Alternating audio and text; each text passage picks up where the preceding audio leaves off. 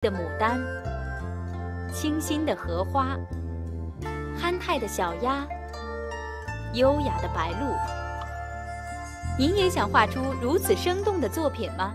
那就请您跟刘存慧老师学画写意花鸟画吧。观众朋友，大家好，今天我们讲牡丹叶子和枝的画法。刘存慧，国家一级美术师，北京市特级教师、教授，现为中国民族画院副院长、北京诗白艺术研究会会长、北京美术家协会理事、北京朝阳区美术家协会副主席、中国书画研究会理事。师从娄师白先生，擅长写意花鸟画及山水画，尤以画风雨为佳。首先介绍一下毛笔。我们开始用中号笔调淡墨，讲一讲牡丹叶子的结构。为什么要说这个？因为这个使您画好叶子，它是关键的关键。一支笔拿好，我们看到这个笔调扁了，然后下笔的时候是侧锋，一笔有浓有淡，我们叫做色阶明确。补了一笔，有浓有淡，并且大小不一样。分开一笔，有浓有淡，形成三笔叶子的状态。这三笔画完了，我们想一想，它在行笔当中很确定，并且形状很清楚。勾筋怎么办呢？叶子它有一个组合问题。下面我拿起小笔来，一支勾线笔，蘸点浓墨，勾筋，一笔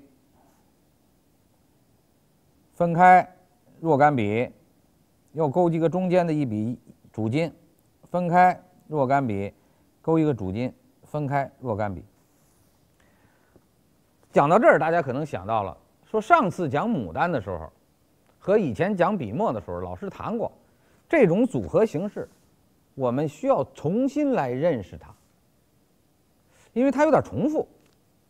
画完了以后，感觉画面有点花，叶筋倒反而突出。如果每一片叶子都是这个状态，恐怕这张画要有问题出现了。由此，我再拿起那支中号笔，我再给大家做一示范。如果不是这么做，这支笔落笔以后，翻过来，然后重新点一笔，形成这样的三笔，1、2、3。然后勾筋的时候呢，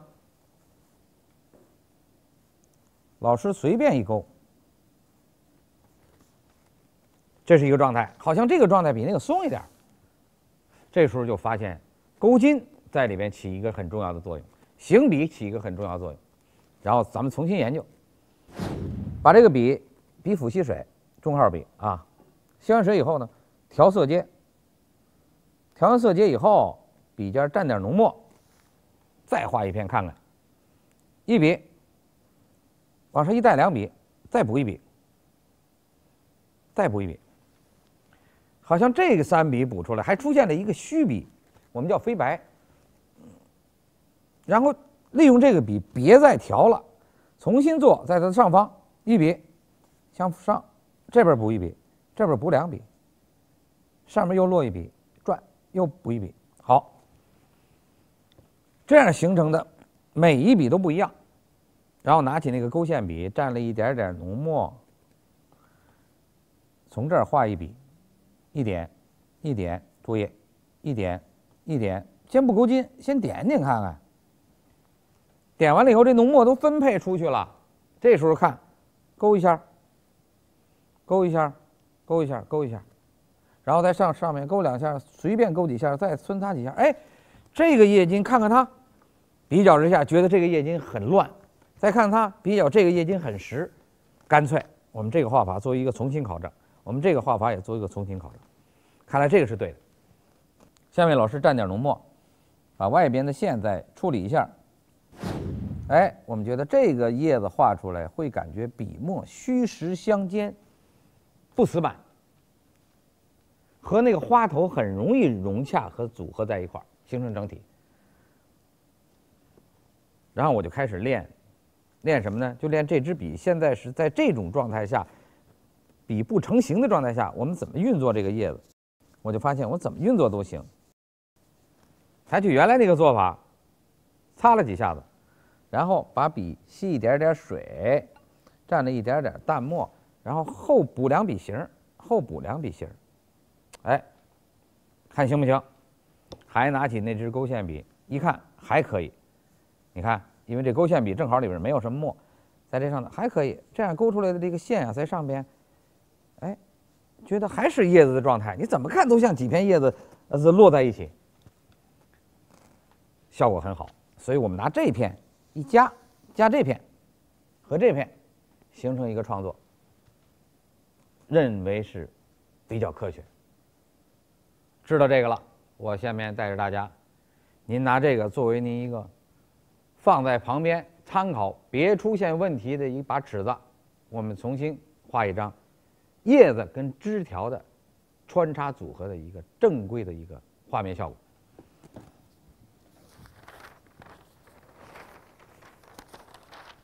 这张纸拿来，大家看到了，我们首先看好它的构图位置，画叶子。那么这个叶子呢，就不一定是水墨的了，加上点颜色，啊，谁都喜欢点颜色嘛。拿起那支中号笔，先调的鹅黄或者藤黄都可以。那么我就是蘸点鹅黄，蘸点藤黄，我取一个中吧，是吧？然后我蘸一点花青，我调出点绿，注意这个绿，这个绿太绿了，我看着有点太绿。那么这时候我就找一个交叉颜色。这个颜色始终应该在您的身边，我把它挤在旁边，我增加点变化，啊，交叉颜色蘸一点，齐了，拿出来，在这儿我们开始画叶子。刚才老师讲的那个叶子是叶子的行笔，现在把叶子分得细点，比如说小叶儿，这么行笔，好，这么行笔，两笔小叶儿。这笔绿的多一点，有点交叉，这笔交叉多一点，然后顺势就拿这个勾两笔叶筋都可以。你看，就拿这个笔勾。如果你想这时候我要换了一支笔，重新调了一个色儿勾，肯定不是这效果，它缺乏整体感，就会愣。然后我就往上做，你看点又做，又带过来，你看小叶儿，然后我把这小叶儿分在另外一个位置，你比如在这儿有点绿，绿怎么办呢？再蘸点交叉。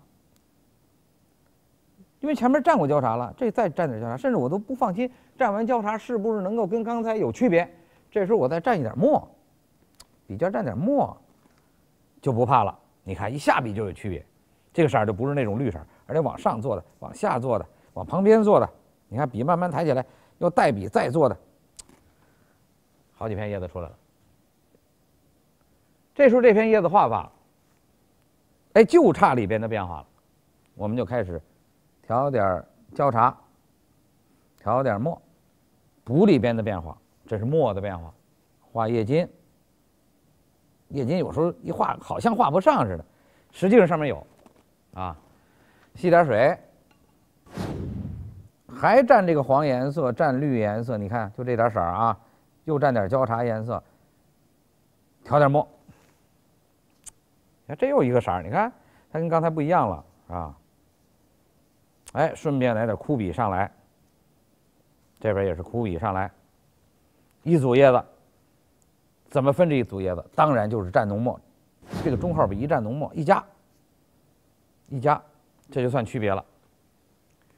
然后借此机会一勾筋，你看，拿着笔锋一提起来就勾了筋了。你看，提起来，不用换笔，千万注意别换笔，然后勾了筋了。勾完筋，啊，这是一组叶子，这组叶子互相之间的哎依托在一起，穿插在一起，所以你看它形成一个效果。然后我们就看这枝条呢，哎，你看枯笔下来了，枝条呢枯笔，枯笔，笔根儿下来了，你看。好，吸水，注意，单画一片叶子，墨的，墨的，墨的，勾过来。您现在跟我画的时候，您是看一笔画一笔，我是一气呵成往下走，所以您一定要看我关键的部分。比如现在我吸水，吸水，我画这一笔，你看我这笔，看我这笔，看我这笔，看我这笔怎么做？哎，然后带过来，又带到这儿，拿这墨跟这个颜色插在一块儿了，你看插在一块儿了，啊，然后利用这个笔的笔锋，哎，又把这个叶脉跟小枝条的穿插带过来了，哎，它就形成了一个完整状态。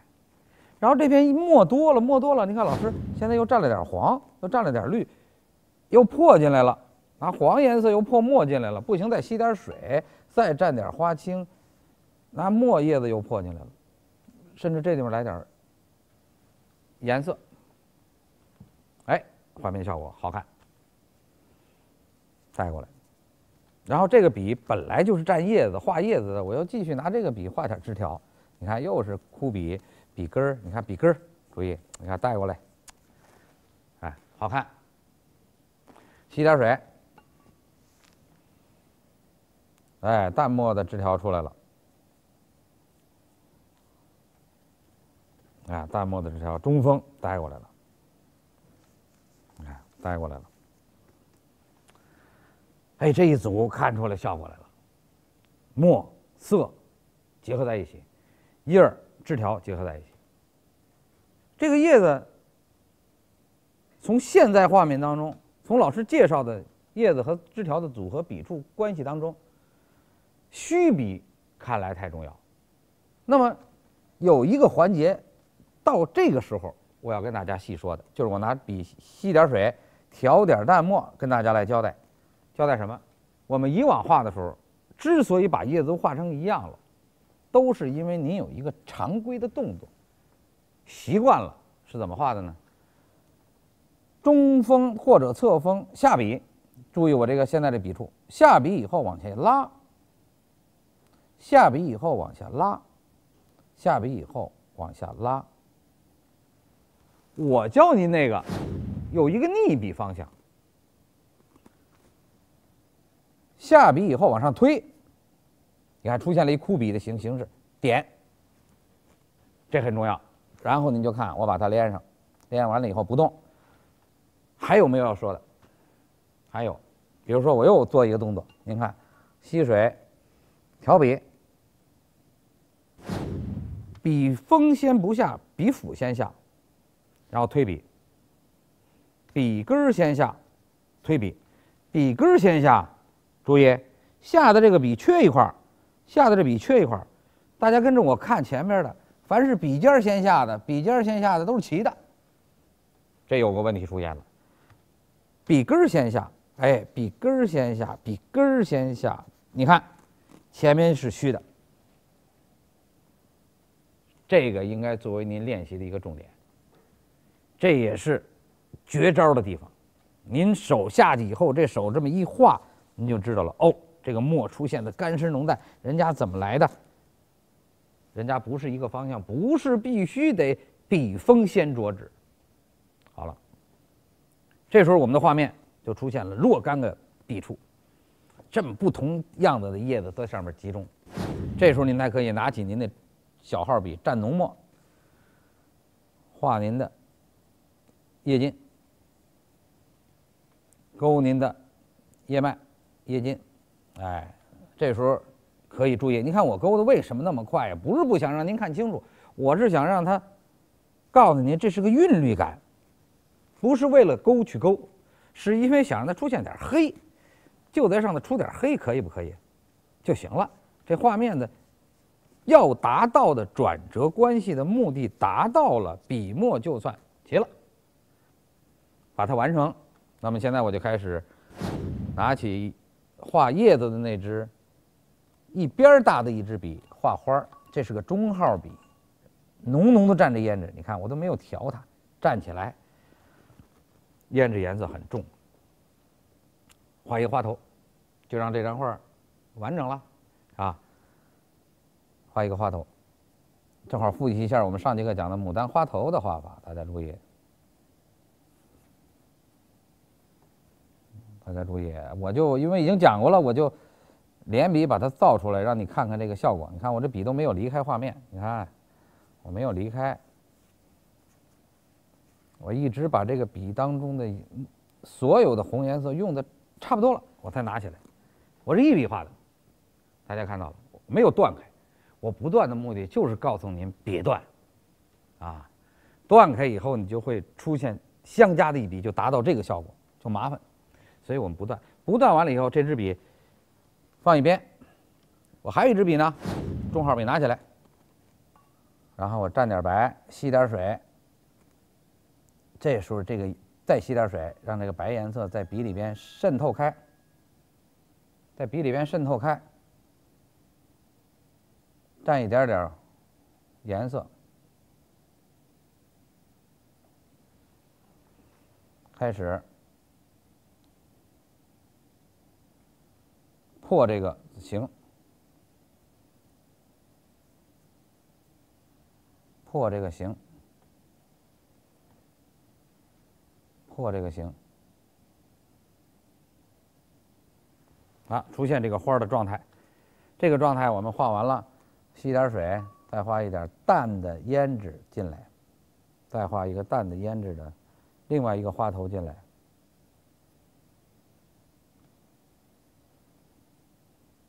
甚至中间加点层次，这个红颜色就是随着点的。你只要那朵花我们有了，我们现在所有的颜色只要有红颜色就可以，就是完成这张画的整体效果，有一点淡红、淡粉都可以，啊，就完成了。这样这张画我们一看就是一个牡丹的作品，相对完整，啊，因为我们是讲叶子嘛，是吧？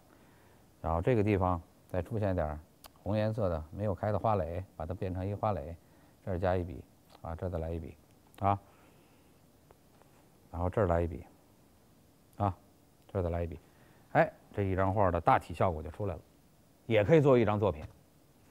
那么这张作品我们就开始加点完整的东西了，比如说我们想把它完成一张画，你都画到这个程度了，倒点中墨吧，啊，倒点中墨。我们在学习当中，大家已经逐渐感觉到了。我带着大家学这个绘画当中，有一个很重要的一个，大家应该引起重视的一点，就是我们不管从哪儿画，都能把画画好。不管是从哪儿画起，没有一个标准的一个规格或者格式或者叫顺序。因为艺术这东西，它的生命力就在于你创造性的思维，创造性的拓宽你的技巧跟你的这种审美意识。因此，怎么画都可以啊！你看。齐了，好，这一张画的大体格式画好了，上面再画蕊，我们就干了以后点点蕊，蕊可以点在这个方向吧，是吧？让它向前一点啊，点点蕊，这个点一点，那个就不要点了。然后拿几支小笔，我们一直没有用这个小笔，调一点古蓝，把这蕊点上，哎，点上这蕊好了，这位点蕊好了，那不画了。画面效果完成。说需要不要点那个雄蕊，可以点，干了以后点也行，是吧？我们如果要点的话，一定点黄的。我们正好这有白颜色还没有用完，我们拿笔蘸点白颜色，再蘸点黄颜色，就形成这个偏绿的颜色，以白颜色为主，黄颜色加进去，哎，这个雄蕊一加，这画面马上就精神了。马上就好看了，这雄蕊一加，这白在里边起的作用很重要啊。这个可以适当的加一点，因为刚才没有画雌蕊，这就齐了画面。下面按照这张画，我们提一个款儿，作为牡丹花，我们常提的，选一个题材，春光两个字啊。这张画提完款儿以后，是不是就马上结束了？我们也应该掌握这么一个，自己有一个感觉和尺度，就是一张画自始至终。只要你没有离开这个画案子，你就在收拾这张画。因此，这张画就画而言，这张画还可以再调整。比如说，画面还可以添点小的活的东西啊，使它的气氛更加的完美作为这朵花来说，红颜色的花已经画好，叶子也很满，越满的内容周围留的白越要讲究，越要把握好，不要破坏它。咱们这叫惜白如金了，就是就这么一块白在这儿，我们怎么办？别画大东西，我们画点小的，画点小的，小什么呢？小蜜蜂。下面我带着大家做，我拿起这支最小的笔，这支笔我们一直没有用的，正好吸点水，调点墨汁儿。这个墨汁注意，这个笔要干。你看我这个笔，尽量把笔里边的墨水调整好，就是说要干。牡丹花引来的蜜蜂，哎，这有个视角问题、视线问题，要向上看，因此不齐于这个红点，偏下一点，在这儿画。这画的是头部，我们反复画过这个蜜蜂，今天不是第一次，但是反复画就是在复习，必须反复画，您才能了解。然后把它的眼睛点了，2笔，然后把它的后边这个斑痕画出来，就这每一节的这个相间的这个痕迹画出来，画3道，然后画它的大腿部分，这是大腿部分啊，然后把笔立起来，画它的前面的小腿的部分，就这样一过程。有的时候你觉得这块白有点大，我们再把头部给它补一补。画好了，这是一个蜜蜂的墨的结构定位，这我们只能叫结构定位。画一只有点单呢，怎么办？再来一只，再来一只画在哪儿？竖着肯定不能垂直，横着不能水平。画在哪儿呢？我们想一想，往这边画太急，就会造成这块白太碎，会和它形成一种不合适的状态。正好这是虚的，本来这儿原来想加东西没加，我们就想留下来，出现一个虚笔，现在就加在这儿，正好跟它错开，然后头要冲里，这样我们加一个，还是那个办法，先画头部。眼睛，画它的斑痕的位置，画它大腿的位置，然后转过来，画它的前面的2个腿的位置。好，2个画好了。哎，这俩蜜蜂画着恐怕可以。这个蜜蜂离这儿的距离和这儿的距离不是相等状态，由于它参与更不是相等状态。哎，行，然后把这笔放一边，拿起另外一支小笔，这支小笔我们把水挤掉。一般笔里边我们画过用过都有水，然后蘸那个鹅黄，哎，正好有一个没有还很纯没有脏的鹅黄，蘸一点点红，这个红调完了以后再蘸点鹅黄，让它浓度大一点啊，再蘸点红，笔调扁了，3笔画，大家这时候就应该想起来了，应该马上想起来老师曾说的3笔画留高光，3笔画留高光。我讲过，1笔、2笔、3笔画留高光。好，画好了。这时候蜜蜂没有干，有时候我就顺势拿手摁一摁，拿手摁一摁，就让它省着画那个翅膀的时候它阴了，是吧？因为我们有时创作的时候是连贯下来的，你没有这时间一般不等啊，它不像画别的时候有时候等等啊。现在把这水和这个笔给它洗干净，用水把笔洗干净，然后调整一下笔的水分，调整一下淡墨，画翅膀。这个翅膀要在外围画，这个翅膀也是外边，往里阴，由外向里阴，这个也是由外向里阴。画完了这翅膀了，好，蘸一点点浓墨，拿这个小笔。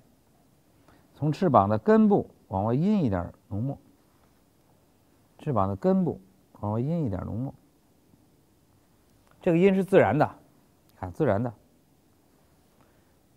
有的时候顺势把这个笔中的墨色挤掉，拿回来继续阴一下这个浓墨。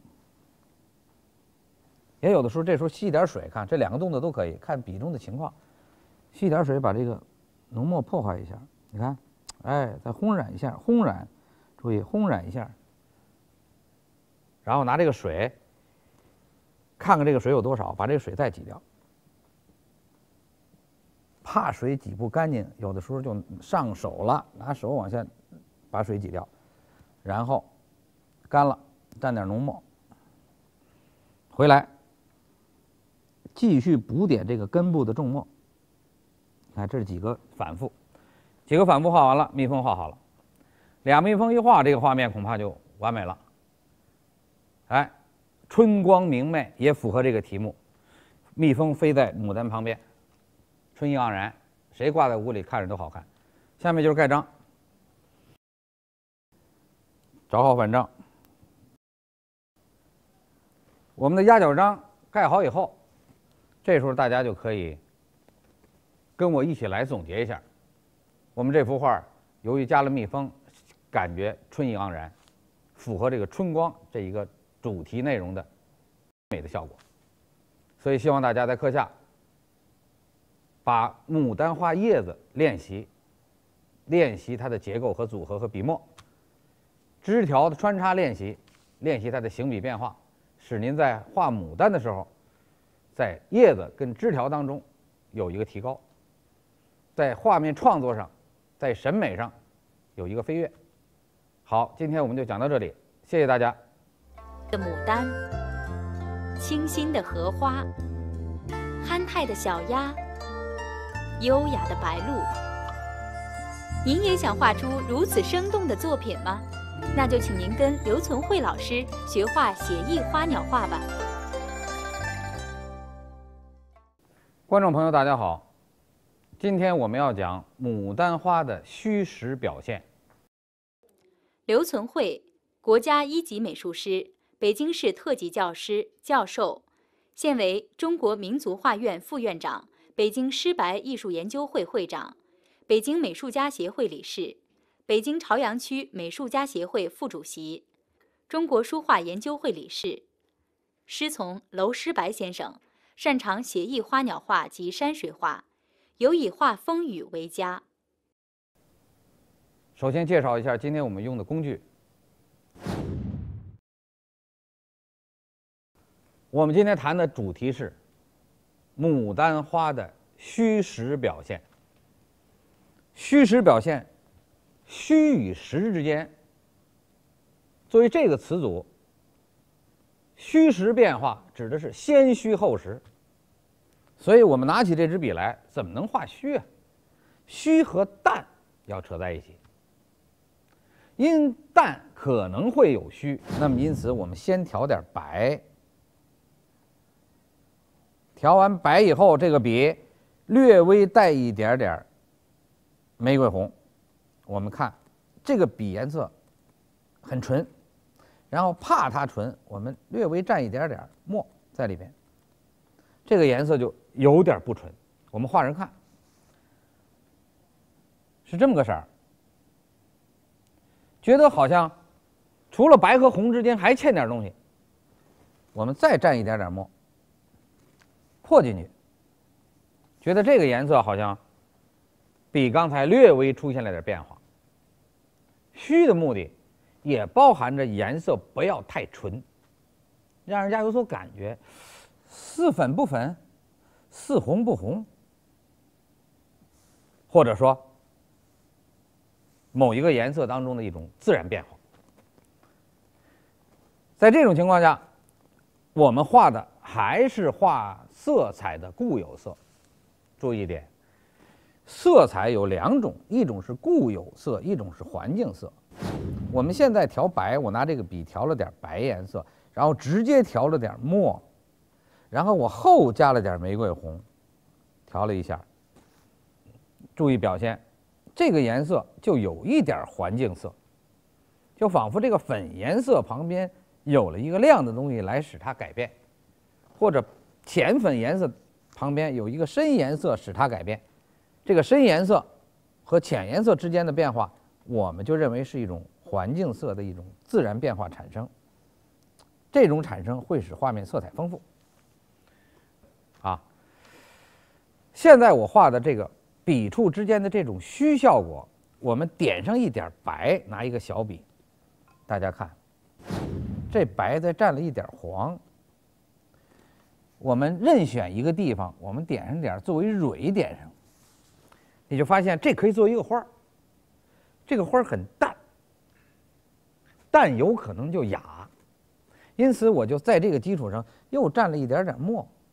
这墨自然的顺势冲进去，但不是墨，冲进去的是绿，因为黄加墨就产生绿感。然后我又拿起那支中号笔，我又调了一点胭脂或者曙红，这是曙红，我就调了一点。我又蘸了一点墨，我在它的旁边做了一个层次，这个层次红很纯，和这个淡粉颜色搁一起，它很纯。然后我把它穿进来，我把它穿进来，穿进来，穿进来，破坏进去，或者就是穿插进去，哎，使画面形成现有的这个状态。这个状态又是环境色在改变。然后我在这个基础上，我吸了点水，我加进一个开始没有放进去的颜色，就是焦茶。我拿这支笔蘸点焦茶，我往里穿插，焦茶一进入，使得这个颜色就出现了新的一层的环境色的改变。这花的颜色就不红了，有的地方有的地方红里面变成暗了。你看这个颜色说黄不黄，说绿不绿，说灰不灰，哎，然后产生这样一个变化。这个颜色这种组合形式就是求虚，因为你要想求实很容易。我拿起这支笔来，我蘸点浓浓的胭脂或者玫瑰红，我只要在这个任何一个位置，我只要一画，这就是为了求实。笔触轮廓清晰，层次变化明显的色度这种阶梯变化、色阶变化，然后我再补一笔还有形，我再画一笔还有形，明显的和这比较，这就是为了求虚，这就是为了求实。我们现在首先为了求虚。所以一旦画成这样，我们也要让它虚，让它不成形，有意识让它不成形，然后再说，然后再让它是否成形，再考虑它这个成形当中是否出现两种颜色之间的差异，再考虑它。你看加进一点焦茶，能不能让它颜色不纯？你看不仅不纯了，还让它加进点墨色，还让它加进点色度，你看能不能这样？哎，这时候再考虑这个关系，这种变化过程就是为了求虚啊。然后画面就要考虑这两个花之间怎么衔接的呀？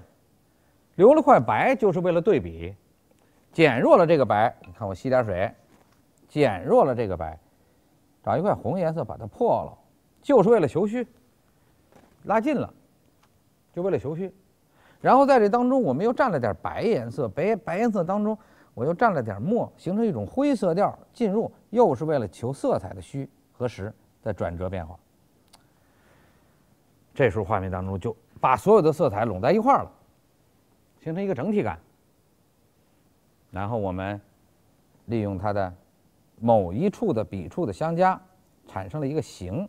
大家看到这个形就是一个花的形出现了。怕这个形不准确，我们还加了点白，在画面里面又丰富了一层关系，哎，准确了。这个花就基本定位是这样的一个轮廓，这个花是这样一个轮廓，那个花在后边。我们拿起另外一支小笔或者中号笔，我拿起一支中号笔，比如说我蘸了点黄，我又蘸了点墨，你看这不形成一个绿吗？好，我在画好花这个上面，我破了一笔绿。你看这一破，我随便点几笔，隔断了这个花与花之间的这种连接。那么这时候又是为了求虚，使它改变原来的形。然后我把这个叶子加点墨，我单在一个位置画出一片叶子，绿和黄之间的叶子，你看画出2笔、3笔也好，这是为了求实，明显的这是为了求实，拉开，来使这个叶子虚进去。趁着叶子没干，我又拿起一个勾线笔，调了点重墨，就在里边随便的破2笔痕迹，这也是为了求虚，这不是为了求实。虽然加进黑了，但是它的形没有改变，而是在这儿加了2笔勾金，让人看出这是金，这就是为了求实。这俩情况是不一样的。然后画着画着这块颜色，我们又把它处理成另外一个感觉，借这个颜色再点了点别处的蕊，你看，哎，这也是为了在虚中求实，实中找虚。你看，哎，这样的处理是我们在创作当中必然要经过的，谁都摆脱不了。而恰恰是因为这些东西，才使人感觉到变化丰富，不是因为这个相加。所以我们在绘画当中遇到这种情况，我就可以随时改变这个花儿。比如现在这个笔里边有点墨，大家看得到，笔根上有点红，中间有点白，前面是墨，有墨不怕，我只要加几点浓的颜色，一加这个墨就不管它了，然后我就可以选任何一个位置重新组合一个造型。比如说在这个位置我组合一个造型，这个墨也进去了，并且出现了一个层次感。这墨在里边没有起破坏作用，它反而起到了一个丰富颜色的作用。然后我继续蘸这个颜色，我继续加完这个颜色以后，我就开始调整这颜色的浓淡。还是刚才那支笔，吸点水，蘸点大红，蘸点胭脂，让这个花的层次感丰富起来。一看一落笔，大家就看到了，这颜色就厚起来了。这厚颜色上来，肯定是为了和那个淡颜色形成一种虚实变化，它是为了向实里边加，是吧？然后这朵花也开始用重颜色加层次，你看，重颜色加层次，是吧？这朵花适当的加1、2笔层次，你看，哎，这个花就开始出现明显的转折。然后吸点水，加浓浓的胭脂，加一点墨，让这个花的重的地方再继续重，强调，让这个花的层次和花头的造型上丰富起来，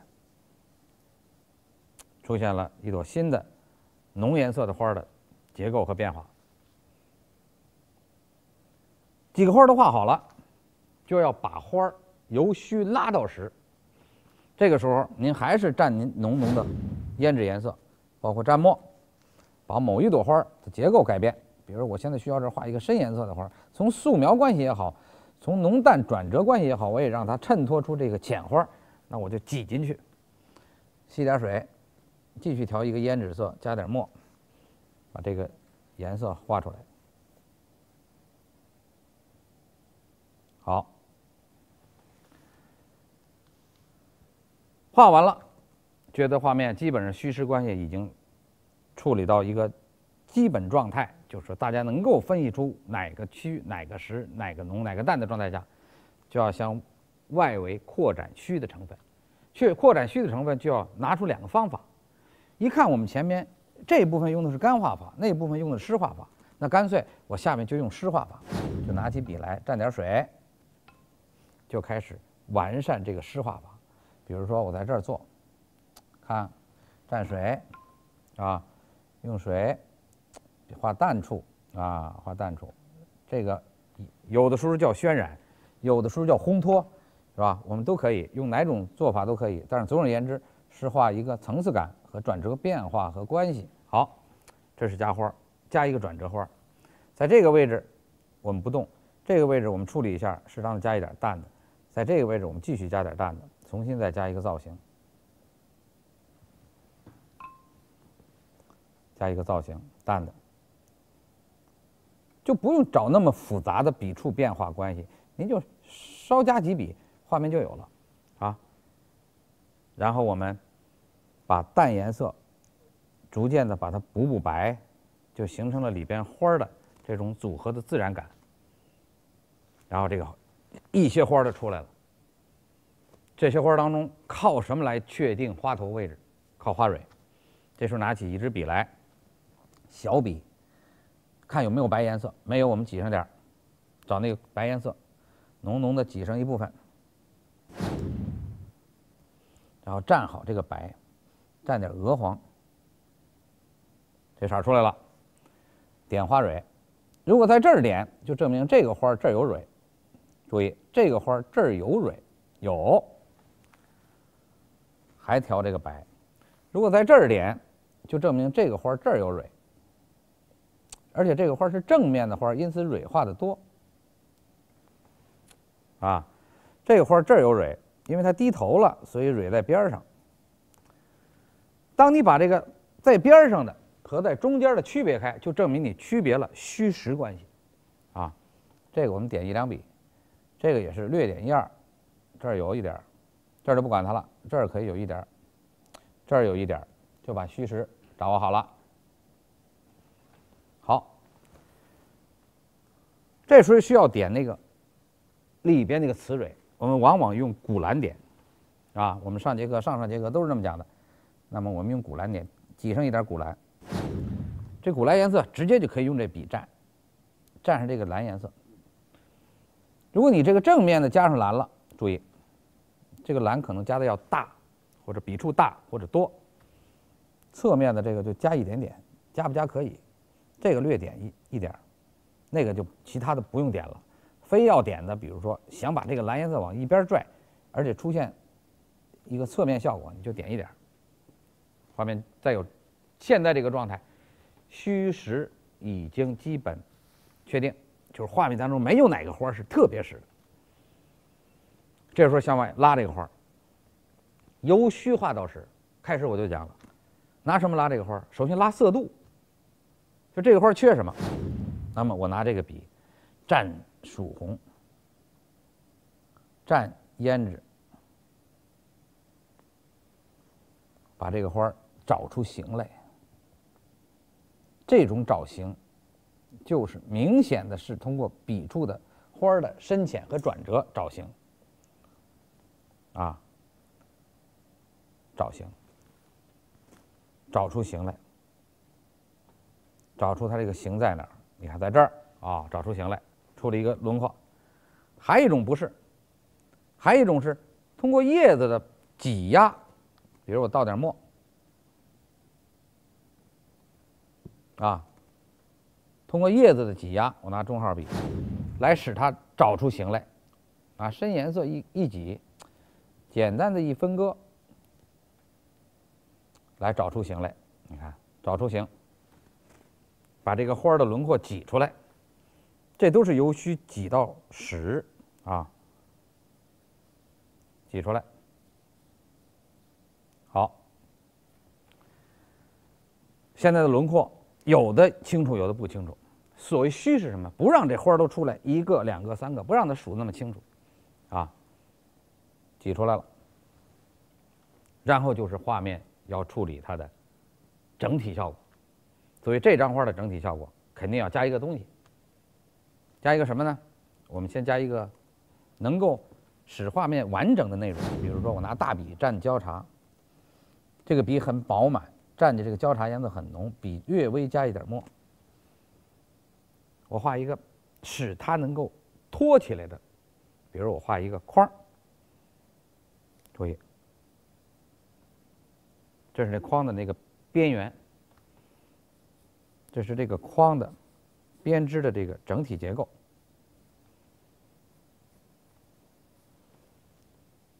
把这花一下就挤一边去了，啊，然后我又蘸这个焦茶，蘸点浓墨，把这框的结构画出来。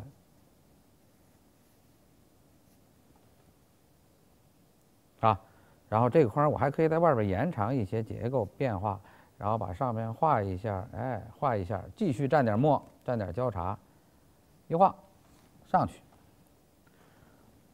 带下来，画好一个框，这框正好把这花儿向一边倾斜了，一边倾斜是为了让它出现构图上的完美，同时是为了让这个花儿跟这个篮儿之间形成一个虚实变化。是篮儿的结构出来了，花儿还让它在一起形成一个整体，不让这花儿出来，啊。然后想让这个构图完美，下边需要加东西。下边加什么呢？下边比如说我加另外一朵花，局部变化，肯定不能画到这个位置，要画到这个位置。我们看看一朵花的局部变化啊，就随便有一朵花，啊，落在画框的外面，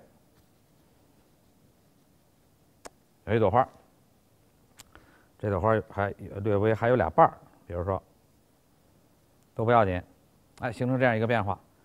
这朵花还有点叶子呢，我们就加上点黄颜色跟灰绿颜色，在这个花儿旁边加点花托，啊，有个小瓣儿，这样一个画面就完整了。这个完整是什么？是虚的完整。然后我拿起那支小笔，中号笔，啊，略小一点的中号笔，调点水，把这里边的淡墨效果给它做一做。实际上它是补充画面，是在挤，你看，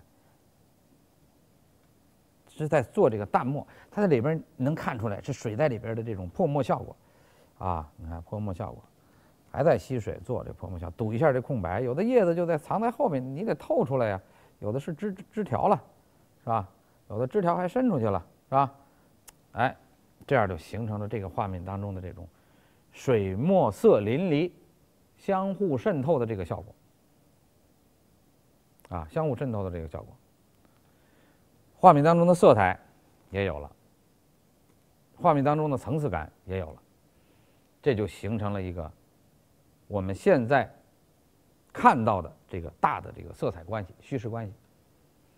这种虚实画到这儿，我们就应该使画面的颜色再有所强调变化，那就拿起一支笔，中号笔，在您的调色盘里边找一个白颜色。这个白颜色略微可以加一点冷的变化，把某一朵花的某个颜色开始改变。比如首先把这朵花的颜色改变，加进来，加进来，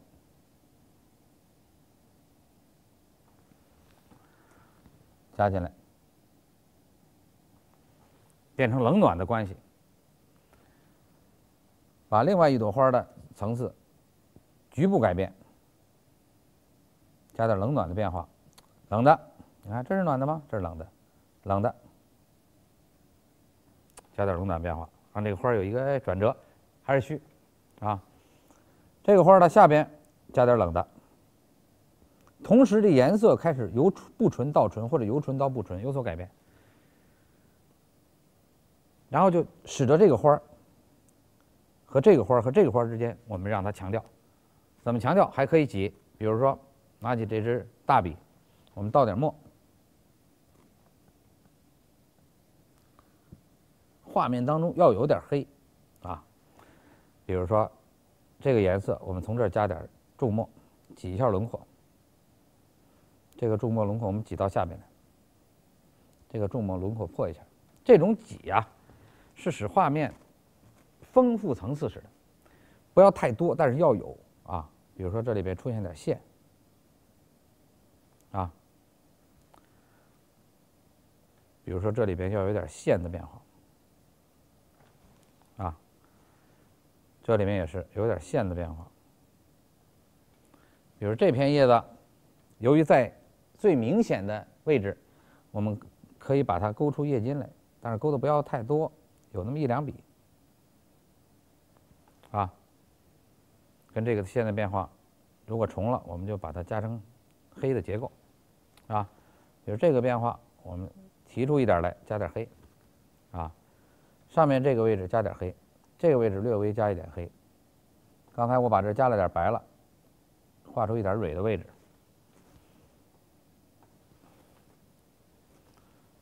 这个位置加点线条，加点线条，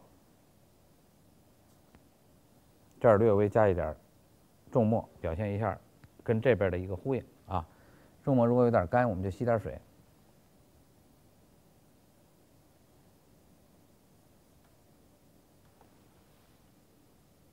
哎，画面满了，这块白不许动，因为我们这一块已经做了一次重新层次上的设计，这边没有。这张画画到这儿，作为写意画没有问题了。那么作为一幅完整作品的创作，画面纯写意的这种组合符合道理，款儿怎么办？题款儿，题款儿是应该是画面当中对绘画创作题材的一次丰富。这次丰富，我们就要看画面，这儿有没有大线？有2条大线，有几条小线在里边组合，因此款儿要符合画面要求。这张画缺什么？这张画在创作当中下面缺东西，我们就想用题款来补。这时候就需要研究，是吧？我就找一支笔，小笔，啊，提上相对多一点的字，使画面出现一个黑白的对比。从这儿提，春、意、浓。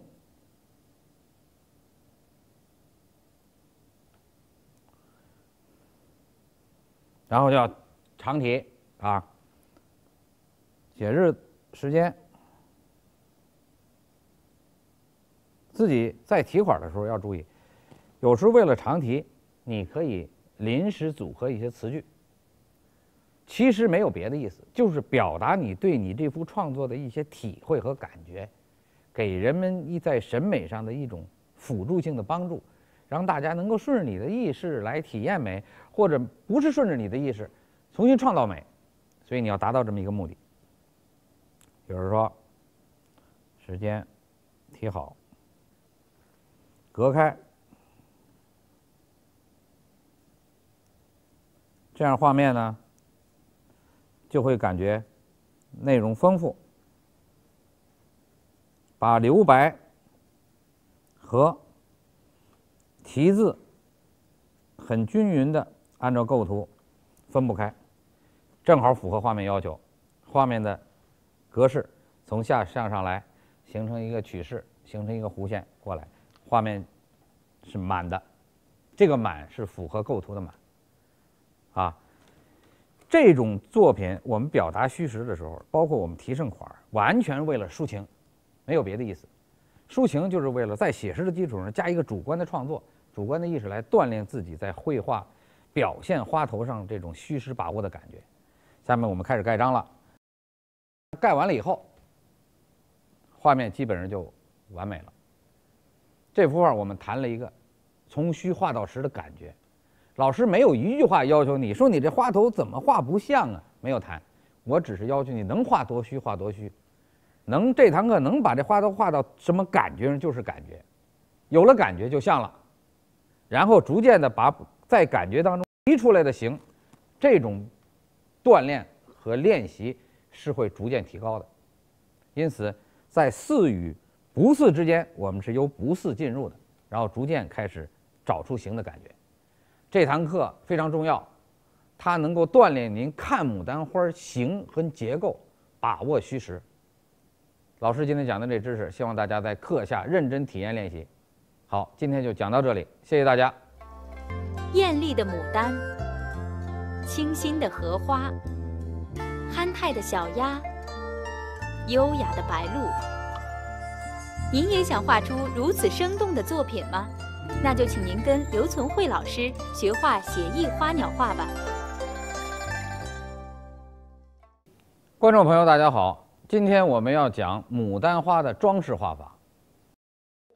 刘存慧，国家一级美术师，北京市特级教师、教授，现为中国民族画院副院长、北京诗白艺术研究会会长、北京美术家协会理事、北京朝阳区美术家协会副主席、中国书画研究会理事，师从娄师白先生，擅长写意花鸟画及山水画，尤以画风雨为佳。首先，把毛笔介绍一下。什么叫装饰画法？拿起笔来，装饰画法肯定不是我们客观看到的那个牡丹花的样子。在中国绘画当中，我曾经在前几堂课当中提到过一个概念，叫做画花要花无正形。现在我蘸了点颜色，黄跟焦茶色，边调色边跟大家谈这方面知识。花无正形，那就肯定不是把它画成那么写实，不写实就要写意，甚至抽象。那么装饰肯定是站在写意和抽象之间，由此出现的一个笔触、两个笔触、三个笔触、四个笔触，这就是有装饰效果。这四个笔触出来，它是符合了一个基本形的概念，比如说每一个笔触是方形，组合起来是个长方形，或者是个三角形，或者是个不规则形。总而言之，这就有装饰效果。强化这个装饰效果就是取势。你看，继续画，这就有装饰效果。如果我们把这个花儿，把它造出形来，我现在拿一支小笔，沏点水，我调一点古蓝，我在这花儿前面这加一点蕊，大家就看出这像个花了。我再拿一小笔，调点焦茶，我在上面再点出点雄蕊，画点深颜色，大家觉得像个花了，像一个花头向左下方的这么一个形态，这是装饰效果。还有一个就是在上边做文章，比如拿起这支勾线笔，刚才有焦茶色，我在上边勾线，甚至我去任意的勾线，哎，这也是一种装饰效果，拿线去套它。然后我拿起这个小笔，蘸了点红颜色，就是胭脂，是吧？我在上面继续加点红，强调色彩对比，也是装饰效果。原来是画黑，现在不行，我们强调色彩对比，是色彩的装饰。然后把这个笔，这个中号笔拿起来以后，我再做点效果，比如说我蘸点白，我调了点现有的这个焦茶色，我再蘸点，我怕它没有，我再蘸点。我在上边做一个虚笔触，都画成这样，你看，都冲一个方向，你看，都冲一个方向，一个方向就是一个取势，你看。然后我继续蘸点焦茶，我强调这个方向和取势，然后甚至我把前边都画出几个分叉，比如形成了这样一个层次，我再蘸点胭脂。我把里边加点红，每一个花的这个边栏部分我加点红，形成了这样一个层次关系。哎，这也是一种装饰效果，就是它按照你的主观意识去向一个方向夸张。比如我倒点重墨，我把蕊点出来，啊，我把这个的蕊点出来，也是装饰效果，啊，装饰效果。还有的干脆我上来以后，我就拿这个笔。调点焦茶，调点白，我就做。我怎么做呢？我在上头勾，是吧？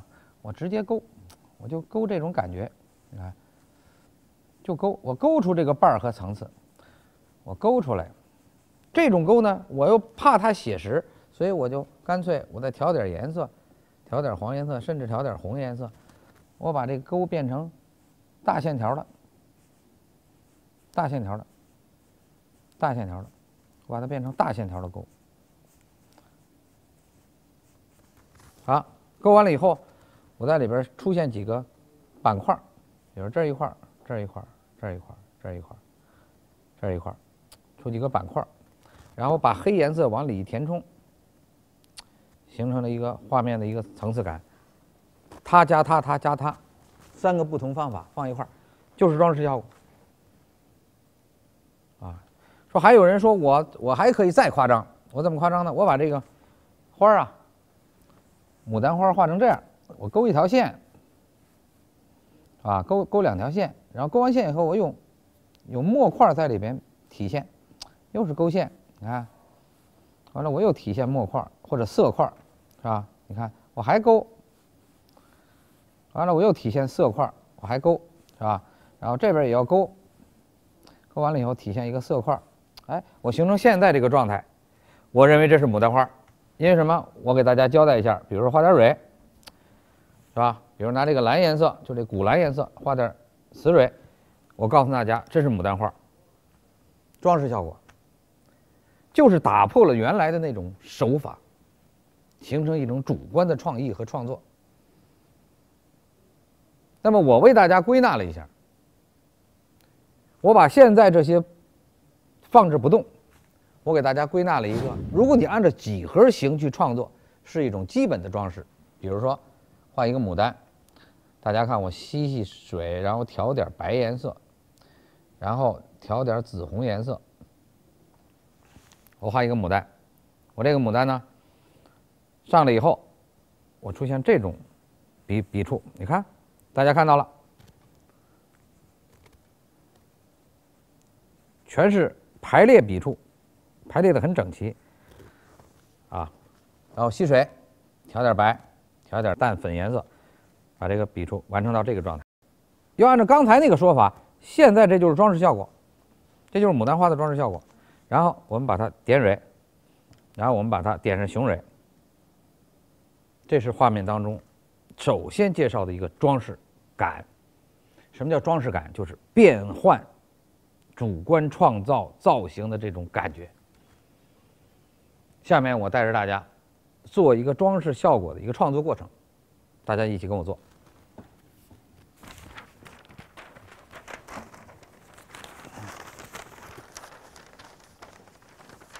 我们拿好一张纸，这张纸准备好了，按照刚才我为大家设计的这个装饰思路，我们做一个。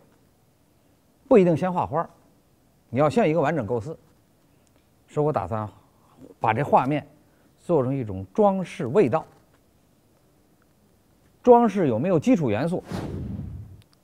我帮大家归纳了一下，有，就是点线面。那么我现在用一支中号笔吸水，比如说我蘸点白，调点黄，再蘸一点焦茶，点。注意，点，点，点，我们找点的这种疏密组合，点，然后点，先不要随便连接它，点，然后点，点，点，点好，然后我们再拿这个笔蘸点焦茶色，我们创造它的连接方法，用线来套勾它。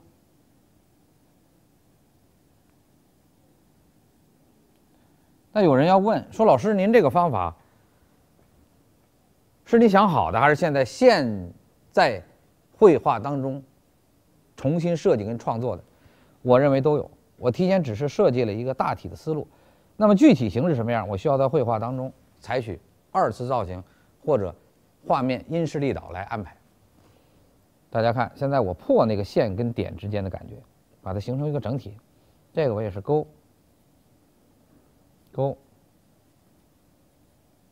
哎，形成现有的这个状态。这状态你说它是什么？应该说我们似花不是花，似叶不是叶。但是老师只要在里边加出蕊，就是花，点上蕊就是花。人们马上就有一个中心点，人们就觉得这像花，像花就够了，啊。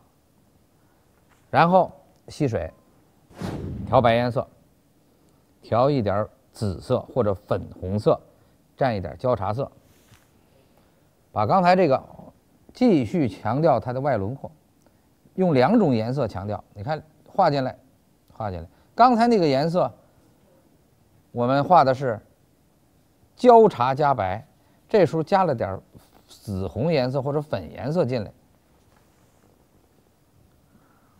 完了把它由一个有侧面结构变成一个相对正面结构的一个关系，突出一个花的造型。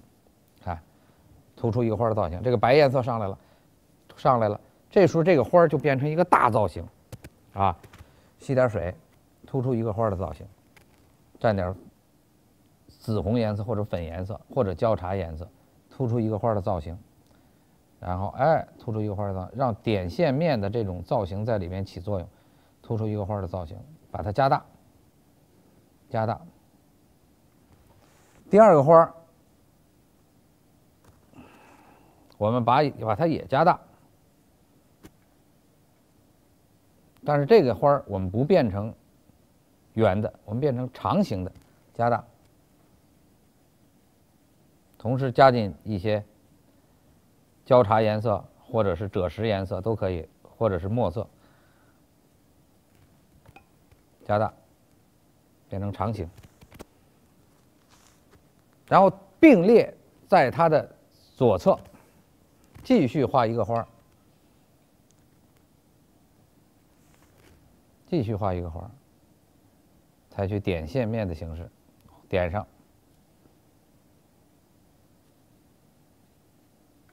然后拿线小笔勾一点重墨，勾点它的蕊。这个蕊可以画具体的蕊，具象的蕊。啊，这个蕊我们也可以点点具象的蕊，散开的蕊。拿那支红笔调一点胭脂，在里边创造一个线条的结构，做装饰味道，做装饰味道，区别刚才那个墨骨的那个做法。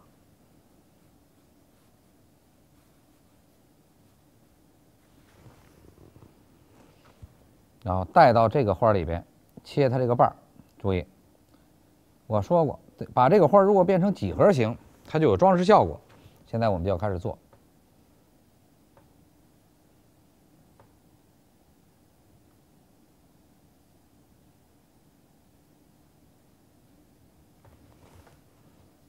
大家看到了，这时候就有装饰效果出来了，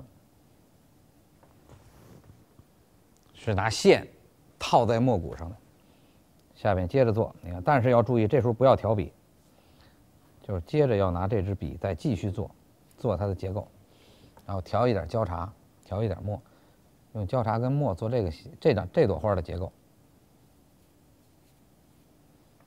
吸点水，怕它干，做这朵花的结构啊。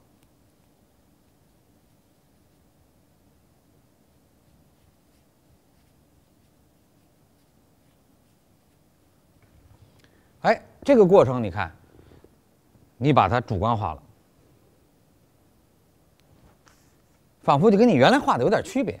我觉得每次画的不一样，是不是好一些？是不是你在体验过程当中会丰富一些，是吧？然后就看我这一片叶子怎么安排。叶子怎么安排呢？重墨，我把重墨挤上，一定要重，一定要黑，因为装饰效果除了点线面以外，还有一个黑白灰呢，所以这个黑要挤在这儿，怕它阴，这时候旁边用一张纸吸一下，啊，吸完了以后，我正好这纸上有点这个墨，我顺便干脆就在这儿做肌理，你看也是很好的，然后再用上它，啊，注意这块墨一定要做出一个组合，向一边拉，不要分布在每个叶子旁边都有，因为我们画的装饰，所以不需要那么做。然后这地方一定要有枯笔，你看，要有枯笔，枯笔带过来，然后在这个空白里边要加上叶金，你看它就有装饰味道了。然后这叶金还带到这个枯笔里边来，你看，而且这叶金是这样画过来的，横着画过来的，你看，叶金是这样画过来的。然后这个叶金是这样搭出来的，像网状一样搭出来的。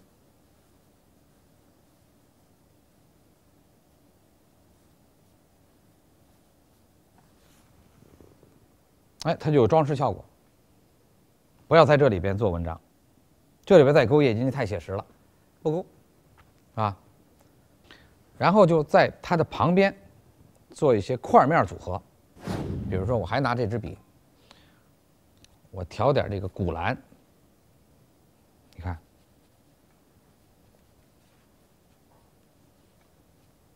甚至这个线条可以破在墨里边，甚至可以破进去，甚至线条可以破在这个花里边，可以破进去，可以破进去，可以破进去，破进去，哎，出现点这种色彩跟墨之间的变化，我再加浓一点，甚至这里边可以破进去，这颜色要有时候很重，你看，出现这种效果。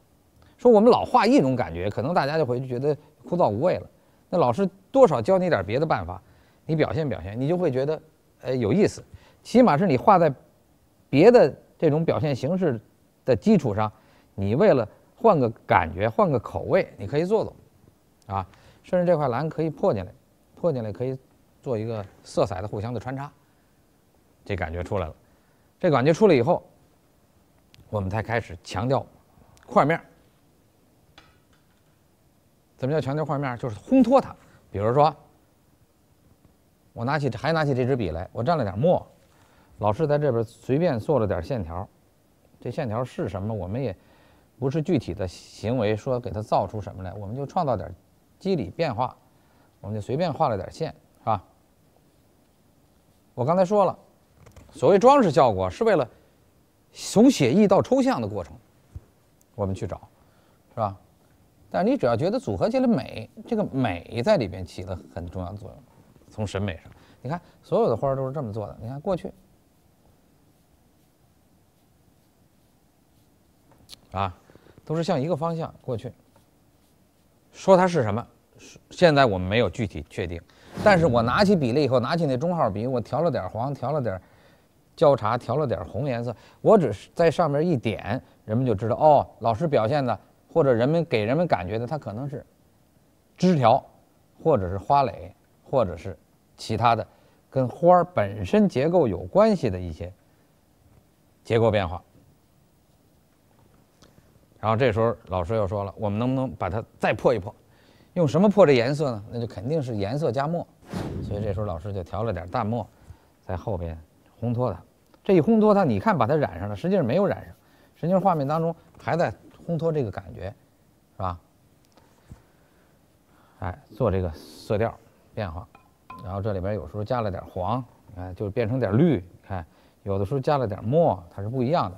我们就来做这个组合，有时候加了点墨，你看我们来做这，有时是淡墨的，哎，红颜色加淡墨，淡墨完了以后把这个颜色就衬出来了，它就出现了一个画面当中我们意想不到的一种效果。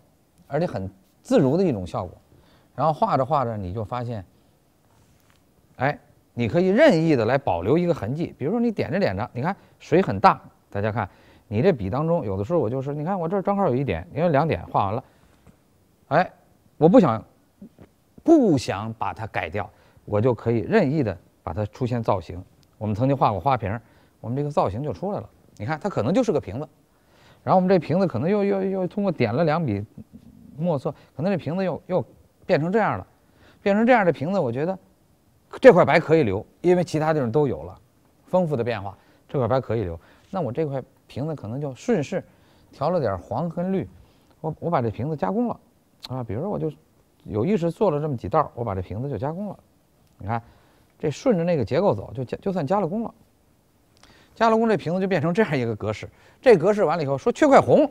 啊，你看，纯属看了一块有红颜色，缺块红，行，这个瓶子要了，然后其他的地儿就不要，比如说那就蘸点颜色，灰墨呀、淡墨或者其他颜色就把它挤掉吧，是吧？你用绿颜色一拖一挤，这一挤，这块白就出来了，画面又形成了一个新的感觉。这个挤当中还可以做点泼墨法啊，还可以做点泼墨法。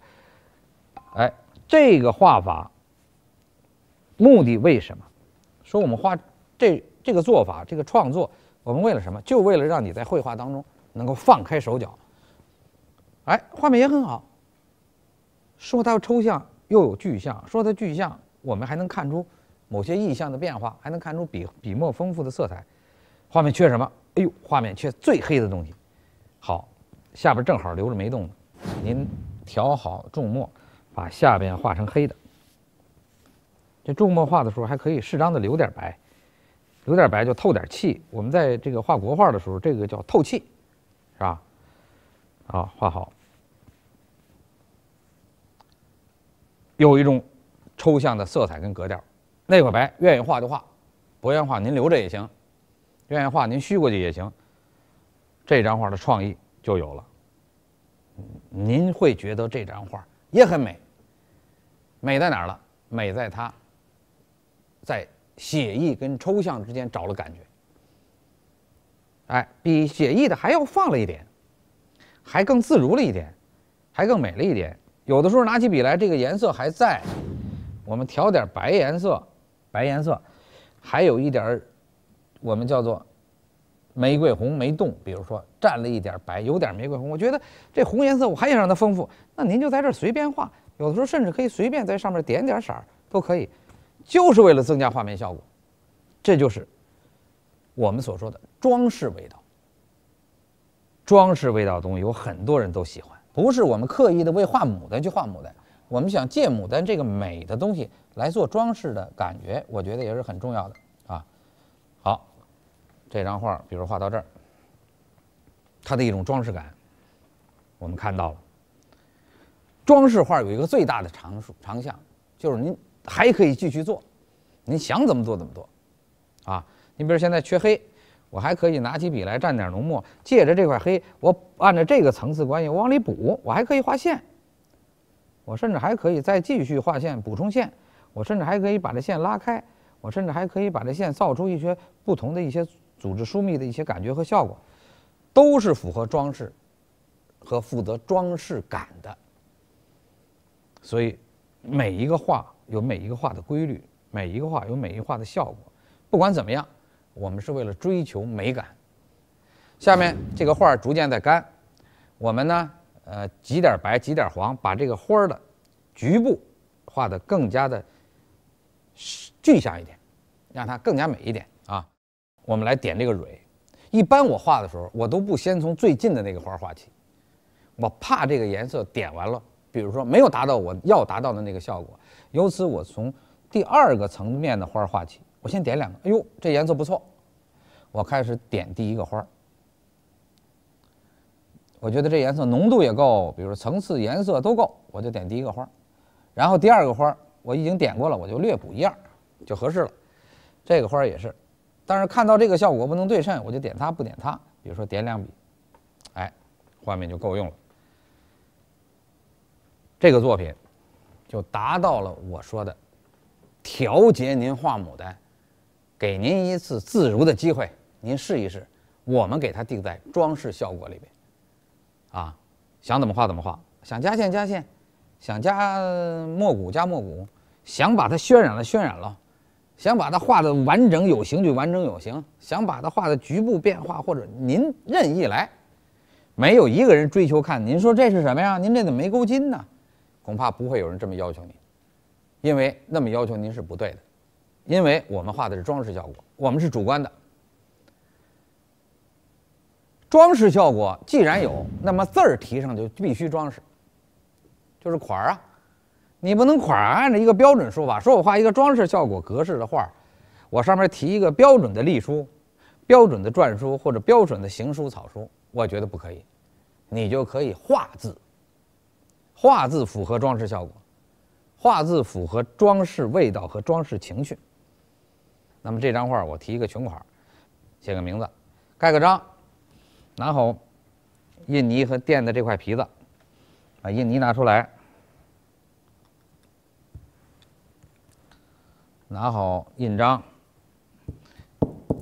印章的这块红很重要，在上面找好反正，这块红可以使您这个画面提高一次对比度。这个角上可以盖一个闲章。好，盖好两个章，看到这幅画，我们有一个新的感觉。它跟前面老师讲这几堂课不一样，那几堂课我真是严格的、扎扎实实的让您练基本功，一点不许含糊。今天这张画就是让您开开心心的随便画一张。跟着老师利用这一堂课的时间随便画一张，随便抒情的表现一张，让您体验一下自如、自然、自信是什么样的。所以这个装饰效果您平时可以用到创作当中，在创作一张大画的时候，一个局部做点装饰，在创作一张大画的时候，在一个非常重要的一个画龙点睛之处装饰一下，都是可以的。所以装饰的东西可以概括，可以精细。因此我们在生活当中要捕捉这种感觉，在创作当中要提高这种审美意识。好，今天我们就讲到这里，谢谢大家。牡丹，清新的荷花，憨态的小鸭，优雅的白鹭。您也想画出如此生动的作品吗？那就请您跟刘存慧老师学画写意花鸟画吧。观众朋友大家好，今天我带着大家一起来学习莲花的画法。刘存慧，国家一级美术师，北京市特级教师、教授，现为中国民族画院副院长，北京诗白艺术研究会会长，北京美术家协会理事，北京朝阳区美术家协会副主席，中国书画研究会理事。师从娄师白先生，擅长写意花鸟画及山水画，尤以画风雨为佳。我们用的毛笔，首先我们拿起勾线笔，然后我们调一点墨的淡墨，因为笔里有水嘛，调出点层次。我们先从勾说起。勾是绘画非常重要的一个做法，因为要讲究线。画莲花，勾也很重要。画完勾再画墨骨，然后再把勾套进去，可能这画画起来就好看。我们边讲结构边讲勾法。如果先说勾，我们先说行笔。莲花的画法，大家说我经常画莲花，但是您看看还在学习当中，需要不需要补充点内容？比如说，我先点一下，为什么？我怕这个笔里边的水多，颜色多，我先点一下，别画线，一画线万一要多了呢？我一点我就知道水多，那我再点一下，我再点一下，点出3点来，然后我把其中的一笔勾出来，哎，这会儿水就不会多了。然后我把另外的一笔勾出来，然后把另外的一朵花的花瓣勾出来，这是一种做法。非常巧妙，就是免得在众人面前因为水多而出现问题。然后我这个笔就蘸一点浓墨，蘸一点，一看它也是水很多，然后我就带着就勾，一勾我就发现淡了，这时候我就继续蘸浓墨，不要吸水，然后我就把这个浓墨跟淡墨有机的结合成现在这个状态，互相渗透。有又阴又不阴，形成了这个味道。然后我又蘸浓墨，我画它的蕊一点。那么这个莲花的勾法就体现了一部分。这时候这莲花我勾到这儿，我不想画了，我就拿大笔一支，啪啪啪画几笔叶子，这花就藏起来了。我接着要画，我就继续点。调点重墨，点完了以后，我就开始勾它的结构，然后继续点完了以后，我勾它的结构。我这一点，这花又补了另外的几瓣，然后我继续点补它的其他的瓣，这个花又组合了一个新的状态。这时候这花那边不缺东西吗？我就又蘸浓墨，蘸完浓墨以后，我点蕊，我靠蕊来把它补齐。好，一朵莲花画好了，这是勾的。这个勾法我没有创造里边的东西，比如说还有花本身出现的纹路，它上面的一个一个很细的纹路。如果作为勾法，我勾纹路怎么勾呢？我肯定不勾外轮廓。我肯定要先勾里边啊，然后再勾里边。这个我曾经在讲结构的时候讲过。我这样勾，勾完了以后，我继续创造画面当中的这个层次关系，让它组合成一个侧面。勾完了以后，我还是那样蘸点浓墨，点花蕊。这个浓墨是黑。点完花蕊以后，就出现了点线面的组合关系。我不想画了，还是那句话，拿大笔触在这画点叶子一挡，哎，花就藏起来了。我继续画，那么这个花就要收形，收出形来，然后画一个结构。一画，这花形成了一个结构。好，也是个疏密组合。这是俩画法。在勾里边还有一种画法叫套勾，其实是我重点今天要说的。它需要怎么办呢？需要你把这个笔里边的这个层次墨要看清楚。笔我吸点水，你看笔根现在有点水，大家看得到，看得出这个我这笔当中这色阶前面重，后面淡。好，笔尖蘸一点浓墨，我们开始练一个套勾。笔点完中间以后，很快的勾过来，然后笔不离指，接着勾，这样勾，这样勾这个笔道很快，穿插当中这笔道互相有错落，而且行笔当中有倒插笔，所以勾出这个花了以后，这个花就感觉互相瓣是挤在一起的，插在一起的。它和这个瓣不一样，这是单的。当这个瓣线与线之间一插，你才能够蘸点浓墨，借此机会点点蕊，让它形成一个新的层次。它就凡是里边的黑，仿佛就都是蕊；凡是里边的黑，仿佛就都是黑白关系和转折。这是又一个。真正画画大了，您画一个很大的画里边，不可能您用其中的一个办法把所有的画画齐，您必定要换一换。那能不能套钩和这个细致的钩纹路套起来呢？咱们试一试。下面我吸一点水，这笔中有点墨不怕啊，调点黄，调点焦茶，好，蘸点墨。还是那句话，我们如果想怕这水墨色阴，这时候您就可以先在上面点几笔，就此把这几笔画成内容。比如说，我就此干脆我把它画成莲蓬吧，既然多嘛，那您就画成莲蓬。哎，这莲蓬也不错。然后我又加了点浓墨，我把这莲蓬再加一遍芯儿吧，哎，也好看。下面就可以画它的花瓣儿。点完了以后，细致的勾瓣儿，勾到这儿以后，套勾第二个瓣儿，又细致勾，然后又套勾第三个瓣儿，然后又带上去，又套勾第四个瓣儿，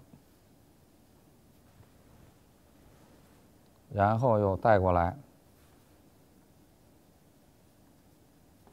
又套勾第五个瓣儿，哎，这样形成一个，把这个套钩法跟这个结合。为了组合疏密，这儿还可以继续搁第六个瓣儿，画可以这么做。然后这就发现你这个画是由特工整的东西越画越松。把颜色套进去以后，你就发现这个颜色可以任意的做。比如说，我加一点玫瑰红，我加一点胭脂，我加一点点墨。好，我开始做。我还是采取那个办法，我先点，然后我用小笔勾线，然后我用大笔套钩。你看，套钩，勾成这个状态。然后我又加了点墨，加进来。然后我加一点，完了我用小笔套勾线，然后套钩，哎，这它是穿着呢，这穿的结果就造成这线互相插进来了。然后这一朵花您勾着勾着，您就发现您这里边这线是这么做出来的，这线可以互相穿插，但是您前面有一笔是您重点要刻画的，因此这个线总是有一个点来拢着它，它不会散。啊，这样的画面就显得自如，然后您这线想怎么做怎么做，是吧？我们这花画起来就感觉得心应手，尤其画写意的东西，感觉画面里头就自如了，想放得开，想收得住。这是钩法。那么在这个钩法介绍的同时，我要说一说墨骨，因为一会儿我们画一张画，我要把钩法跟墨骨结合起来做。墨骨，现在我拿一支中号笔，中号笔说墨骨的时候，我只提一点：您这张画画的时候，墨骨不许两笔组合花。我曾经在笔触组合一堂课的时候谈过这个知识，就是说您只要画的时候，我在这儿做，您这个墨骨不是这样画的，我就要表扬您，您做的就对了。您只要这墨骨是这样画的，我觉得就要表扬了。您这墨骨又是这样画的，我更得表扬，因为它松了。您这墨骨画的时候就这样随便一加，那更应该表扬，不仅表扬还要嘉奖了。这个有虚了，这个没有虚，起码松弛，这个有点变化，这一点变化没有。那么在勾当中，我们拿起一个小笔，大家看看，拿起一个浓的一个玫瑰红颜色，我们看，只有勾这个的时候，才能勾上这种勾法，任意选一种都可以。你看，你都可以把花勾出这个效果来，非常美。这个因为它太紧，你勾起来也可以，还能要。这个呢，勾起来就已经差意思了，到这个勾等于是白勾，因为它太平。墨色无变化，或者色彩无变化，啊，所以这个是最美的。我们将来拿起一个小中号笔，随便加上一个花托，你一看你就发现这是最美的。所以花头的处理，我只是提示一点：行笔不要采取那种两笔衔接花瓣的做法，您只要不这么做，就是对的；您只要不这么重复，就对了。所以我在创作墨骨加勾的时候，我就把勾作为一种找形的规律，把墨骨作为一种定笔墨的规律。我做个样子，大家看看。找好色阶以后，做一次墨骨加勾，我就在这个位置做个样子，大家看啊，一笔、两笔、三笔、四笔，注意每笔都不紧，你看5笔，画到这个状态。好，上面这笔没墨了，没颜色了，正合适，画到这个状态。这笔再加一下，现有这个状态，我们这儿加一笔，就淡的，正好是淡的，就不画了。在这个状态下，我们开始勾，才是有的放矢的。大家看，这笔勾过来，这笔勾过来，这笔套勾，蘸点浓颜色，这笔套勾啊，套勾过来，哎，这花画出来就是松弛的、舒服的，就不会出现这种情况啊。这样我们拿起一支小笔，点点墨，这张画的蕊再点上，这朵花就基本到位了，色彩感也好，形态结构都有。这就是我为大家介绍的几个花头。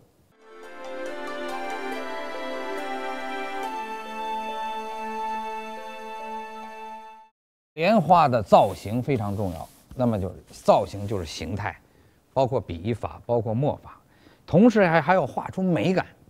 因此这张画我带着大家画一个淡雅一点的，同时把我们2个结构都表现出来的。用笔根加点白，就是这个笔根大家看到了，笔根加点白。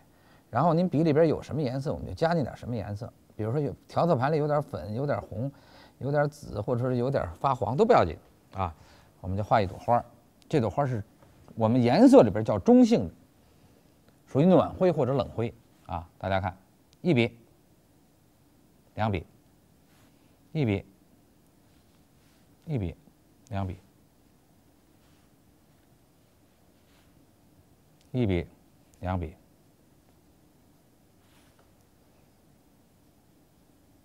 好，画好了这个花了，勾勾它，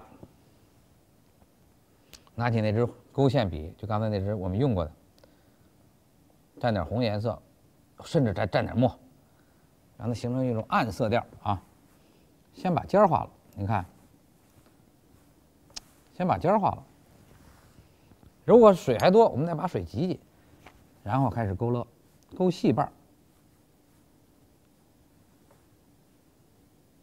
大家看到我这个勾法，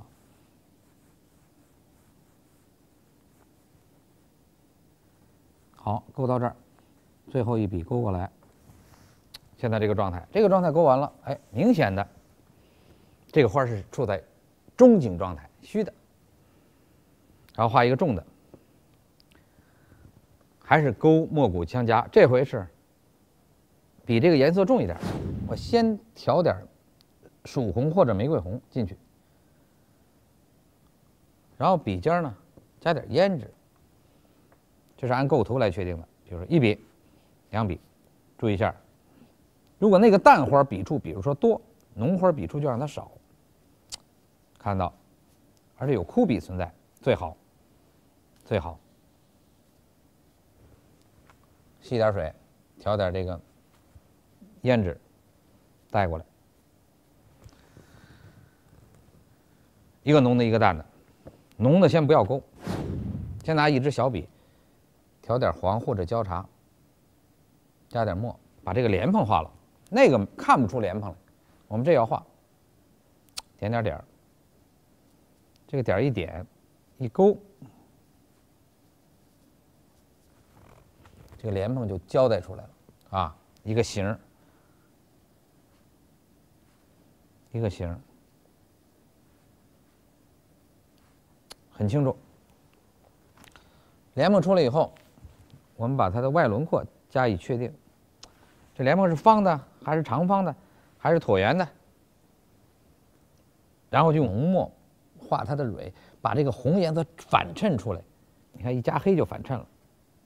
我们在画面里头一看这个黑颜色一上，这个就很精神，特别是和白形成的这种对比，感觉很精神，啊，好，这个黑这么画了，这个灰就略点几笔，就不要了，不要太多，多少，多少，然后这时候可以勾这个。吸点水，浓浓的胭脂蘸上来。本来这就是胭脂的，勾一下，点一下，点一下，点一下，浓的胭脂。怕它不重，有时候我就加了一点点墨，大家也可以这么做。画过来，画过来。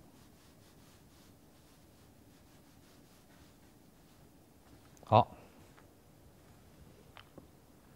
这块画好了，画好了以后，它是墨骨加勾，那也是墨骨加勾，这是重的，那是淡的。两个花画完了以后，马上就看形态，看它的色彩，看它的结构组合是不是有重复之处。如果没有重复之处，我们就可以找一个最淡的颜色，比如加了一点白的，有了一点淡灰色或者淡暖色。挨在最强烈的这花儿旁边，画一个关系，比如说画一个组合关系，一个花蕾，它是最淡的，不许找跟它相近的颜色。画完了以后，我们试一下这个颜色是不是可以当时就勾，如果当时也勾也可以，勾完了，花蕾好了，现在出现了3个花的造型，没开的、开过的，甚至开完了要败的，正在开的。下面就完善它的叶子。大笔1号的来了，我们先，这时候盘子里的颜色很多，我一般情况下不主张大家把盘子洗掉，我就要大家把盘子里边的颜色用上，蘸点墨就用上了。这个颜色就是黑褐色，直接就造型画这个叶子，甚至就可以挤这个花儿，甚至可以挤，然后这笔就拉开了。因为那个花儿很具体，那么因此这个叶子就拉开了。然后吸水，吸完水以后就继续把这个花儿用这种淡赭、淡暖灰色，给这个叶子就烘出一个造型来。这个叶子总比你一笔一笔画要好，是吧？然后就烘开了，烘开以后继续2次蘸那块墨，然后把这个墨色给摊开。形成2块墨相加的状态，好像一片叶子，是不是这片叶子？我们再倒一笔浓墨，画黑的。黑的在哪儿画？为了构图需要，我们在这儿加一片黑的，啊，这片黑的是既有枯笔又有重墨，可以使这个画面形成一个黑灰颜色的这种变化。吸点水，把这块叶子造出形来。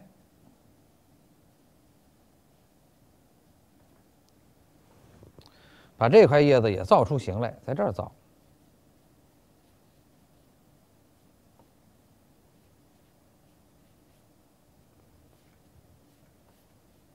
哎，造出形来，2块叶子都出来了。画面感觉有点气势。然后我们把这笔加上，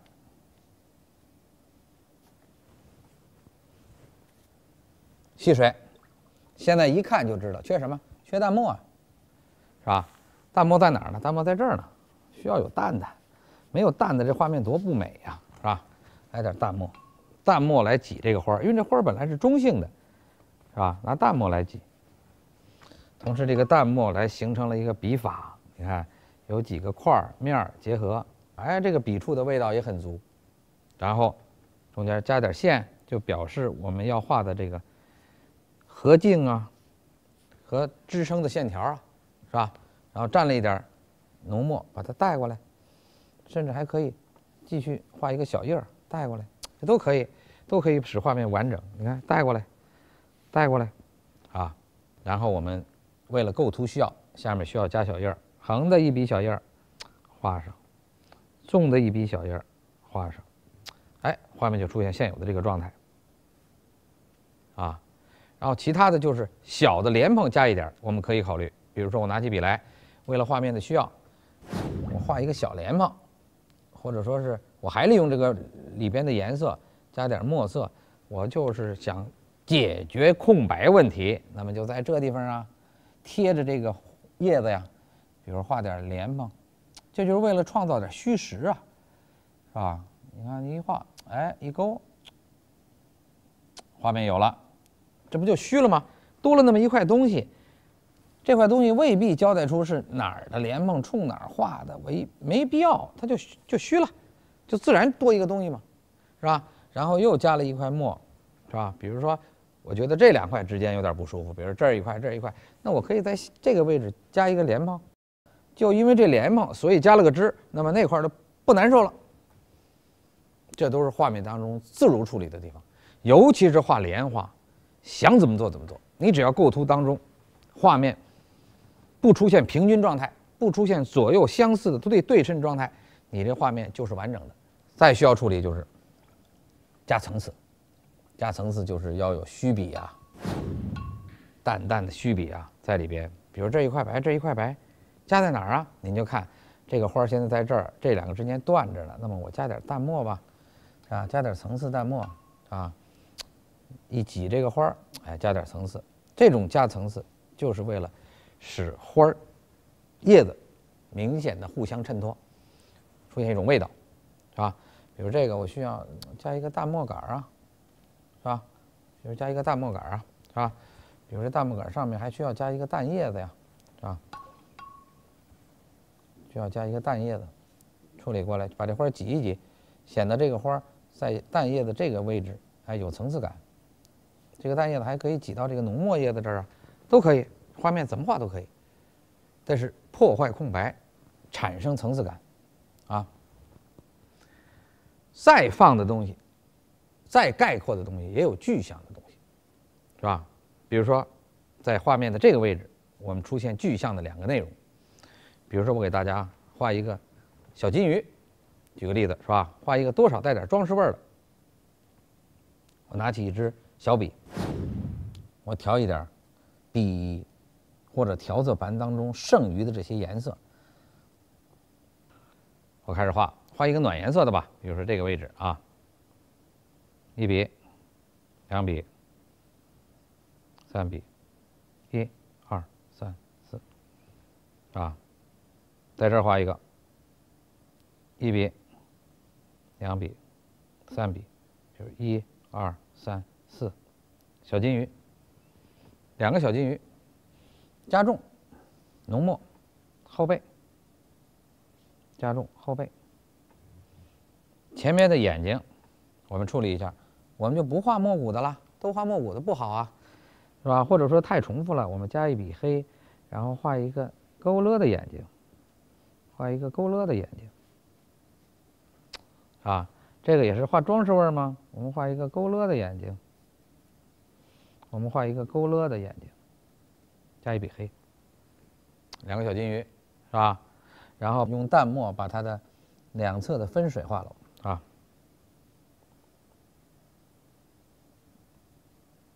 好，然后用一块红，正好我这调色盘里还剩了一块红，把它的头部点块红，多少还有点装饰效果，同时把这画面补齐，显得画面有点情绪。重点的是我们研究这个花怎么画啊。下面我们要把款提上了，提名字，提画面的整体的字，还是那句话，有全局考虑。画画好了，莲花怎么画？通过刚才的那个示范步骤和这幅画的创作过程，您已经看明白了。因为我们下边还要继续讲莲花荷叶，先做一个前期的练习和体验，把莲花多画出几朵，不同颜色的、不同结构的，掌握一下规律。好，今天就讲到这里，谢谢大家。清新的荷花，憨态的小鸭，优雅的白鹭。您也想画出如此生动的作品吗？那就请您跟刘存慧老师学画写意花鸟画吧。观众朋友，大家好，今天我们要讲荷叶的画法。刘存慧，国家一级美术师，北京市特级教师、教授，现为中国民族画院副院长、北京诗白艺术研究会会长、北京美术家协会理事、北京朝阳区美术家协会副主席、中国书画研究会理事。师从娄师白先生，擅长写意花鸟画及山水画，尤以画风雨为佳。根据上节课讲的莲花的画法，我们反复的来研究莲花荷叶怎么组合。在介绍画之前，我先介绍一下毛笔。今天用的毛笔大号笔就增加了一支，变成2支了。颜色还是红颜色4种：大红、玫瑰红、曙红、胭脂。准备好。首先我选大号笔1支，吸好水。我要先调一点黄颜色，淡的，再吸点水，然后调进一点淡墨，黄颜色加淡墨，有绿的感觉。荷叶怎么画？太多了画法，我们介绍过的，我以前在前几讲为大家提到过的也很多。今天我们先介绍一个没有讲过的做法，叫做干画法。入手，这个笔往这一坐，先看水分，马上就转笔，跟着笔就翻过来了。大家看，翻过来了，然后翻过来了，翻过来了，翻过来了。你看这笔啊，大家看，翻过来了，这笔还在做，翻过来了。好，然后继续拿这个笔，在旁边左侧创造一些肌理。这个肌理的创造完全是体现干画法。没了，蘸墨，直接蘸浓墨，在这个肌理上继续皴擦干画法，然后继续蘸浓墨，在这个位置继续皴擦干画法。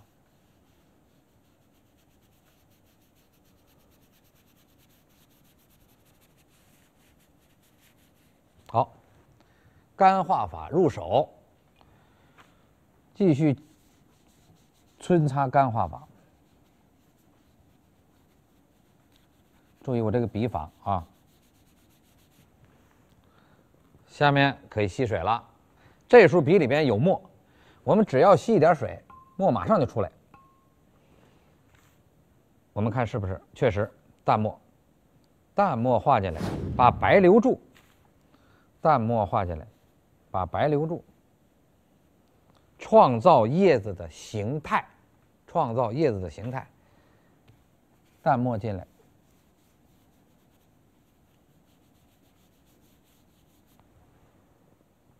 吸水，淡墨进来，淡墨进来，创造叶子的形态。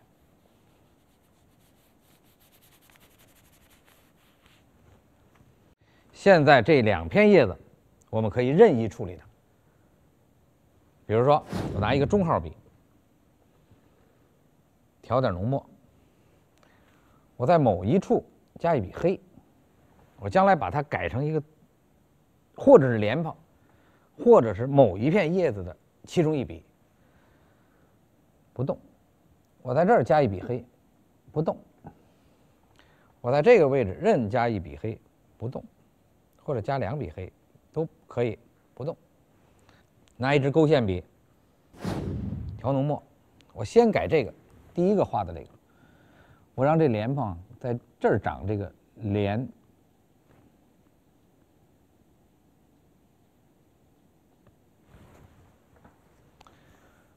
这儿还有，向一边转，转过去，出现结构。我让下边这个变成2个相邻，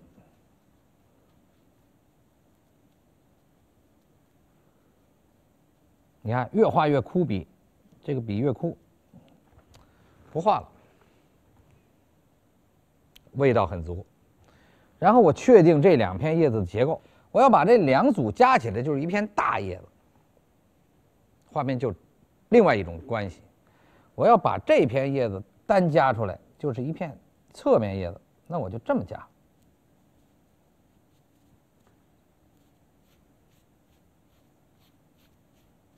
我这么加，然后上面这片我怎么交代呢？这片我交代一个小叶儿，我一带，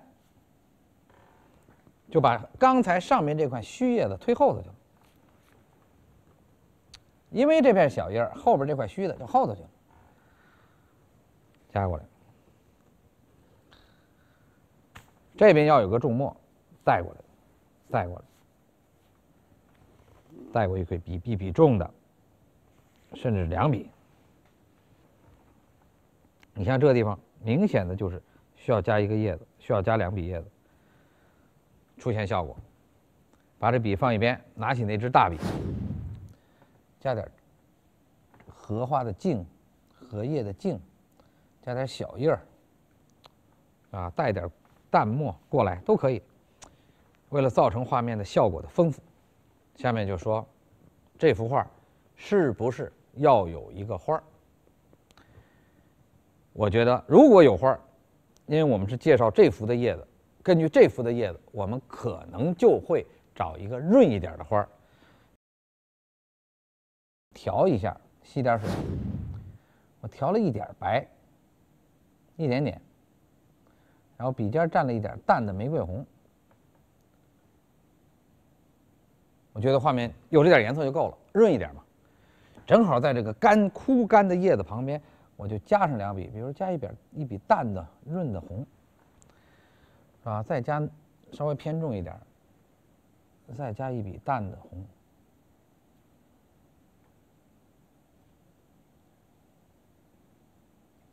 画面就够了。就这种润的花儿、枯的叶子形成的变化，是我们首先要为大家介绍的，这是叶子的效果。这种效果怎么来的？枯笔进入，干皴擦进入，使叶子形成。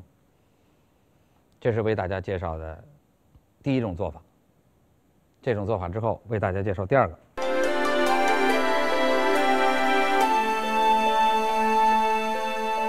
局部造型从哪儿说？首先一个，笔要蘸满水，蘸足，然后颜色要丰富。讲这个局部造型是画水墨的了，带点颜色吧，黄、焦茶，调一调，带点浓墨，墨、焦茶、黄，水分都分着呢。靠行笔，注意从这儿画起，这个位置好。局部造型，这就算一个局部。想这个局部造型是什么？就是说这块笔墨往这一放，您马上就知道它可以做什么用，您马上就知道我加什么。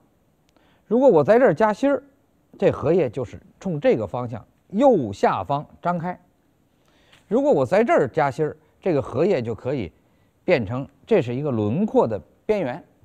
比如说我在这儿加，你看我在这儿加，我加一个荷叶的心儿，你看这片叶子画到这儿，马上就应该想杆儿，不要想叶子，就想这杆儿在哪儿。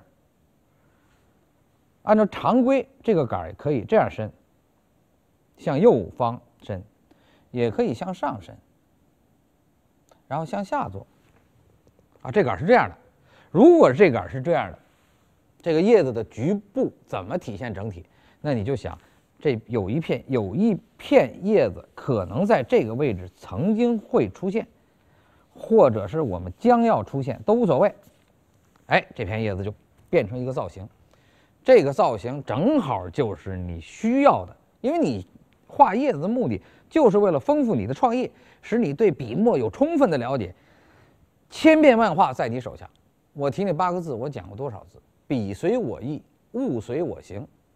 你现在这片叶子在这儿，吸点水，蘸点浓墨，好，浓墨上来，叶子继续向这边拉，这叶子变成横的，继续向这儿拉，就要从这儿画起，留着空白不动，然后找出来，向上接，向上接，向上接，向上接。这片叶子出来了。笔墨舒服，干湿俱备。这是造型，这种造型，物随我行。第二个，又是两笔，根据这两笔，根据刚才老师讲过的，再研究，调点颜色，我们把它接成一个画的荷叶的一个芯儿。好，继续研究，这荷叶可能就是这样下来了，可能就这么走了，是吧？那么下边怎么办呢？吸水啊。吸水继续完成它的另外一部分，因为它是干的，我加点湿的，就齐了。这片荷叶就算完成任务了。然后接着画一个淡墨，一条长线，需要一个长的，吸水，长的出来了。长的出来以后蘸点墨，大家注意画这个勾出它的结构，勾出它的结构，然后画上去，又画出来，勾一条线，淡墨的出来了。3片叶子画好了，这时候才发现这3片叶子有点相似。什么相似啊？是有点相似，才改。发现有比较才有鉴别，才知道要改。那么这时候倒进点浓墨。在调色盘里边，然后拿起笔来调浓墨，把这片叶子开始改它。首先展开这片叶子，是因为那2片叶子画完了，我才决定这么办的。然后不仅展开，还要把它勾出形，这边也要勾出墨色的变化，同时勾出形。好，就这几笔一加，这片叶子就又改了，改成什么样了？改成一个大一点的、完整一点的叶子，向下垂的。这片树的叶子被破开，形成一个新的形。这片小叶子跟它形成大小的一个对比关系，重新出现了一个新效果。我就提出一个思路，也就是说，绘画当中，当您重新加入一个新内容的时候，您肯定是要改变前面这个内容，所以达到这个目的，我们的效果才算真正做到。由此，现在我要加一个新内容，比如说，我需要加个点。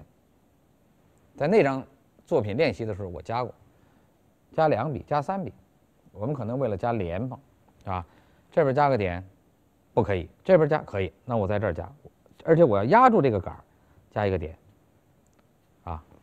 加2个点，呼应这几笔重墨，然后开始勾勒这个莲蓬。这个莲蓬要勾勒，要注意。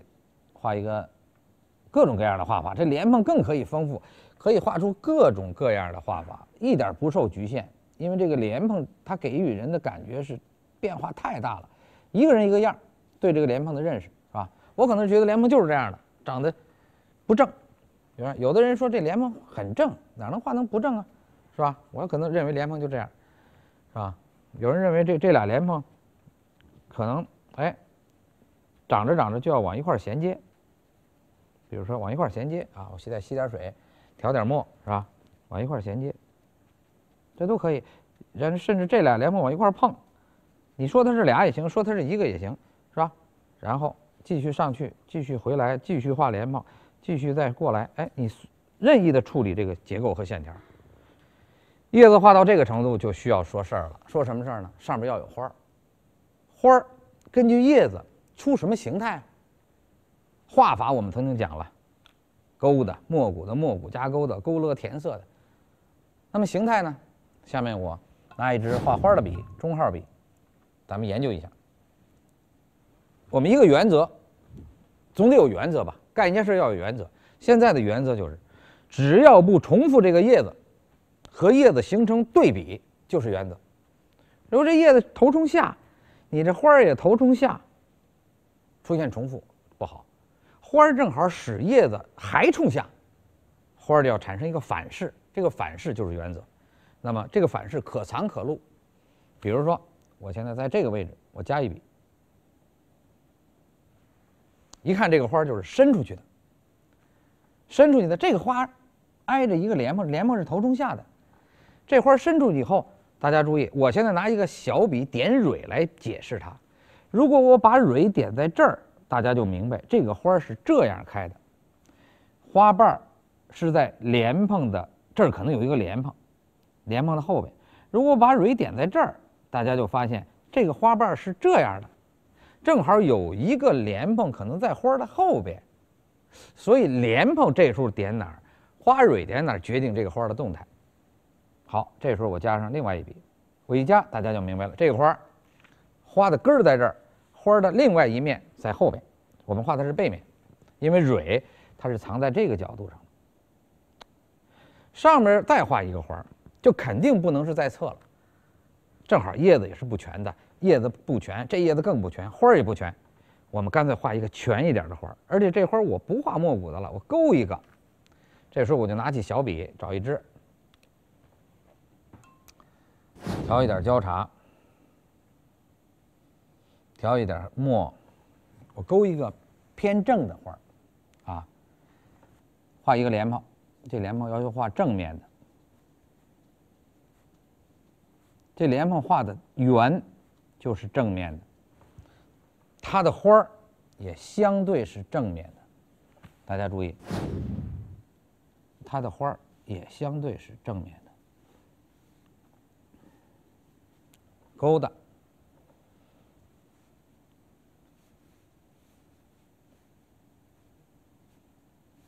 勾的，勾的，相对是正面的，勾的，哎，看的比较全，比较全，层次也比较多。跟这个侧面的正好相反，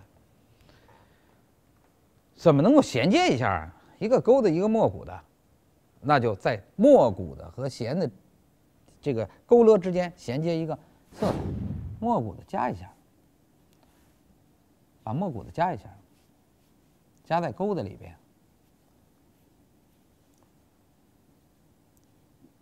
补笔加上，啊，有这样一个效果。方法加进去，加在那没骨里边。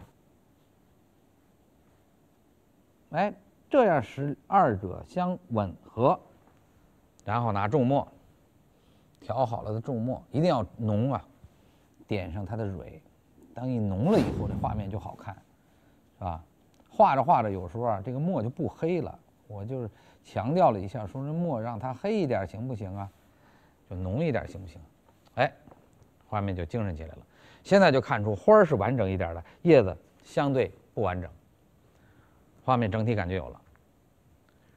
拿起中号笔，调点颜色，啊，然后在旁边可以另加一个小笔触，表示一下它的层次关系。单画一个，单画一个，把这边就显得更加少，而这边显得密度大，使画面有层次感。然后这时候看一下它的勾法，加上点墨，要统一在一起嘛，统一一个勾法，统一完了以后，加点蕊，甚至这儿还可以再加莲蓬，都不要紧，因为那边是一个，啊，很简单的一个画法，这是都可以加。画面有疏有密。您看这个叶子画完了以后，谁在这叶子上做文章了？千万不要这叶子没画完或者刚画完就在上头勾来勾去做文章，它只是一个呼应的一个内容，它是呼应它，它也是呼应它的，没有谁说固定的模式，它应该先画后画，它在前它在后，都是呼应来的。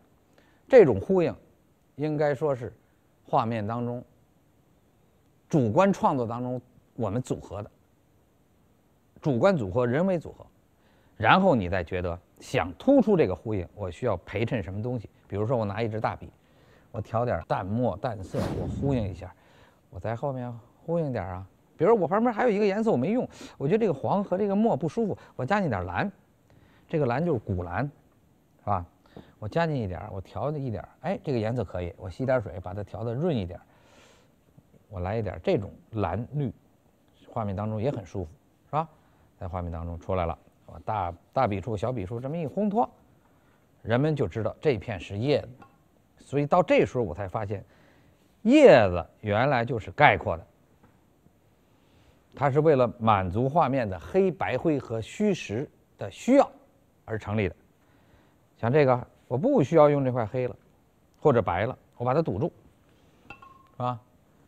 画面当中我觉得这俩有点单，好，单你后边衬一点，衬托一点颜色，这颜色可能是叶子，也可能是其他的内容的出现，但是总而言之就是为了增加一个感觉，增加一层次感。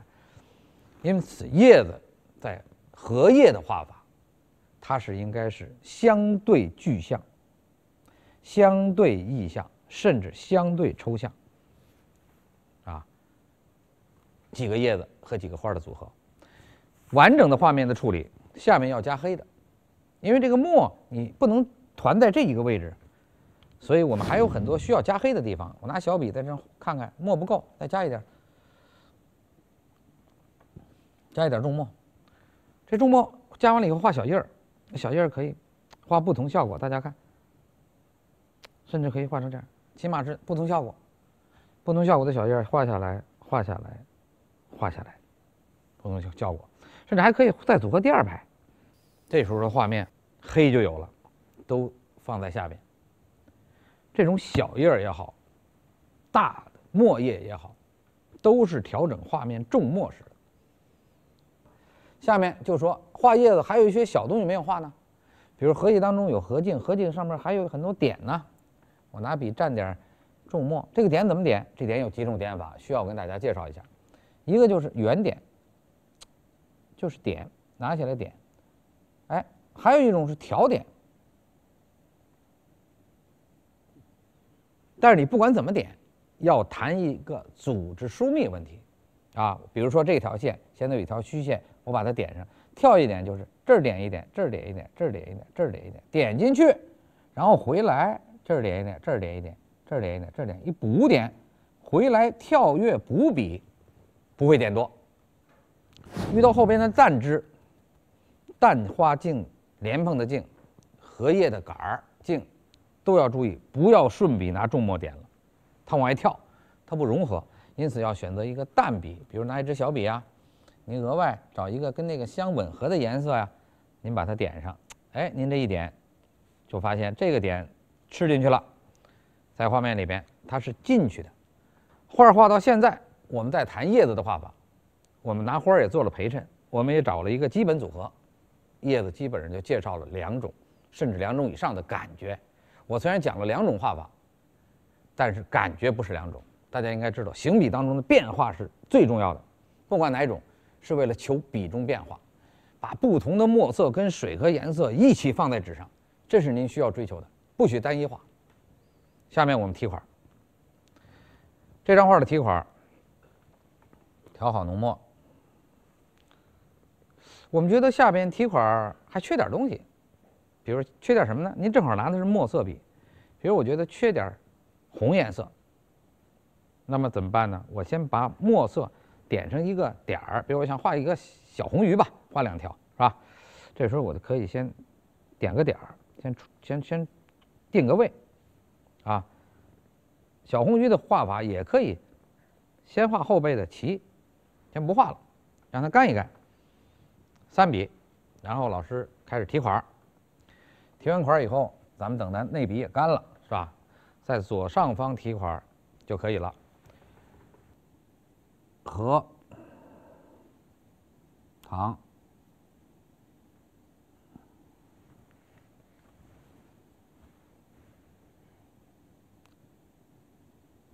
清取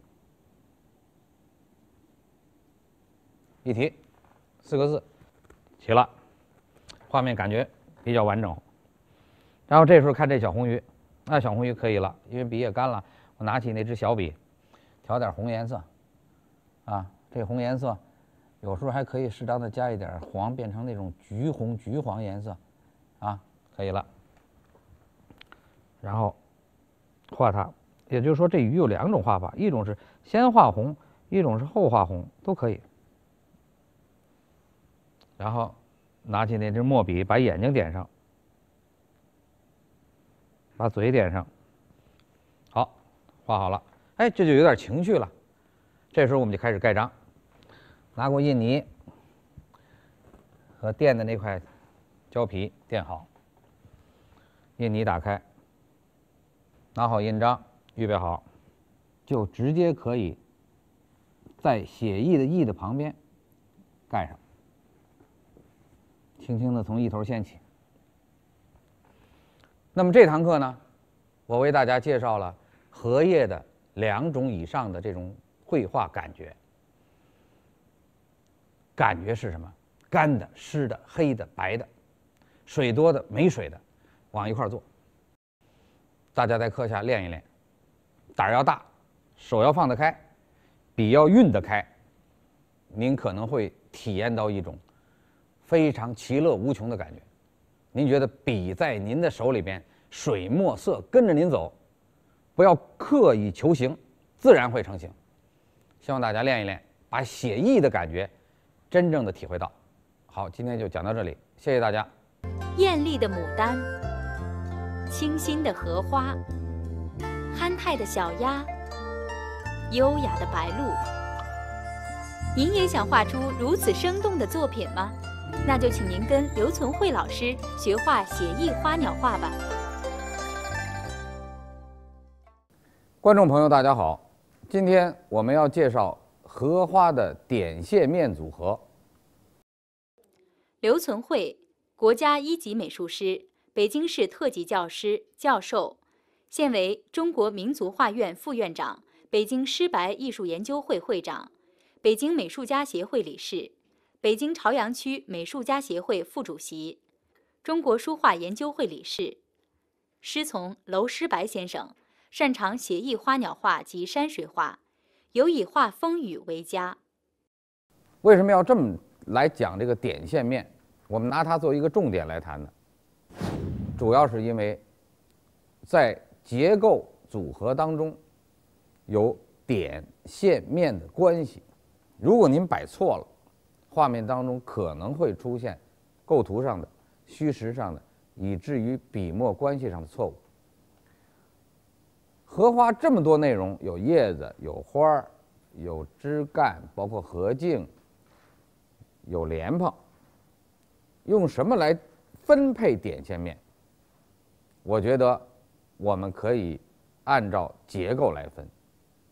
比如说，莲蓬可以点线结合，花儿可以线面结合，叶子可以以面和线的组合结合。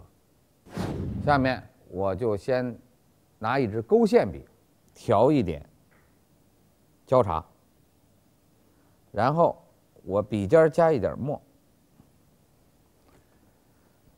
点线面，注意，先画点可以，先画面可以，线，我个人认为，从我的经验来说，我认为要后画，因为线可以连接点和面。这里边除了连接以外，还有一个互相破的问题。你比如说，我举个例子啊，我现在需要点个点，同样画点的时候，我画莲蓬，我需要给它分开，这3个点可能要变成有疏密了，然后再画的时候又分开。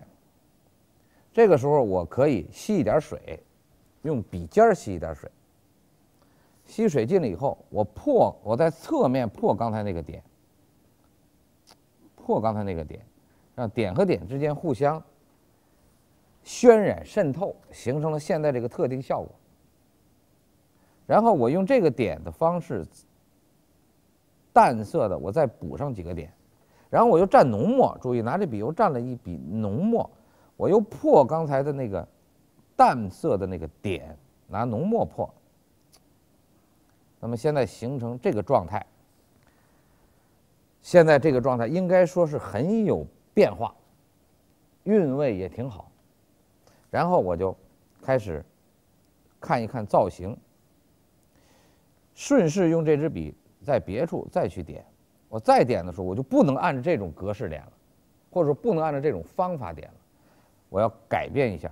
那我可能就采取了一些点当中的一些疏密变化，甚至快慢结合，形成现有这个状态。明显的看出这个有破色破墨关系，这个没有。然后这时候这个笔就相对原来干了一点，然后我就开始勾，正好是干的，大家看一勾。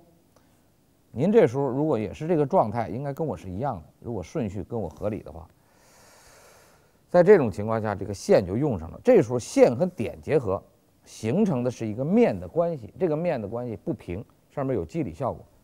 然后我顺便把这边也勾出来，画的两个莲蓬，这两个莲蓬大家看得出来都是有破墨效果。这个是破墨，这个是破墨，这是以淡破浓的，这是以浓破淡的。然后我继续用这支笔勾它的外轮廓，是淡的，我继续用这支笔勾外轮廓，淡的，甚至还可以皴出一些关系，还是淡的，放这不动，不要把它这时候画的继续完整，不需要啊。然后我就蘸焦茶，又蘸焦茶，拿这支小笔，同时蘸焦墨。蘸完焦墨以后呢，我上面画一根侧锋笔，这就是面的关系，面跟点之间的关系就这么形成的，这是面的关系。然后我顺便把它的轮廓勾出来，勾这个轮廓的时候，如果笔干可以转笔，然后吸一点点水，把笔调整一下，边画点一停顿，勾。你看，我现在这三个莲蓬，大家明显的看到我采取了3个方式进入的，就应该这么做。写一画同样内容的时候，避免采取一种方法来体现，所以我们要求尽量做到多变啊。现在这个又一个莲蓬画好，这样3个莲蓬画出来，画出来以后，我们就要看线是干嘛的？线是破坏原有结构，创造新的感觉的，同时连接某2个内容，同时改变原有绘画的那种结构和形象的内容表现。因此我这时候把小笔放下，拿起一个中号笔，吸点水，把刚才那个淡的焦茶调进去，笔尖蘸一点墨。好，这时候我就要用线来改变刚才那个3个莲蓬，因为这3个莲蓬比较近嘛，甚至再近就快成品字形了，成品字形就麻烦了，我们避免它出，所以这时候我要加。首先我后边这条线是重墨，我可以用重墨把它带上，然后这条线就从这边就出来了，出去了。然后这条线我可以加一笔，就上去了，然后一带又下来了，2条线出来了。第3条线我可以看情况，如果这3条线就在这儿，那我这条线就干脆出去了。现在出的3条线基本上改变了刚才那品字形的那个造型，把它突出出去了。如果这条线我们没有画第3条线，我们可以把这个结构重新画，比如这条线在这儿，单画一条线也可以，那就是没有中间这条线的话，所以这个线可以任意在画面里根据你的需要去做。那么面，这是小面和线和点的关系。大面呢？大面就指叶子，比如说我们要装上叶子，那么这时候我可以拿起一支大笔，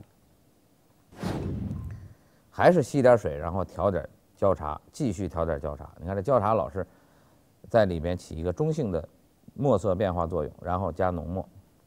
我画的是重墨，绝对不要离这个莲蓬太近，因为这时候它会重墨相连，形成画面的平板。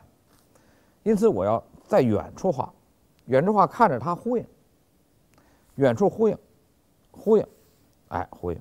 这面可以把线重新的破坏和调整，然后吸水，笔腹吸水，然后上边出现一点淡墨，因为刚才是重墨，到这儿就淡了，淡墨上去，啊，上去以后又吸水，然后把淡墨连到这儿，是淡墨也好，淡色也好，都可以。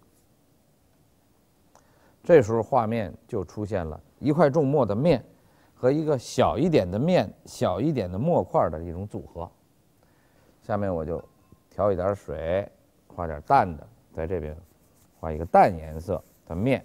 这个面正好是来呼应这个面和呼应这个点的，和呼应其他的几个线条的，画到这儿，正好是枯笔。为什么要枯笔呢？因为这儿正好有水分，啊，继续吸水，把这片叶子的其他部分画出，形成痕迹啊。然后这时候又出现了线，你看这个线就是表现叶子的结构式的啊。我们又找出一个道理，就是线与线之间的对比，在画面当中如果多超过2种以上，一定区分笔墨和行笔变化。好，下面我们继续做，形成了线。这个线和线之间又形成关系，这是枯笔线，那是实笔线，是吧？又是枯笔线、实笔线。好，画到现有的这个状态，线出来了，点也有了，面也有了。那么在这种情况下，继续做点是形成面和面之间的不质不板。怎么叫继续做点呢？点还有大有小呢。刚才我说的是小点，那现在呢，我拿这个中号笔，我蘸点焦茶，蘸点浓墨，我画点大点，就是配合这3个点，我们把这3个圆形也叫做点，它可以出现侧面的一个，你看这个墨色就跟它拉开了啊，侧面的一个，你看拉开了啊，然后按照这个结构，哎，上面又来了一个，你看又拉开了，又拉开了，然后我细致的做它。这时候我拿起那支勾线笔，细致的勾它，我蘸点浓墨。这儿我怎么处理呢？你只要加2个莲蓬的造型，人们就区分了这个和这个是2个东西，2个内容的组合啊。好，下面作为这个来说就无所谓了，你随便画2笔，甚至不画都可以，这个就干脆不画了。然后这个画面画到现在这个状态，用什么来完整呢？要用面去完整。面是什么？要用我们画面当中的大面积的淡墨或者是颜色来完整。下面我就把它稍加处理，比如说我们要看这些空白了，哪块空白留？比如这块空白，现在这个莲蓬周围4周都空着呢，不好，那我把它堵上，堵一块墨色，就意味着改变了一次空白，啊，然后就是画面当中的下半部，我们可以加小叶儿，或者是残的一些枝干，我们就是荷叶的一些茎啊。那么这时候我吸点水，用重墨，我们把它的小叶画出来，比如从这儿开始，小叶一笔，一加重墨，其他的内容从墨色变化上都往后推了啊，画好啊，小叶的结构画好，小叶的结构一画，除了结构以外，除了把其他的淡墨、淡颜色往后推了以外，和这块重墨形成了一个组合，自然形成。所以有时候画面说我画着画着乱了，肯定是你忘了，它会自然形成墨色同类墨的自然形成结构组合，看着不要让它乱啊。然后适当的在画面当中出现点小的一些点缀，这小的点缀，因为现在没有干，现在画上也可以，是吧？这也是点，这点是小点，点小点多了以后是呼应气氛、创造气氛的，啊。然后这些地方，哎，适当的出现点结构，比如我在这儿勾一个叶子结构，那就证明这还有一片叶子，你看它是叶子。到这儿，这些地方也是适当的点点点。你看点到这儿的时候，我这个笔中的那个墨就没了，几乎就剩的全是淡墨了，或者赭墨了，是吧？正合适。这时候我就考虑是不是加点带颜色的东西，比如花儿。你要想花儿是什么？花儿是点或者线的组合，啊，点和线的组合。所以这当大面积的东西有了以后，需要出现一种线，不是这种线，比它还要工一点、精细一点的线，形成线和线之间的工写变化。我拿一支中号笔，吸点水，然后我蘸一点白，调好了放在旁边。这个笔刚吸完水以后啊，有时候这水没有直接把笔润好，所以需要你在旁边放一放。这时候我的笔尖蘸了一点玫瑰红，啊，放在旁边。啊，这个颜色比较粉红，然后我觉得稍微粉了一点，我的笔尖蘸了点胭脂，啊，补了一下笔，然后觉得胭脂蘸完了以后不太起作用，我又蘸了点焦茶，注意，我又补了一下笔，哎，这个颜色好像好一点，因为这个焦茶颜色有，它和其他地方的焦茶颜色不会出现问题，就是有点统一，起码和谐，是吧？然后我把它画了。画了，注意这个行笔啊，行笔。这个花画的，因为在这个局部不要支的太厉害，要稍微团一点，所谓团一点就是稍微拢一点啊，我们说就可以拢一点。这时候我又吸了点水，就不蘸那个玫瑰红了，直接蘸了点胭脂，然后调一调。看哪个地方还可以在，这个地方毕竟是藏的，这花在里面它藏，找一个地方稍微露一点的花，这时候你就看是不是可以改变你原来画过的那个莲。比如说我画过的莲有1、2、3、4、5、6个，好，那是不是我找一个远一点的，就把这个花的结构补上，远一点，啊。远一点，啊，远一点，把它补上。你自己看。如果你要觉得远一点补上，和这个红颜色或者是花的颜色可以形成呼应，就对了。不要在这里边找，这里边找太近，啊，这样画面就比较舒服。然后我就开始拿那支小笔，这是最小的笔，我们勾一勾线，调浓的胭脂。加上点焦茶，浓的，就变成这个颜色，比较暗红色，啊，然后我开始勾。那个先不管它，我先看这个。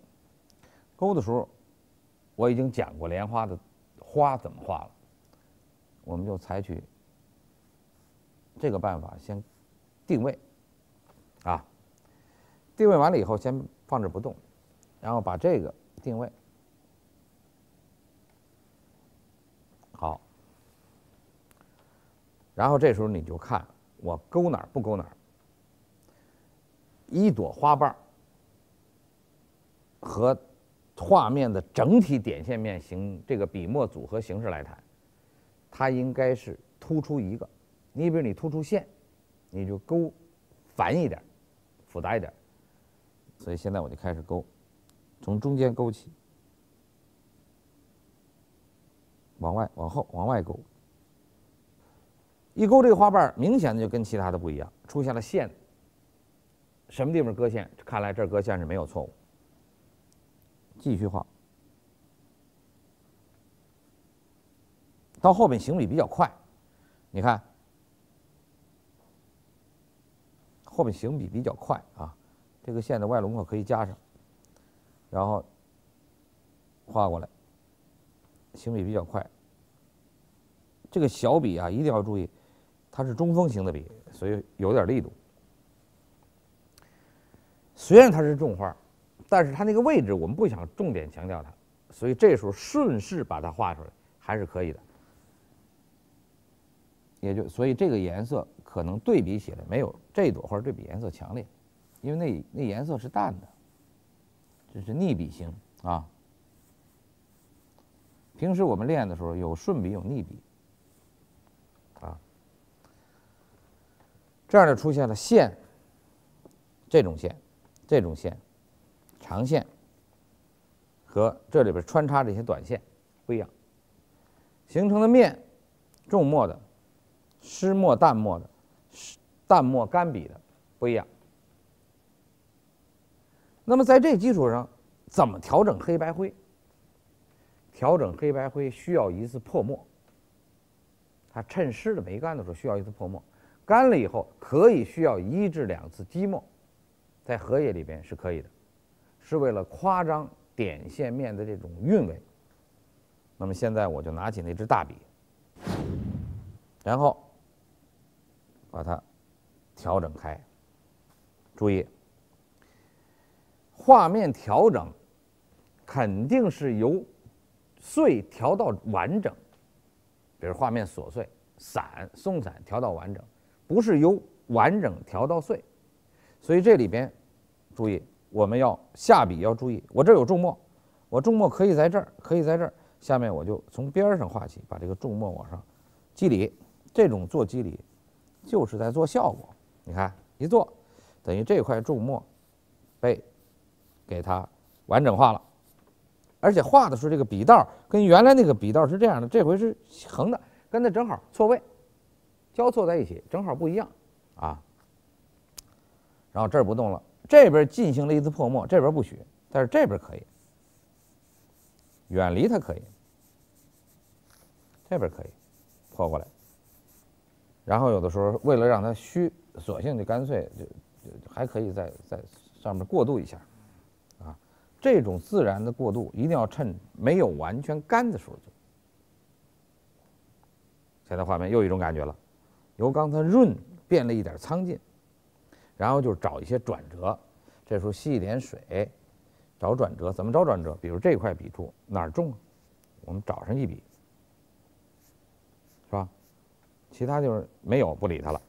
这笔需要不需要加一个褶面？褶面就是说褶皱起来的那种感觉的面，哎，需要加，那加上这么一个关系，所以这个叶子就出现不平了，有起伏。到这儿以后，这儿是一个转折面，需要加一笔重的嘛，加一笔就加一笔，你看它就有起伏，就使得这个面又进去一块，啊。然后这边呢，感觉说我这个杆原来在这儿，我现在看不见了，我想改个杆，怎么改呢？我想让这个杆从这儿出，从这儿出也行，加一个杆。它重新又马上就和它连起来，就变位置了，任意变，你看马上就变位置了，啊，然后顺便可以再加一个补一个，变成重叠在一起，显得丰富嘛，啊，然后把这笔放一边，觉得这个味道差不多，然后需要破一些小空白，就拿起那个中号的那支笔，我们调点暖颜色的变化，比如说这个调了一点黄，加焦茶，黄再加焦茶，比刚才还要暖。比如我补一下这空白，我把这花拖一下，把这花拖一下，拖一下这个花很容易使画面层次加厚。拖一下，这边也迈过来，拖一点，拖一点，拖一点，啊，这地方也是要拖一点，但是要调淡一点拖，拖一点，迈过来，拖一点，它就显得舒服，哎。然后有的画家在这个时候就为了使它变化更多，有的时候就拿这个淡墨在上头有意识加点这个不定位的这个点儿，你看加点这个不定位，你说它是什么？说它是浮萍和水中的其他的一些水中的一些杂草、斑点都可以，就为了造气氛，显得热闹。并且不乱，啊。在这种情况下，我们就发现点线面组合，哎，有一定的规律，我们就开始体验了一次，我们就觉得这个不能够轻易的来随便的安排点线面的关系，要动脑筋。下面我把这张画完整一下，既然它已经画成这样了，大家也画成这样了，肯定想把它形成一个完整的作品，所以我就画一个偏绿一点的，比如我画一个小青蛙在这儿，就使这张画，哎，马上的色彩就动起来，就灵动了啊。这时候我正好有花青颜色没用，我就把它用上，我调点黄，调点花青，让这个画面形成了绿色感，绿色。大家看到了，好，然后笔尖蘸一点墨。青蛙的画法，因为我们以后要讲，它是3笔，这是1笔、2笔、3笔，3笔形成了它的背部，背部的结构。然后远处一个大腿，一个大腿，回锋一个小腿，回锋一个小腿，这是蹼啊，然后往前做。是前边的腿2个啊，画到这儿，你看这画面马上颜色就改了。然后我就拿起那支勾线笔，小笔，画他的眼睛啊，我蘸点墨，调点墨，画他的眼睛。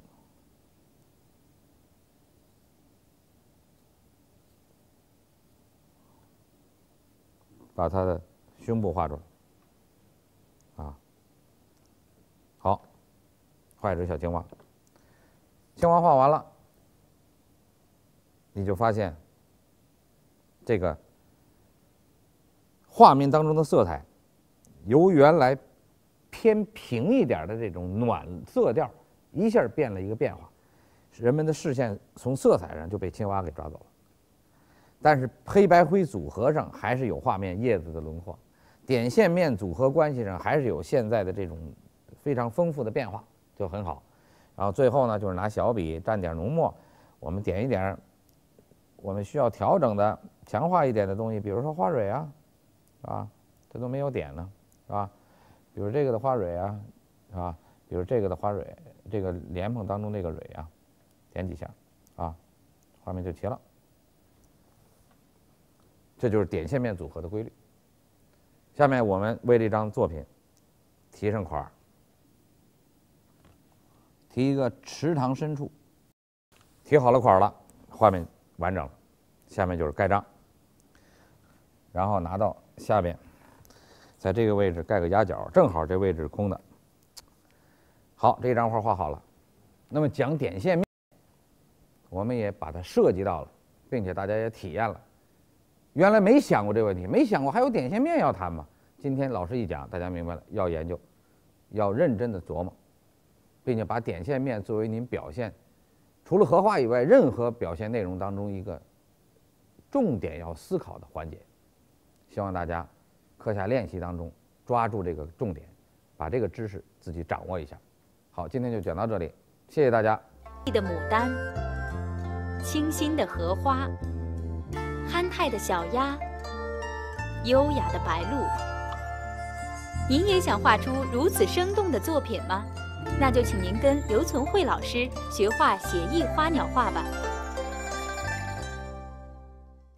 观众朋友，大家好，我们今天介绍荷花的干湿浓淡组合。刘存慧，国家1级美术师，北京市特级教师、教授，现为中国民族画院副院长、北京诗白艺术研究会会长、北京美术家协会理事、北京朝阳区美术家协会副主席、中国书画研究会理事。师从娄师白先生，擅长写意花鸟画及山水画，尤以画风雨为佳。一说干湿浓淡，肯定是要讲水、墨、颜色怎么搭配，非常重要。下面我们拿起一支大笔，吸点墨。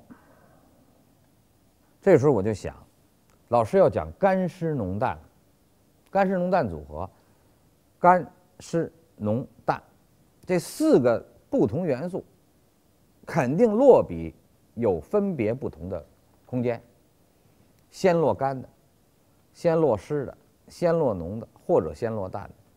那么现在这笔占的是什么呀？浓的呀，水呢最多呀，那肯定先落的是又浓水又多，也就是又湿又浓。那么下笔的时候注意，我就行笔要快，行笔快，行笔快才能解决笔当中的水不流不阴，并且出现效果。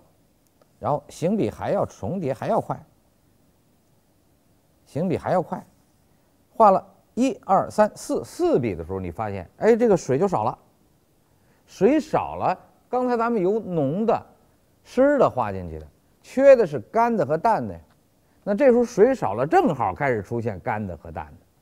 但是这时候坚决不许你去吸水调墨，我们就索性就利用这个水少来形成干湿浓淡。每次画的时候，我都有这个过程。大家有的时候看，或者说老师怎么画这个笔皴擦干湿一点都不阴呢？这里边有一个组合的规律，今天我细讲了，大家要记住啊。如果您能做点笔记更好，然后您把它记下来。现在这个干笔用完了，你就发现这些墨色目前已经出现墨分5色了。墨分5色，大家也应该知道，我们指的是墨或者颜色里边的干、湿、浓、淡、焦墨，也有一种说法叫做焦、浓、重、淡、清墨，都可以。总之是分成5个档，啊，下面可以吸水了。在另外一个位置继续组合它的淡墨，这是湿的淡墨，然后换过笔来，翻过来，就变成一个干的淡墨。哦。然后这时候我们就想，我们这堂课讲的是干湿浓淡墨的组合在荷叶里边。既然是组合，就是相加啊，或者重叠，或者互相破。那么现在我们怎么破呢？它和它之间可以破，因此这时候我就蘸一笔浓墨，采取我们上节课讲的这个皴擦的办法，把它组合在一起，也是破了在一起，破开了，好，出现了这个效果了。然后我们用线破也可以，啊，用线破也可以，形成现有这个状态。然后我们继续蘸浓墨，最浓的墨，找出它的结构痕迹，破进去也可以，没破也可以。你看。这时候那个干湿浓淡组合呀，就比刚才的层次加强了。加强以后，我就发现这里边有的东西我们可以要，有的东西可以继续做。这时候我们就拿起一支勾线笔，这支勾线笔我们吸点水，然后调点淡墨，哎，拿过来做什么用？我想保留这块淡墨感觉，我就在它的旁边皴一下，看一下。看我这墨能不能接上，能接，能接我就开始勾它的轮廓，我把它保留住。我这一勾啊，这块墨色就被我拢在画面的结构里边了。你就发现它可以做点内容用。我们说内容不就是结构吗？啊，好像是一个。然后我稍微又调了一点点浓墨用笔，上来以后我就干脆勾了它的结构，我就造出它是一片叶子。这时候就是主观了，我就把它造出来。我们看这形象，这片叶子是干笔，并且是采取了勾和皴擦；这片叶子是湿笔，我们采取的是墨骨。那么就索性把这个墨骨加大，吸点水，拿大笔在上面继续画。啊，这一继续画，然后把它勾出来，把这个荷叶的轮廓定在这个位置上，这片叶子就是偏过来的一片叶子，从右上方向左下方偏过来的。然后这片叶子我们还可以再继续加点皴擦，让它结实一点。什么叫结实？在画面里的结实就是有对比啊，是吧？黑白对比，啊，层次当中的这种丰富对比，然后就是这个笔触当中的这种变化对比，这个对比就结实了，这不平板啊。好，那么这时候这2片叶子就可以统一了。下面我拿另外一张纸，把刚才讲的总结起来，在绘画当中完整的创造一个我们可以用到、看得很清楚的一个造型规律。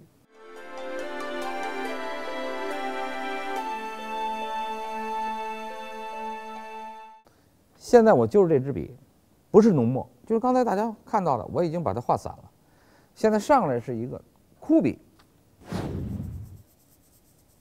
啊，上来就是枯笔。但是这要画出一张作品来，所以枯笔就枯笔是吧？枯笔缺的是什么呀？缺的是湿笔呀。枯笔是浓枯笔还是淡枯笔啊？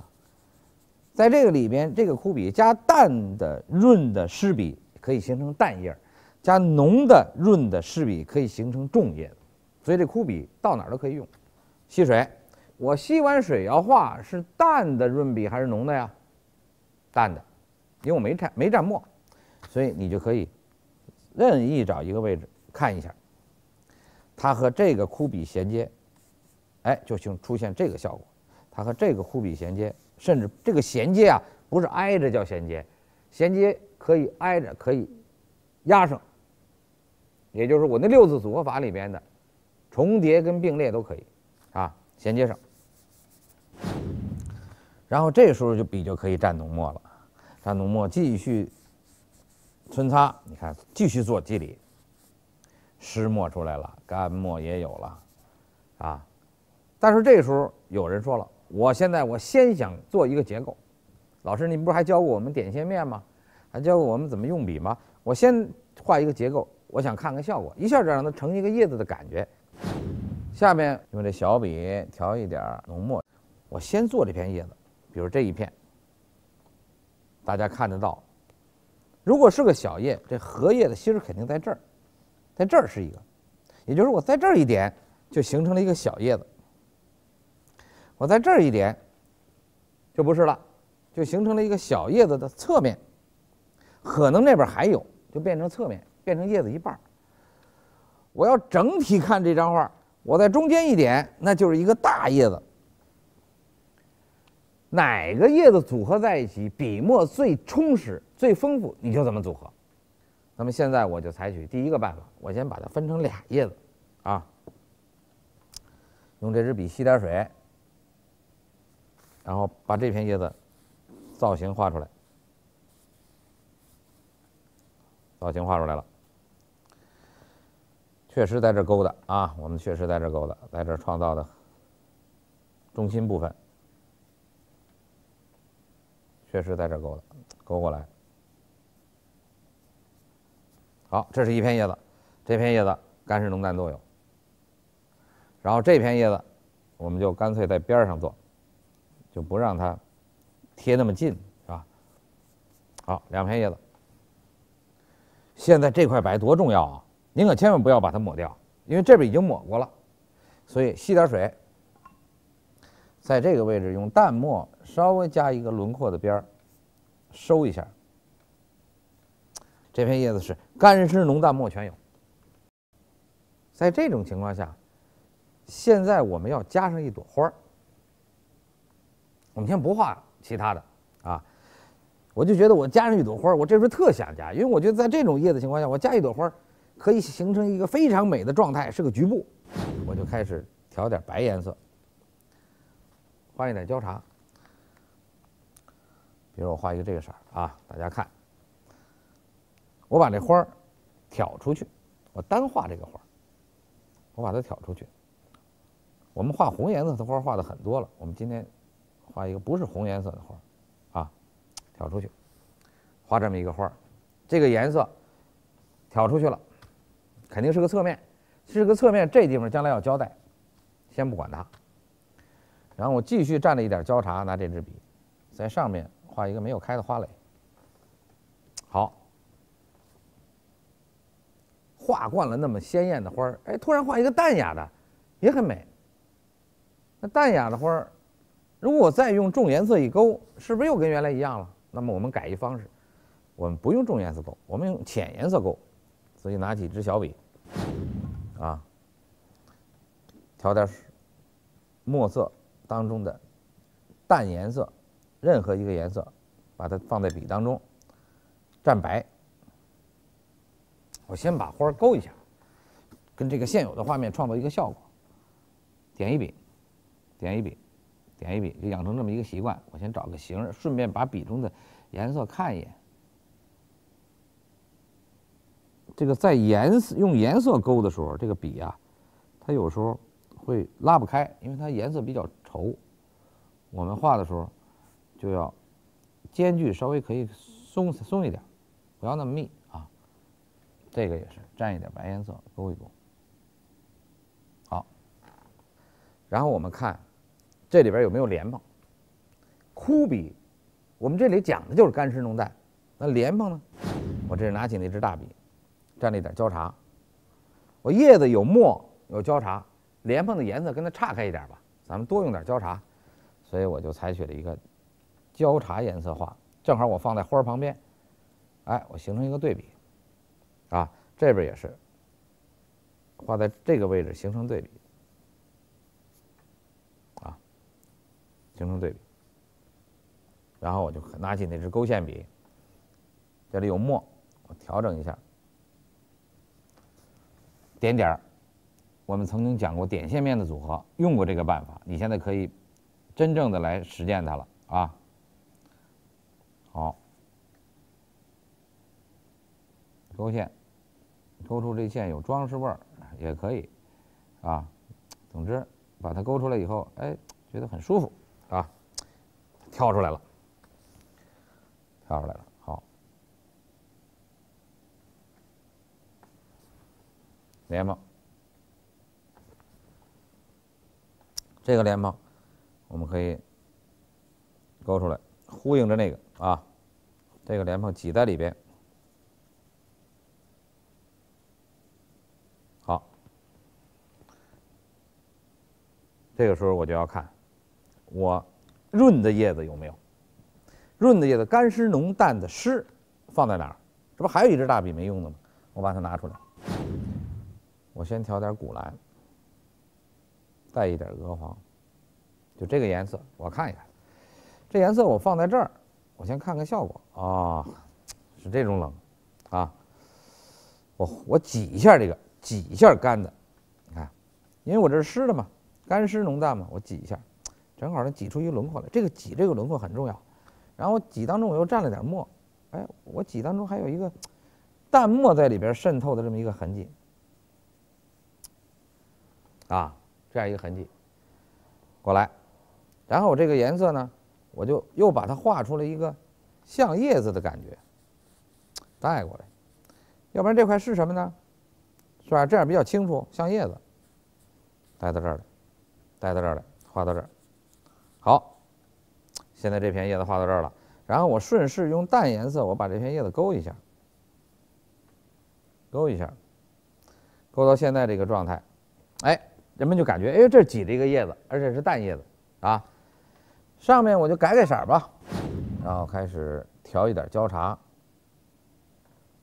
这个焦茶这边有一个莲蓬，所以这个焦茶我们可以稍微离开一点，比如在它的周边有一点，随着蘸焦茶，随着调点墨，也是到这挤一下，注意挤一下，挤一下就可以挤出一个白边来，不动。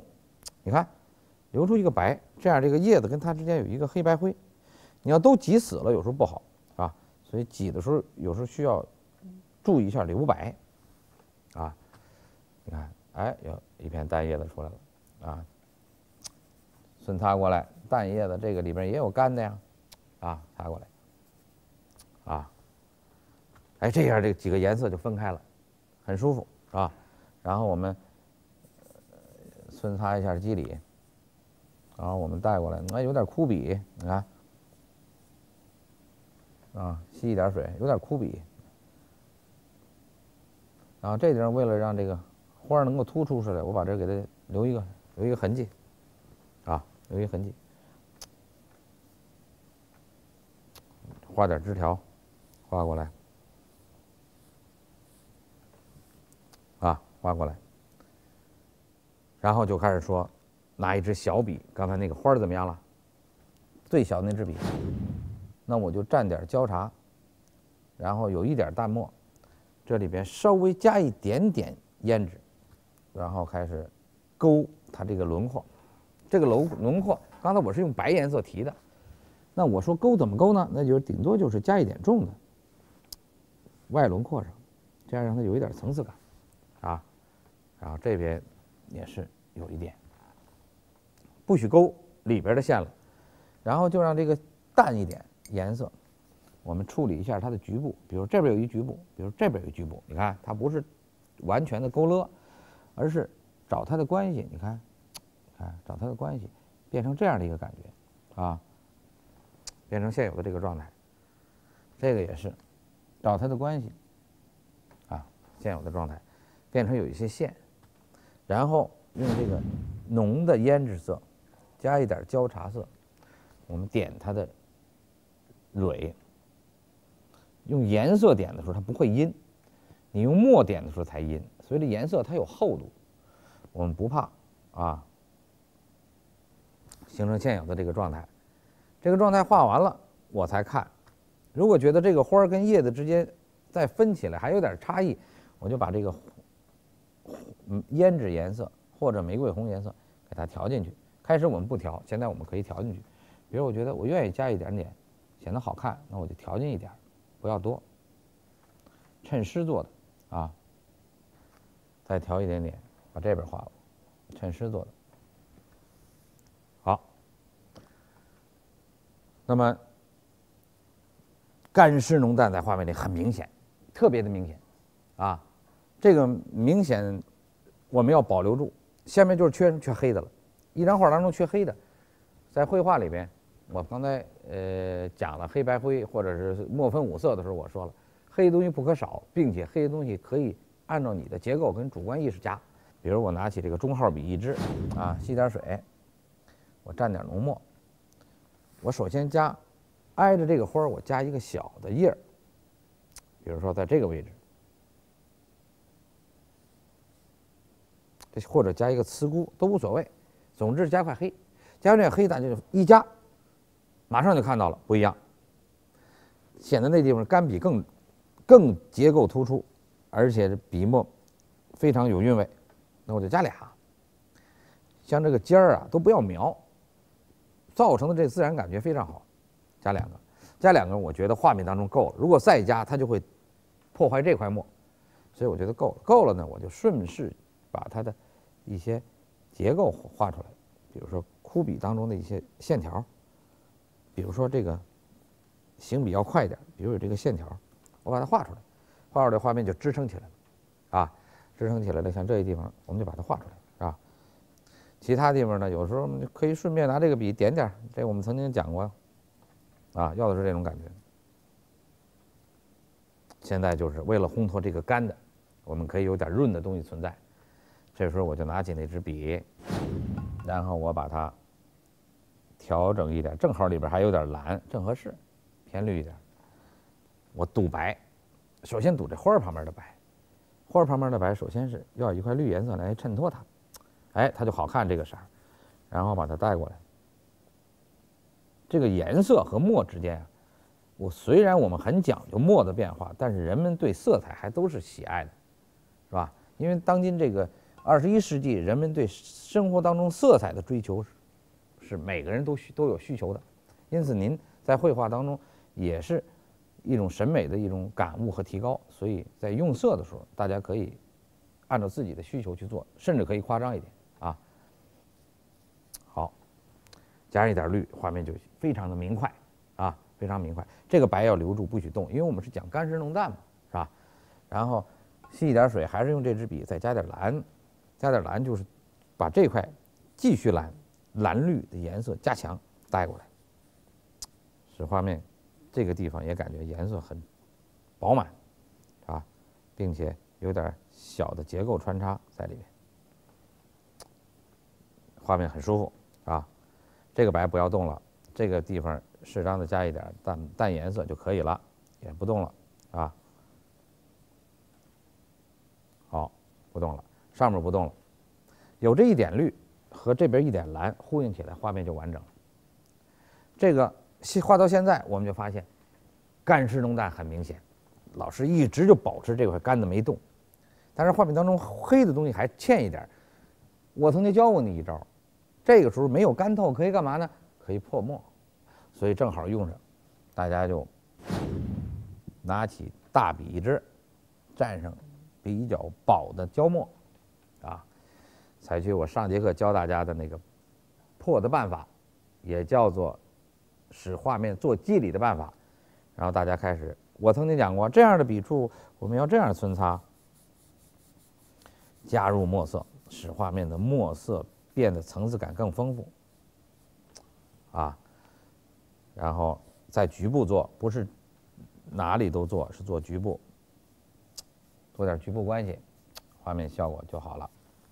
这就出现了一片叶子的重，一片叶子的重，这一片叶子怎么办呢？我们曾经讲过，还可以在局部挤啊，是吧？就个别处提一提就够了，就不用多画了，啊，多画呢有时候容易使画面又平板，所以我们就在局部做，画面就很好看。处理成这样，实际上您就，我现在拿起小笔，您就把这个画面当中的层次已经深入的理解了，您已经对这个层次关系、笔墨效果有了一个这方面知识的体验和掌握，我觉得非常重要，啊，由此我把这堂课作为一个荷叶的创作过程当中的一个重要步骤，就是干湿浓淡怎么组合呀，我给您讲上了，所以现在画面的干湿浓淡效果您都看得出来。好，这张画画好了，我们为了它完整，这张画确实要加2条小鱼，因为在这个位置缺红。那么好，我拿起小笔调一下红色，画上2条小鱼，在这个位置不要对称，露一点，可以藏起来，可以藏起来，露几条小鱼。可以藏起来，把这杆儿也可以露出来，这样出现了几条鱼啊，然后这儿还有1、2条就行了。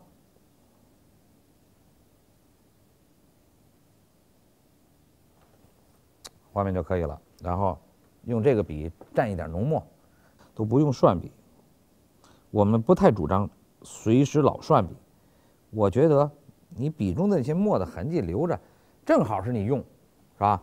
你有时候你很难得做到说这么顺势就出现墨色变化，很难得，这样正好。画几条小鱼，啊，小鱼从哪儿来的？有的时候就为了构图需要，还可以把它变成从这个位置过来的，你可以这个位置来1、2条无所谓，啊，这些鱼都可以在画面里形成一个变化。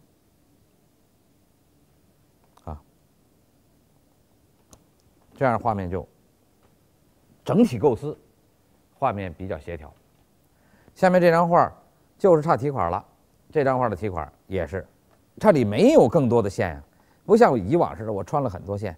那么题款之前你先看，如果你想竖题款，这块一定要占上。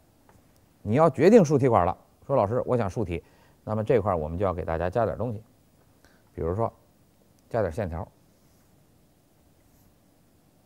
比如加点这个线条，哎，可以了。现在你可以竖题款了，因为有这个线，你可以分过来。像刚才那空白，你可以横题款。这张画我们就不横题了，因为我已经为大家画到这个程度，我就把它竖题，啊，而且要题少一点。这个字有时候不需要太多，啊，题一个单款吧，在这个位置。好，题4个字，啊，下面我们就可以盖章。章盖好了，这幅画我们也讲完了。画荷叶的干湿浓淡组合，哎，我们也提到了。讲透，我们慢慢后面画当中，讲课当中还会提到这方面的知识。但是把这个知识提在桌面上了，需要大家去共同的研究探讨，需要您在绘画当中把这个环节要加进去，严格的把握干湿浓淡组合关系，认真的探讨墨分五色的变化规律。请大家在课下练习当中把握知识，提高修养，使您的荷花乃至其他题材在笔墨上达到一个新的境界。好，今天就讲到这里，谢谢大家。艳丽的牡丹，清新的荷花，憨态的小鸭，优雅的白鹭。您也想画出如此生动的作品吗？那就请您跟刘存慧老师学画写意花鸟画吧。观众朋友，大家好，今天我们要一起来学习芦苇的画法。刘存慧，国家一级美术师，北京市特级教师、教授，现为中国民族画院副院长、北京诗白艺术研究会会长、北京美术家协会理事、北京朝阳区美术家协会副主席、中国书画研究会理事，师从娄师白先生，擅长写意花鸟画及山水画，尤以画风雨为佳。画芦苇，因为我们有画竹子的基础，对于学芦苇来说会有一定的帮助。下面我就介绍一下今天用的毛笔。大号的毛笔有2支，中号的毛笔2到3支。我们今天用的颜色，首先是2个黄，橙黄加鹅黄，然后就是白色和焦茶。好，下面呢，我拿一个中号笔，把笔中的水调整一下，然后调黄色，笔锋调焦茶色，做出一个色阶的层次变化。我们开始讲芦苇的叶子。作为芦苇的叶子，它是长形叶子，行笔的方法和我们以前学的画竹子有相似之处，它是中侧锋行笔。作为写意画，大家要注意，由上向下行笔的，最好是落笔以后向上推一下，藏锋，然后向下走。通过拧和转这个笔，使这个笔形成一个中侧锋变化，然后托笔收尾。这个动作有脑子里记得住就可以了啊。画完这3笔，我这个笔锋可以略微的蘸了一点点墨色，然后我们再看，又是1笔、2笔、3笔、4笔。芦草它长在一个很长的一个节上，这个节我们如果是后画的，注意中间要有停顿，画下来。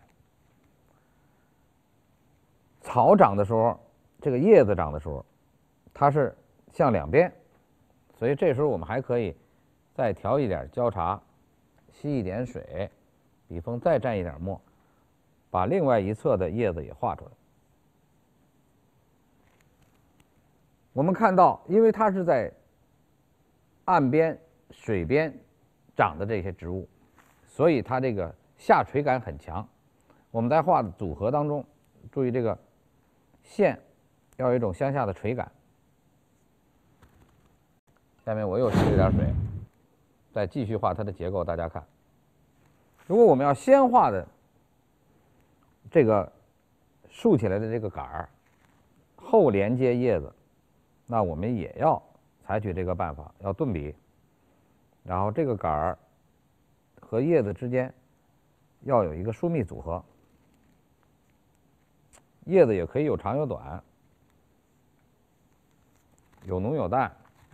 继续吸水，画它的焦茶色加墨色的叶子。前面的叶子注意错位，是这样处理的。这里面需要注意的是什么？为什么要拿这个来讲？你每拿一个内容在课堂上讲，作为知识来谈的时候，你肯定要有一个重点。这个的重点就在于穿插。就是你怎么穿出来让这些空白不一样。比如现在我补笔，我这儿可以补一笔，这儿还可以补一笔，加密，加密。比如我还可以蘸颜色，继续蘸墨色，加重，加重，小笔加，然后就是叶儿有宽有窄，任何的叶子它都有个转折变化，阔面冲你的时候，你看的是宽的；立面冲你的时候就是窄的。那么这个时候这个线就有长有短，有宽有窄。所以有很多作者在画的时候，画到这地方，有意识加很多小线条，就为了增加味道。现在我讲的是它的结构加画法，结构讲的略微多一些，画法现在我们只谈了一个，这叫墨骨法。还有一种画法就是带钩的。下面我拿几支小笔，调一点，积点水，调点墨，笔尖略微蘸点浓墨。说一说钩的，芦草的钩的方法，首先要中锋做，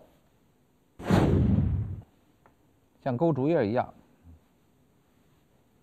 中锋，钩长线，逆笔顺笔都可以。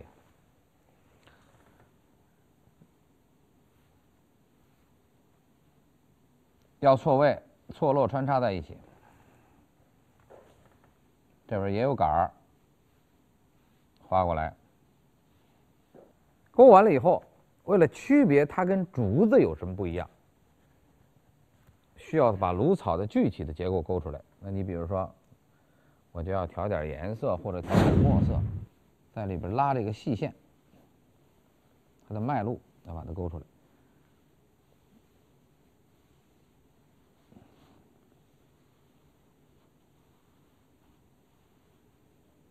既然如此，就有问题出来了。就像我们勾别的似的，你是先画中间的结构和脉络，还是先勾外轮廓？还是说你边勾外轮廓边画？因为我们练过，曾经讲过荷花的画法，包括其他一些花的勾法。讲完了以后，大家就有经验了，所以在勾当中就完全可以采取写意的勾法。就是从里勾到外，不用先勾外轮廓，完全可以采取这个办法勾。这样的话呢，会造成你勾外轮廓也行，勾里边也可以，排列组合起来以后它不乱。你看，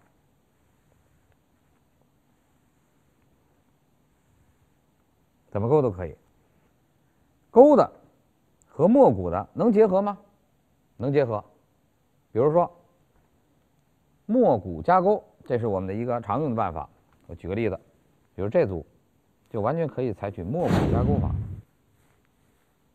这样有钩有不勾，勾了下面没勾上面，勾出立体感来了。勾了底边，逐渐往上勾，上面不勾，勾出立体感，层次很强烈啊。先墨骨后勾和勾完了填色，都可以做到钩和墨骨相加。画芦草有的时候很重要，因为你全是一个色调的草，全是一个色调的内容，你就要区别手法。墨跟颜色你在区别不开的状态下，你就要区别手法。不像画荷叶，你可以铺开，干的、湿的、浓的、淡的，这个不行。这个完全靠穿插组合味道，使画面感觉美感。因此你就要变换一些手法。在变化手法的同时，然后强调它的画面的这种笔墨关系啊、虚实效果呀，强调这种不同的绘画的一些美的这种需求和创意。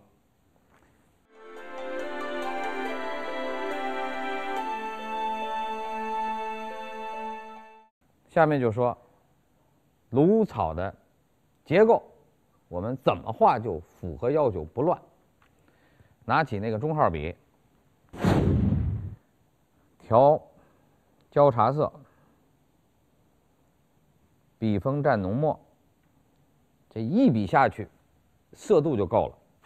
但是水很足，大家要注意。这笔画什么叶子呀？我们画的有大叶、小叶、阔叶、窄叶，那么我们先不要画阔叶，先不要画大叶，先画小叶，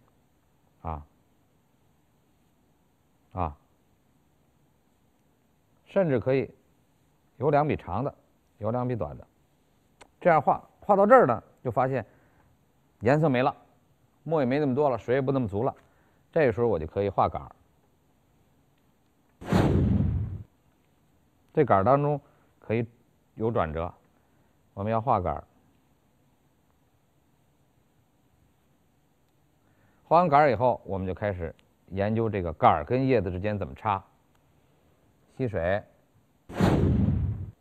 调焦茶，调墨色。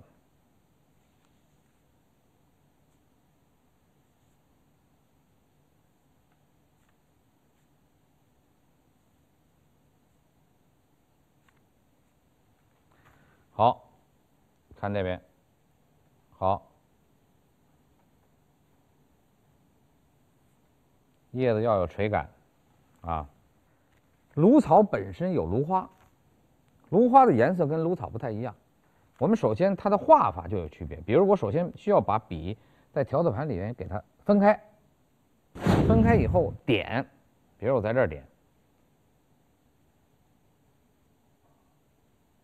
这个点就仿佛是开了的那些分散的那个结构，是吧？开花以后那个分散的结构，一簇一簇的把它放在一块儿。好，然后继续游，这时候就不需要蘸水，需要采取这种做肌理的方法来做。这种方法我们曾经在画荷叶的时候用过，是吧？应该不生。然后又继续，甚至调一点焦茶带进来，根据这个杆儿前边的这个方向，这所有的芦花都是长在前面，所以我们根据那个方向再吸水，甚至比里边有点白进来了，加点黄，打开，画点层次。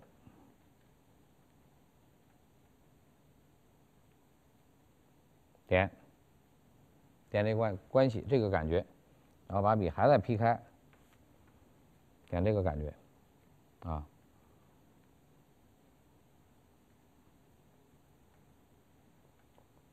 好。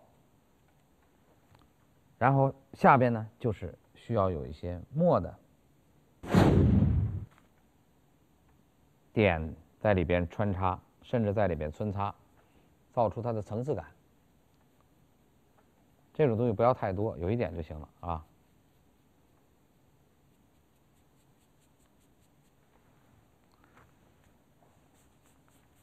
做肌理，好，上面有一点，继续画叶子，吸点水，吸完水以后调焦茶，调墨色，继续再穿叶子的时候，这个小叶或者是长叶子的短叶可以有深的浅的了。你看，可以有错位的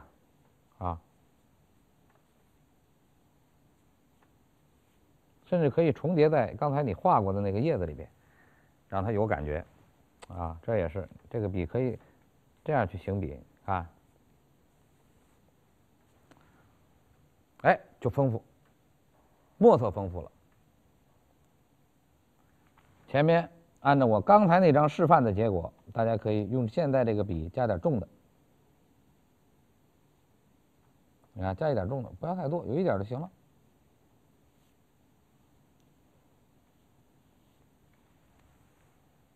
这个芦草就看出它的形状跟结构。画到这个芦草这个状态，您就可以考虑您是加钩还是不加钩，因为我们讲过钩了，我们不一定非得加，是吧？把它带过来，有点线条，甚至有点长线，表示它还有一些静、直这样的组合关系不怕乱，乱当中要有章法感觉是乱，但实际上不乱，要有章法。讲究这个画芦草当中，行笔要洒脱，要采取长线拖笔，一笔下来，2笔回去，就是行笔要有连贯性，能做到笔入离纸最好，运笔起来有气韵，是吧？有气韵。画这种芦草，我们一般情况下是表现水面的内容。那么还有把这个芦草当背景的，我们现在画的不是当背景，我们是把它当一个主体内容来介绍，告诉您怎么画。那么怎么样把芦草当背景呢？就要有一个水鸟在里边做陪衬，然后把芦草作为背景来安排。这时候我就想，我这里边缺什么？我一看这画面，我就发现我这里边缺一个完整的东西，比如说上面能够飞起来的一些飞鸟。所以为了让大家能够把这个画的背景和主体内容如此的理解，我现在把这张画上面加一个翠鸟，使这张画在现有的状态下产生一个画面的整体感跟动感，同时大家对这个芦草的画法也就加深理解了。画翠鸟呢，需要一些颜色，需要运用。首先拿小笔调点墨色，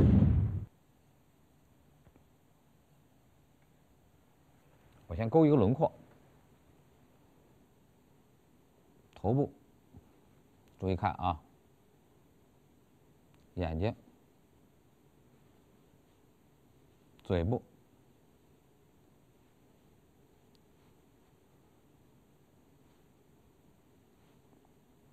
身体，侧风画的，尾部。好，然后我拿起另外一支小笔，我就先蘸点白，再蘸点黄，再调一点花青，形成了这样一个颜色。为什么要蘸白？就为让它有覆盖性啊。然后我们画它的头部，在墨的基础上加上绿，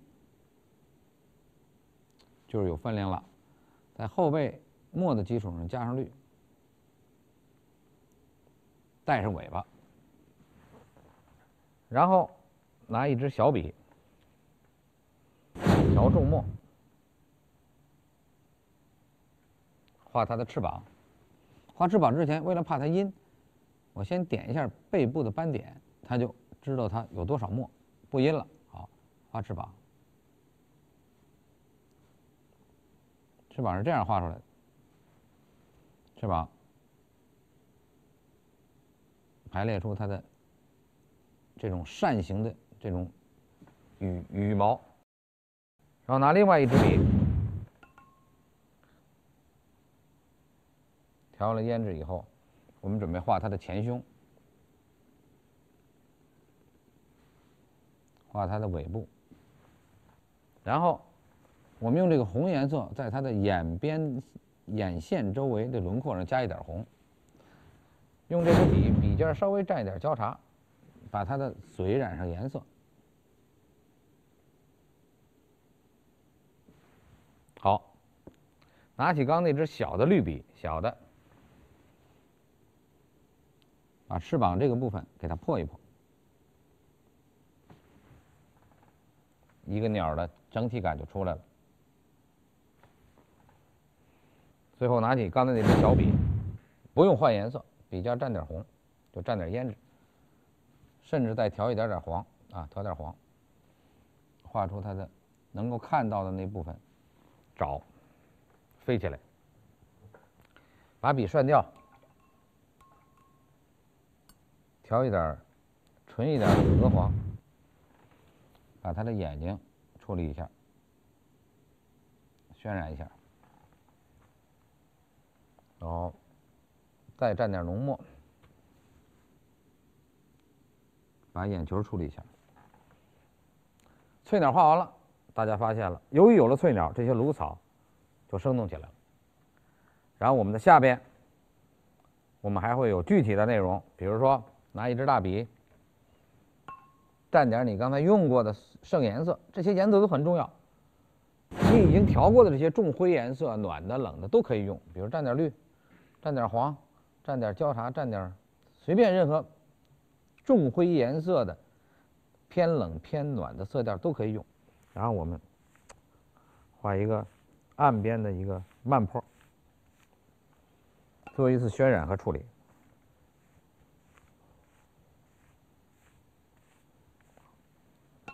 画上几笔，画面就很好了。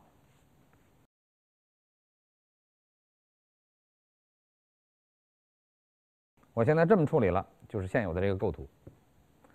这时候就要细做了，细做就是您觉得这里边还需要加层次，您就调好了焦茶，调好了墨，在现有的芦草的基础上加重、加实，啊，就是加重加实，可以用长线，啊，可以继续加杆儿，都可以，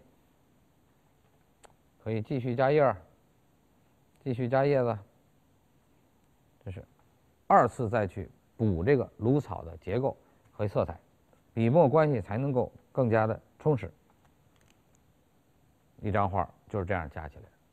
画着画着，我觉得这些芦花，由于这个鸟加上了，色彩不够重了，拿另外一支笔，中号笔，干脆就为了它去做，白白的颜色就加在笔中，蘸点焦茶，变成那种暖灰色，就开始点，继续画，也是可以的。这个笔还可以再破开，破得更散，继续画，就使您这个画面的内容更加的饱满、丰富，啊，这个在墨的底子上再继续加这个芦花，还是很好看的，因为它有白颜色在里边渗透，啊，继续加，还能加出一个新的感觉和层次。说是不是加上要勾的东西？我们开始讲过，勾的东西要根据画面来定。首先墨的东西不要勾，比如说现在我画的又继续加芦草的时候，我有墨的东西，比如说有墨的东西，这个东西不要勾，啊，它肯定是画墨骨的。需要勾的是什么？需要勾的就是在穿插当中，如果淡叶多了，淡叶子多了，我们可以去勾，可以去和墨骨形成呼应。这就是画芦草当中需要注意的几点。那么我开始就讲了，画芦草是为了锻炼自己在绘画当中留白跟组合疏密的这种能力。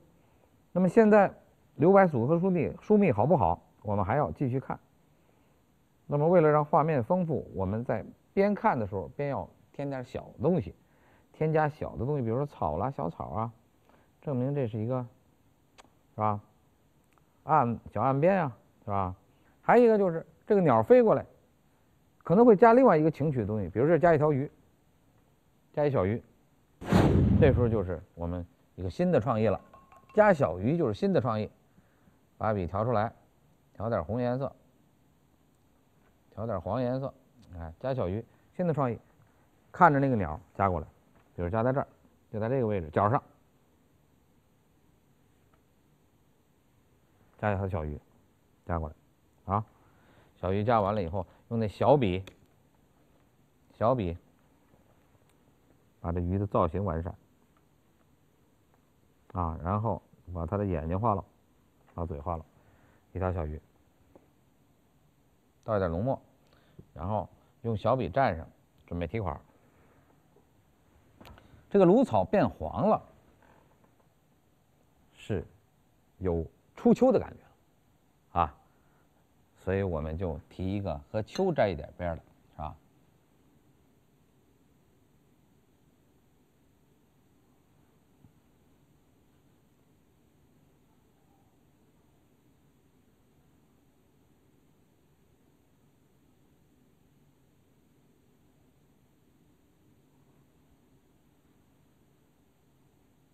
跟秋沾边儿。字儿提的时候，尤其第一个字、第二、第三个字写当中要注意韵味。字儿提完了，画面大效果有了，芦草的穿插也讲了，同时也锻炼了您这种疏密感跟虚实感。最后愿意调点颜色，有很多作者愿意到这个时候调点盘子里剩的颜色，比如有白的呀，或者有黄的呀，这种剩余的这个颜色是灰色调的，然后借此机会在上面甩点点，这一甩点就是造气氛。我觉得这样是很有必要，造点气氛，就把你这些有的空白没有画好的、没有画到位的，把它补充上了。如果有的，哎，也造成了一个疏密感，更好。下面我们就开始盖章了，是吧？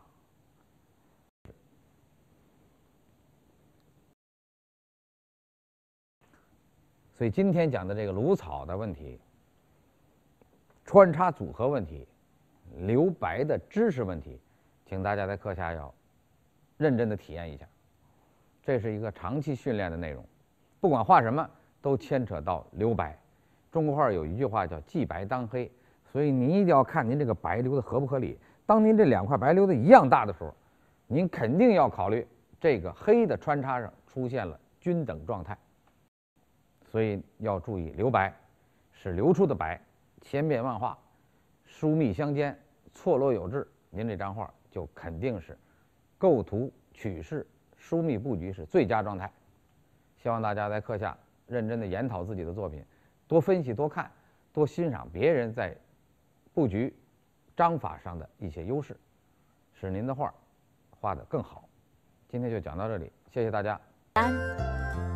清新的荷花，憨态的小鸭，优雅的白鹭。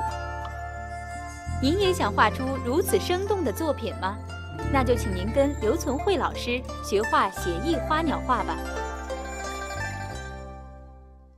观众朋友，大家好，今天我们来学习向日葵的画法。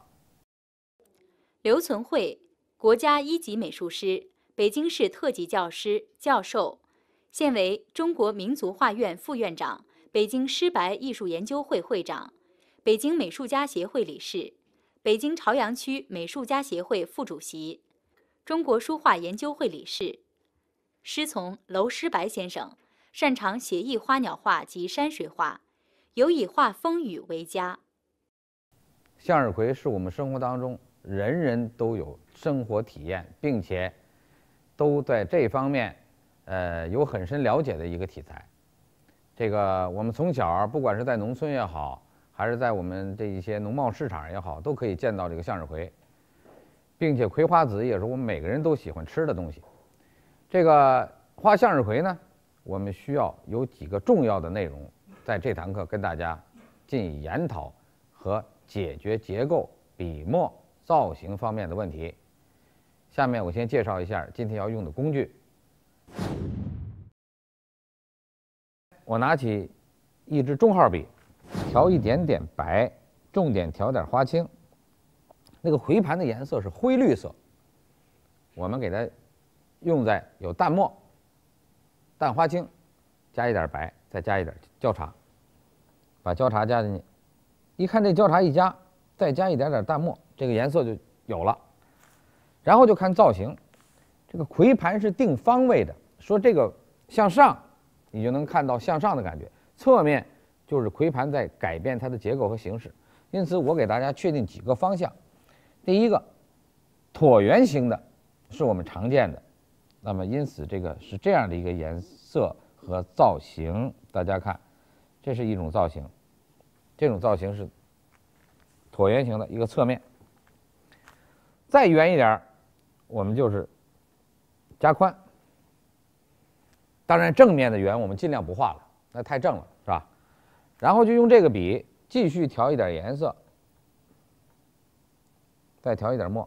另外一个侧面的，就是比它还要侧，这样一个纯侧面。这两个方向我们就看出来了，是两个葵花头的定位。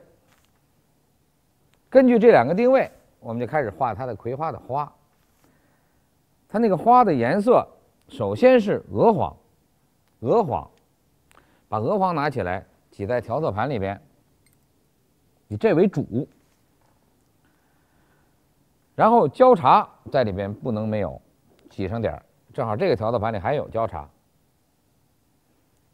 大红颜色得有一点，有的地方在黄里边有点红的感觉。好，我们先挤上这几个色儿，拿中号笔调黄，这黄要调满，在笔里边，然后调焦茶，然后调一点红，笔尖儿蘸一点墨，这墨就能把这红的纯度减弱了。然后我们看行笔，重点是研究行笔。行笔往这一码，注意贴着这个葵花盘，2笔、3笔，注意3笔。如果觉得这个红颜色红，我们就可以把它重新抹掉，重新来，然后又蘸点墨，啊，画进去，你看画进去，画进去，然后枯笔有了，枯笔，枯笔，枯笔，注意枯笔，枯笔，笔根儿，注意笔根儿出来了，并且这个葵花画出来以后，你看这个笔的痕迹，笔的笔触不一样，然后上来用笔根儿把它的这个剩余的黄颜色铺在这上面，这样这个葵花的花的这个边的组合就不是重复的。然后我吸一点水，还调那个黄，这个黄里多少带进了点白，没事儿啊。然后调焦茶，画这个，这个明显的这个盘是头冲下的，因此我这个花儿可以开的时候压住这个盘，压住，压住，压住，压住，然后可以吸水继续做。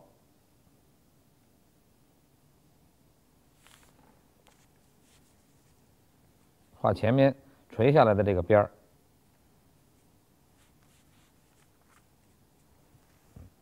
这样就出现了第二个。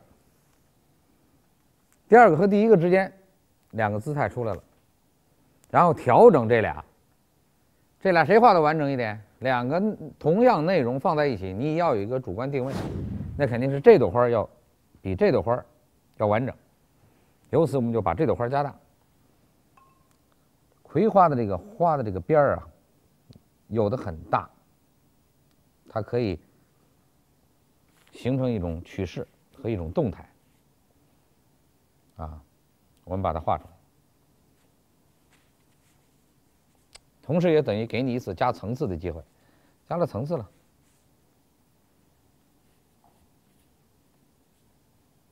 哎，给一次加层次的机会，让这个花儿。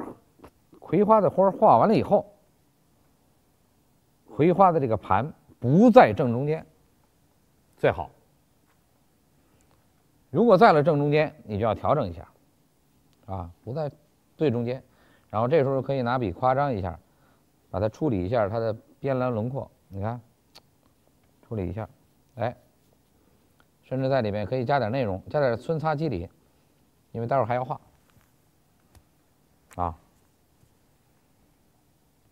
然后就是画它的叶子，叶子的形状和叶子的笔墨需要说一说。大笔拿起一支，调淡墨，画这个叶子。这个叶子呀，如果这花儿画得非常好，这个花儿，我们叶子可以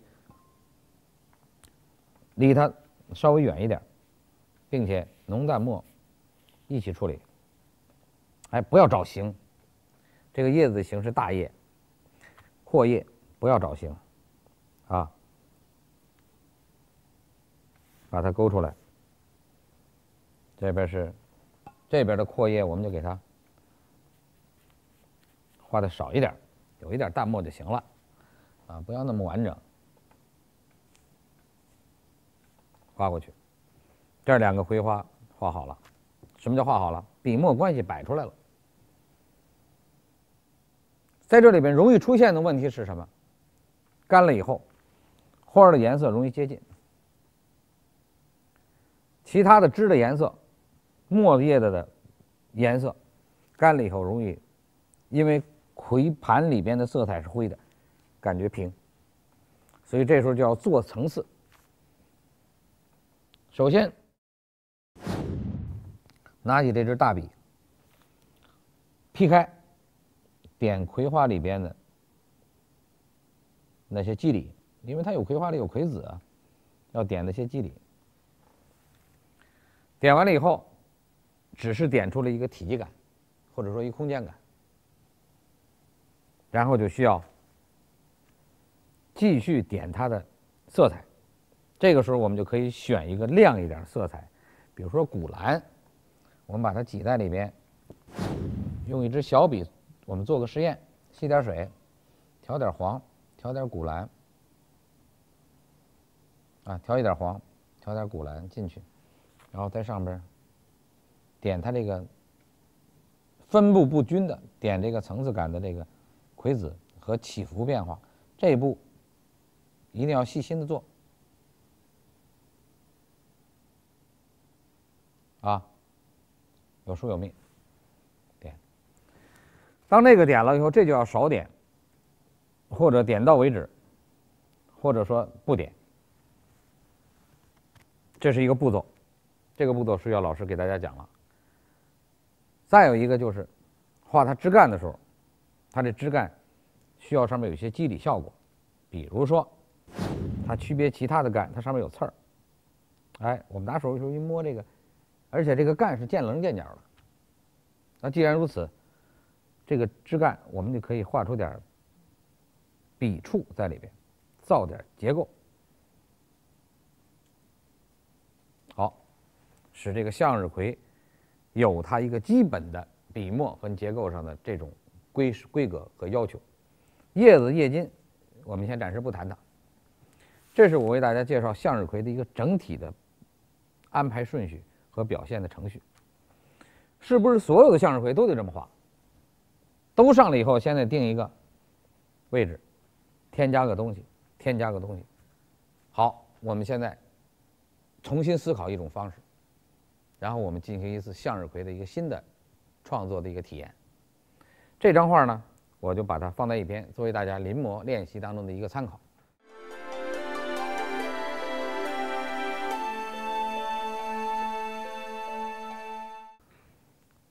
新的方法是什么？就是说你笔中有什么就画什么。比如我笔中有黄颜色，我现在要画几张向日葵，我刚才画完了以后一个了，现在我笔中有黄，笔中有黄我就先用黄。调色盘里有什么用什么，调色盘里现在我有黄，好，我先用黄。老师已经讲过了，刚才那是一种办法，我现在再进行第二种办法试一试。老师说这颜色可以调成几个色，我试一试。里边有黄的，有一点红，前面还有点墨。我试一试，啊，我先画一笔，我把它变成花的一部分。你看我就错落的画这个，我就仿佛原来我画荷花那样，我去考虑这个结构的穿插组合，画到这儿，然后我吸水，我还蘸这个黄，我再蘸点红，再蘸点墨进来，哎。我改变一下色彩，我改变色彩，改变色彩，好，我留出了这个葵盘的位置不动，然后我就拿起一支笔，我就把这葵盘画出来试试，大笔调刚才那个花青也好，古蓝也好，加一点笔里边的黄。或者说是淡墨，我处理这葵盘。我这次处理，我可以压住黄，我也可以不压这黄。哎，我觉得好像这不亚于开始画，先画好那个盘。因为画好那个盘以后，有的时候你就不会留这种白，就没有了。像这个白你就留不住了，你就会拿那个叶子去挤它，你一挤它就你没有这个白了。哎，这个仿佛也很自然。我再做第二个试试，第一个要成功，第二个就可以试了。啊，还调这个黄，加点绿，甚至加点白。第二个颜色我改一改，我有白在里边。你看我加了点白，哎，变成这色了，两个颜色。然后白里边我适当的加一点点淡灰色，画进来。有的时候还是不是适当的加点黄画进来？我觉得你可以任意的去选择这个，我就把它变成那一半的了。我觉得这个也可以。我再拿起那支大笔，因为刚才调好了色了，哎，我也是这么一做，哎，这么一做，我觉得也可以，也能形成刚才，你看这俩颜色摞起来了，重叠了，反而好，两个向日葵出来了。然后我拿那支小笔挤点颜色，挤点，比如说挤点胭脂，啊，我在这支红的旁边我挤点胭脂，我拿这支小笔，调点胭脂，好，调点胭脂，调点胭脂以后，这个胭脂在画面里边，怕它太纯，我又加了点墨，然后这时候我分割这里边，比如说你看我分割这里边的结构跟转折和瓣儿，我在里边任意点一点，甚至点一点，点点小笔触，你看有些小的小东西很重要是吧？点点。大家画过这个向日葵，因为我们不管从哪个画家那儿看，或者说我们学知识，我们都会体验到这一点。但是今天我讲的就是能不能换个笔法，还画向日葵，我们把前后错一下，留点虚的东西，我们思考，或者说我们画到似有似无的状态，我们思考，啊，比如说现在这支笔还是这支笔。另外这支笔我蘸了好多色了，这支笔你看它都没有改，然后我继续加点黑，你看，哎，而且我加这黑我是随便一加，这边加在这儿，这边加在这儿，你看，仿佛它就是在研究，在探讨，行不行？应该说也可以，使这个向日葵感觉另外一种感，这种感觉往往看起来色彩很重，啊，虽然没有那么多的线，但是它很浊。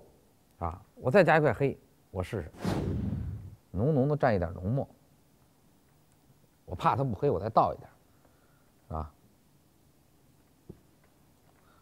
用这个浓墨来托这个花儿，我试试，黑白组合，你看我这个墨还可以留点白，留在这儿，托它也很美，啊，你看也很美，哎，重墨。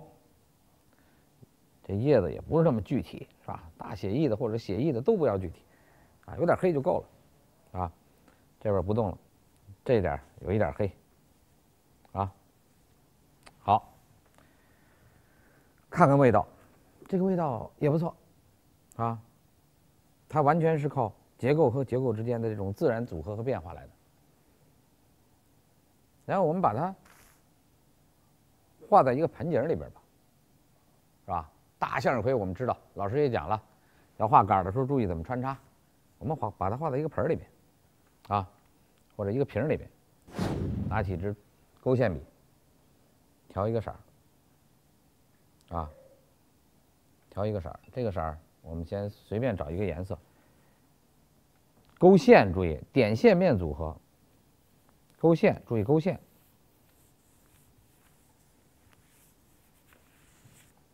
勾线的，啊，勾线的，勾线的加点点儿破坏一下，哎，勾一个线，马上出现一个结果，瓶中插上一个小向日葵，有这种小向日葵很多啊，是吧？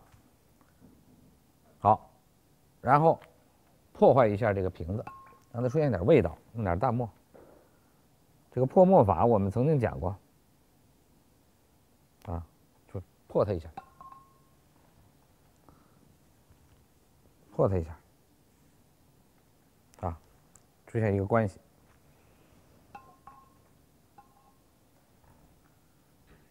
然后怕它这个跟上面没有衔接，有时候拿一黄颜色可以再擦擦，这都不要紧，这不就有衔接了吗？也可以说是这个向日葵给它的反光，都可以，是吧？然后我们把上面这部分向日葵画好。这就要画虚的了，利用点白，利用点黄，根据构图的需要，我们再画。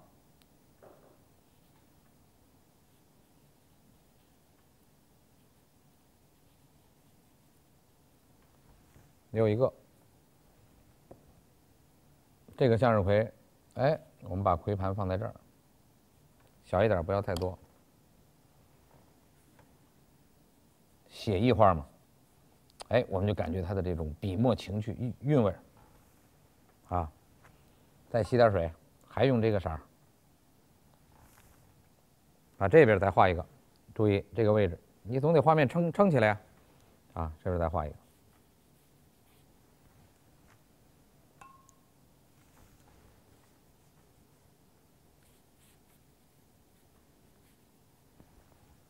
又画了一个，还是把这葵盘画一侧面。这个画面就整个的布局就满了，是吧？然后将来这里面下边只要有一条线一画，整个构图就满了。下面我们就完善这张画，已经画到这个感觉上了，大家都看得出来，应该说是比较美啊。怎么处理这具体的花呢？还需要不要再画叶子呀？你已经有叶子了，这叶子已经有黑颜色了，现在只需要我们画一些它的小的一些结构和连带关系，是吧？比如点点点儿、点线面，我们曾经讲过，点线面的组合关系，点点点儿，适当的有一点黑，是吧？有一点连接的关系，画面就构成了。这种构成正好是我们在绘画里边需要体验跟了解的。那线呢？这儿有线了，那这些叶子还做不做？我觉得可以做做。下面就是细致处理啊，在绘画里我们说您画点细一点细活，收拾收拾就是这么来的啊。下面需要调点红颜色，笔尖蘸点墨，让它变成一个暖的有色度的颜色。然后我们处理一下结构，处理一下结构，有的时候需要有一个转折，有点红啊，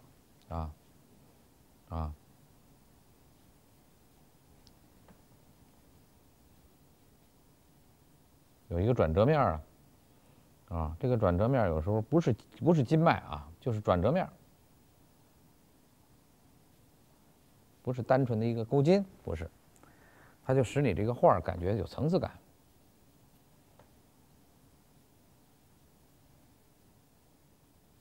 你看有几个就有层次感，有转折，但是不是都画，这个画了这儿不画，你看，啊，这儿画了啊，这儿画了，好，这儿画了啊，这边不画，啊，这儿少画，因为它在远处，干少画，有几条线就够了。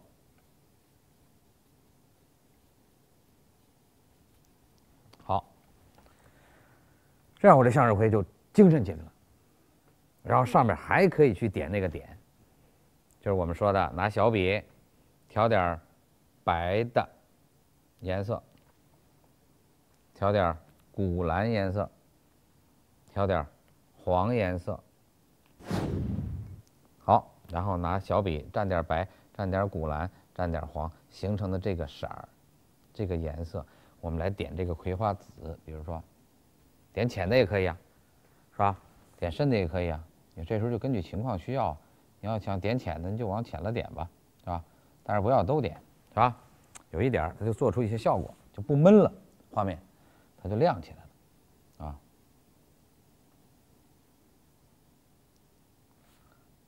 好，这个效果你看跟刚才我举的例子那张效果不矛盾。那张我是介绍了一个基本技法，这张我是进行了一次小的创作。这小创作我们就临时改成用盆景来做。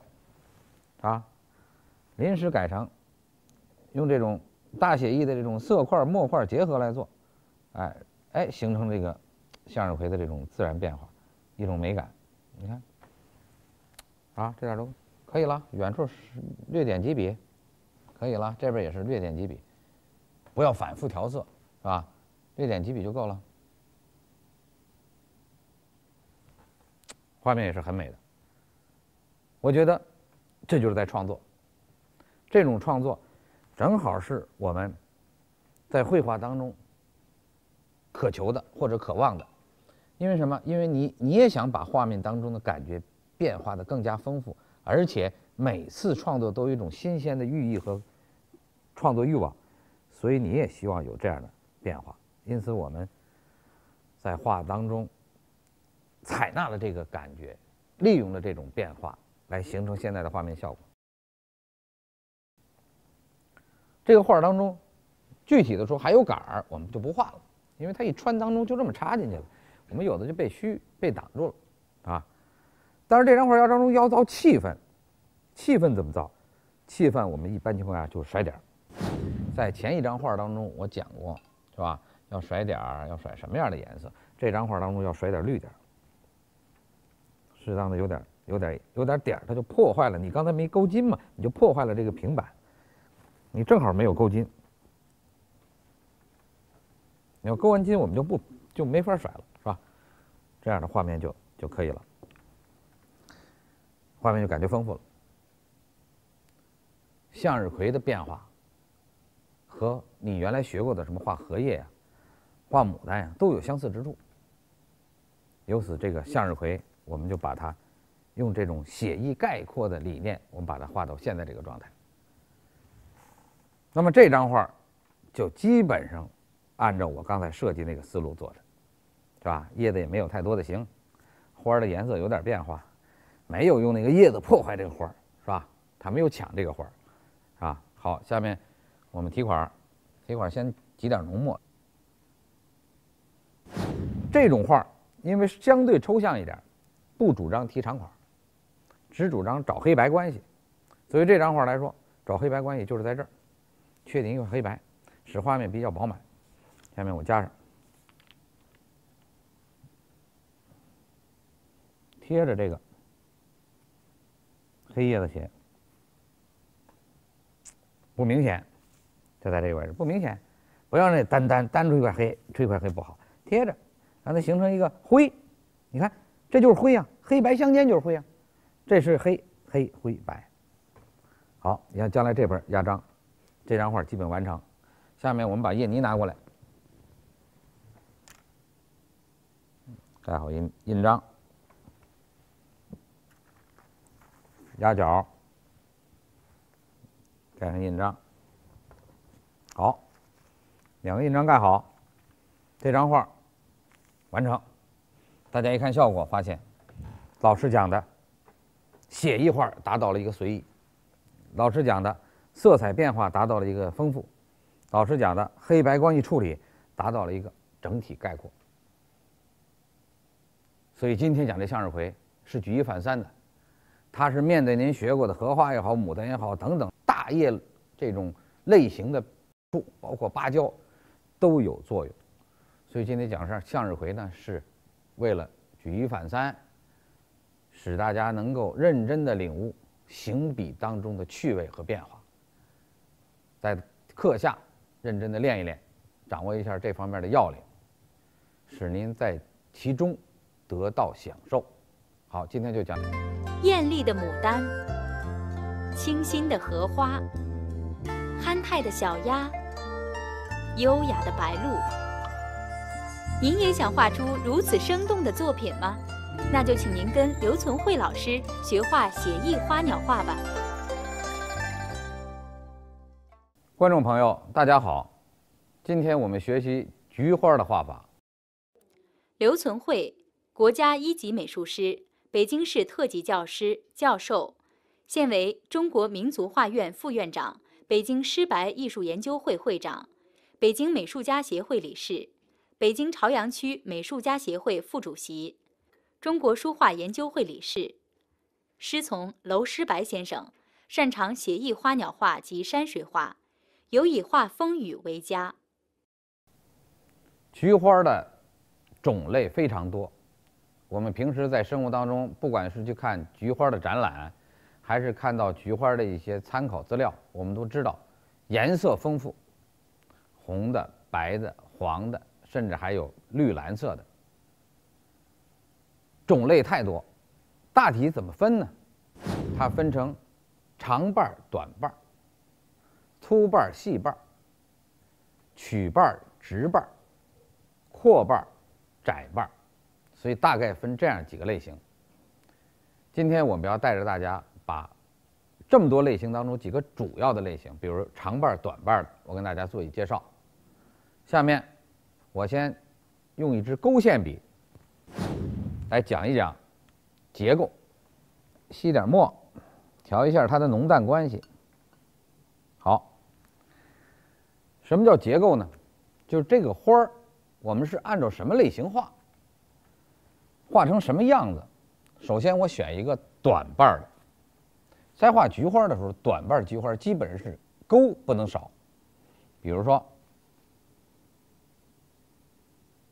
钩瓣、钩瓣、钩瓣、钩瓣，这个瓣儿钩不能少，而且是淡墨钩的。勾着勾着，你这个笔呢，就可以稍微的衔接有松有紧了。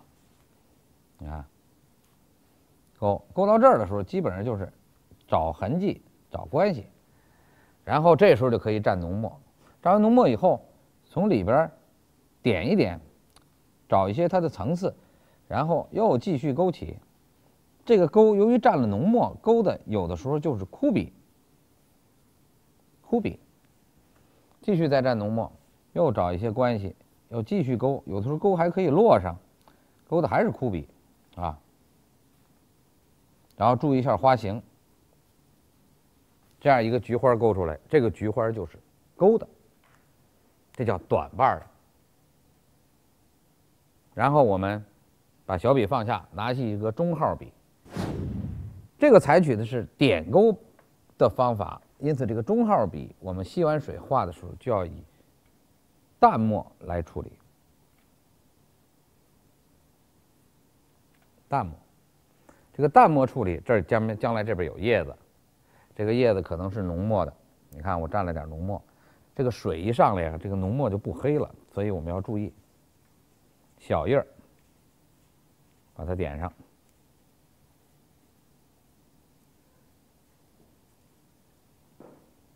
小叶儿点上，甚至还有点枯笔，然后把这个吸点水的枝干再画出一点来。好，这就是一个短叶的，长短嘛，短叶的一个结构。长叶的结构是什么？就是长瓣儿，我们叫长瓣儿啊，长瓣儿的结构，它是这样的。拿起那支小笔，它一般画墨骨不画钩。首先，这个瓣儿从中心画起，它是这样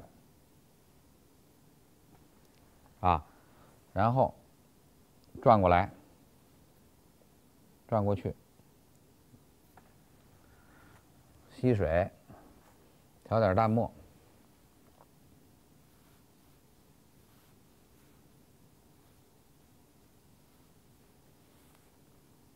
这是我们所说的长瓣儿。这种菊花我们经常看啊。所谓水墨是这么样，所以颜色也如是。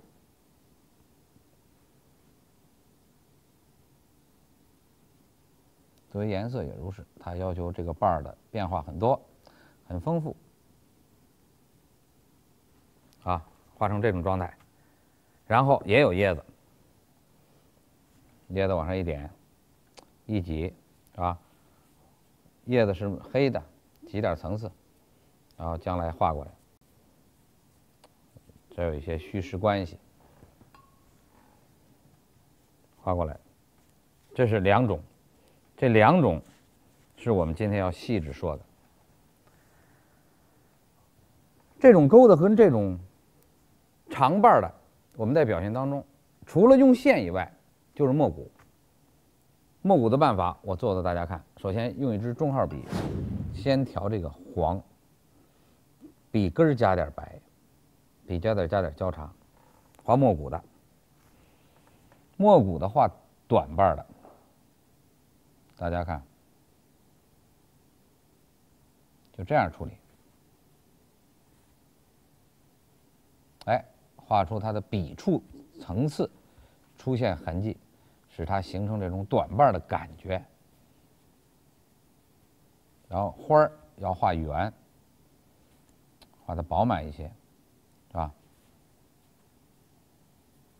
哎，画饱满了。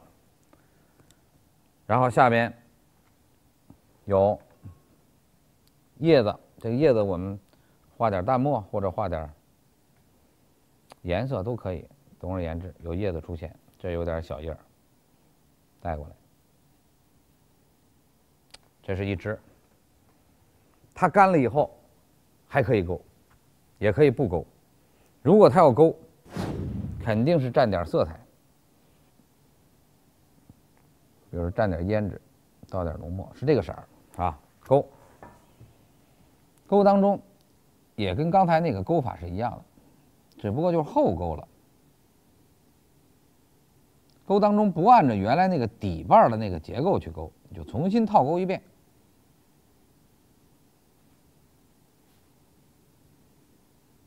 原来那可能是1笔，现在你勾成3笔了，这都可能啊。勾互相要咬合着，要错落着。你看，咬在一起，不要画散。好，勾出花瓣。这种后勾加墨骨和直接勾都是一个道理，都可以表现菊花的层次感和质感。这就是为大家首先介绍的一些基础的知识。下面我们就完整的进行一次长瓣和短瓣的结构的创作。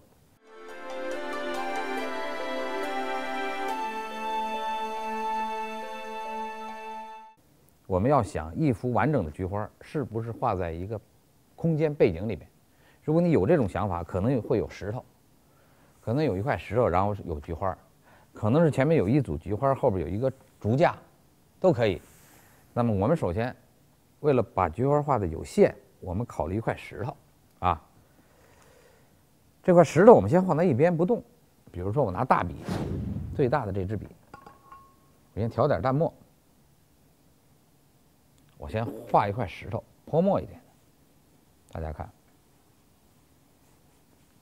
大家看这块石头，大家看这块石头啊，我怎么画的？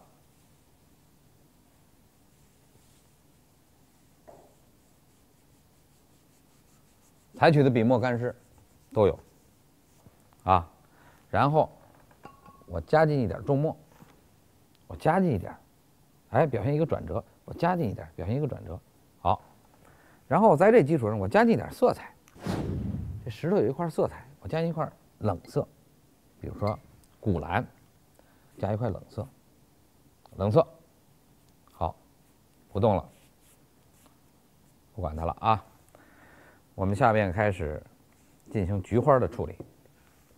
由于有这块石头，就有了笔墨当中的韵味和变化。这时候肯定这个花要有勾勒，才能配合这块石头。所以我就拿起这个小笔，我就先画勾勒后填色。这时候我就可以蘸点浓墨，勾这个菊花，我先勾一短瓣的，大家看。同时就复习了一下，画之前怕它笔墨阴，我还是采取我那个老办法，先点一些点儿，别让它阴，然后我再连，这样它就不怕它阴了，啊。笔中即使水多，我们也不怕；墨多，我们也不怕。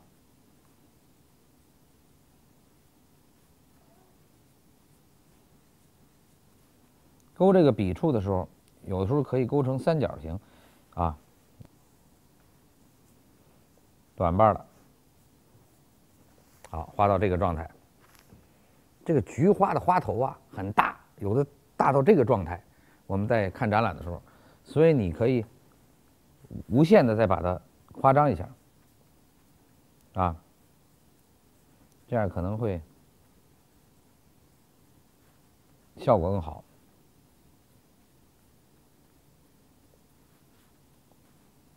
好，画好了，画好了，我这时候我就要拿起另外一支中号笔，补充点墨液。墨液，在它的旁边要画一笔小笔触，画2笔，一片黑叶子画在旁边，黑的。黑叶子画在旁边，主要是告诉你这个画面当中有线、有墨、有块面变化，啊，有块面变化。好，然后这边还有一点，待会儿再说。这个时候我们就可以利用这块空白和这其他空白继续勾这个花儿。这时候这花儿我就不一定非得是勾墨的了，我可以勾一点颜色的，比如说我勾焦茶的，焦茶下面带了点胭脂，我勾这色儿的，啊，直接拿颜色勾，直接拿颜色勾。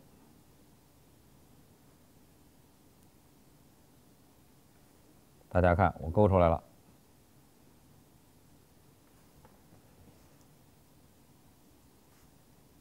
直接颜色勾出来了，效果也很好。这就2个花了，这2花勾完了效果是不同的，啊，这个花纯粹是填充刚才那个黑白不足，啊，这个时候我们就可以勾一个小一点的瓣儿的花头，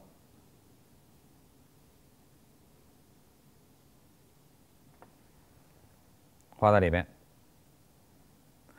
然后在它的外围，我们设计一个长瓣的，这长瓣呢我们画成黄的。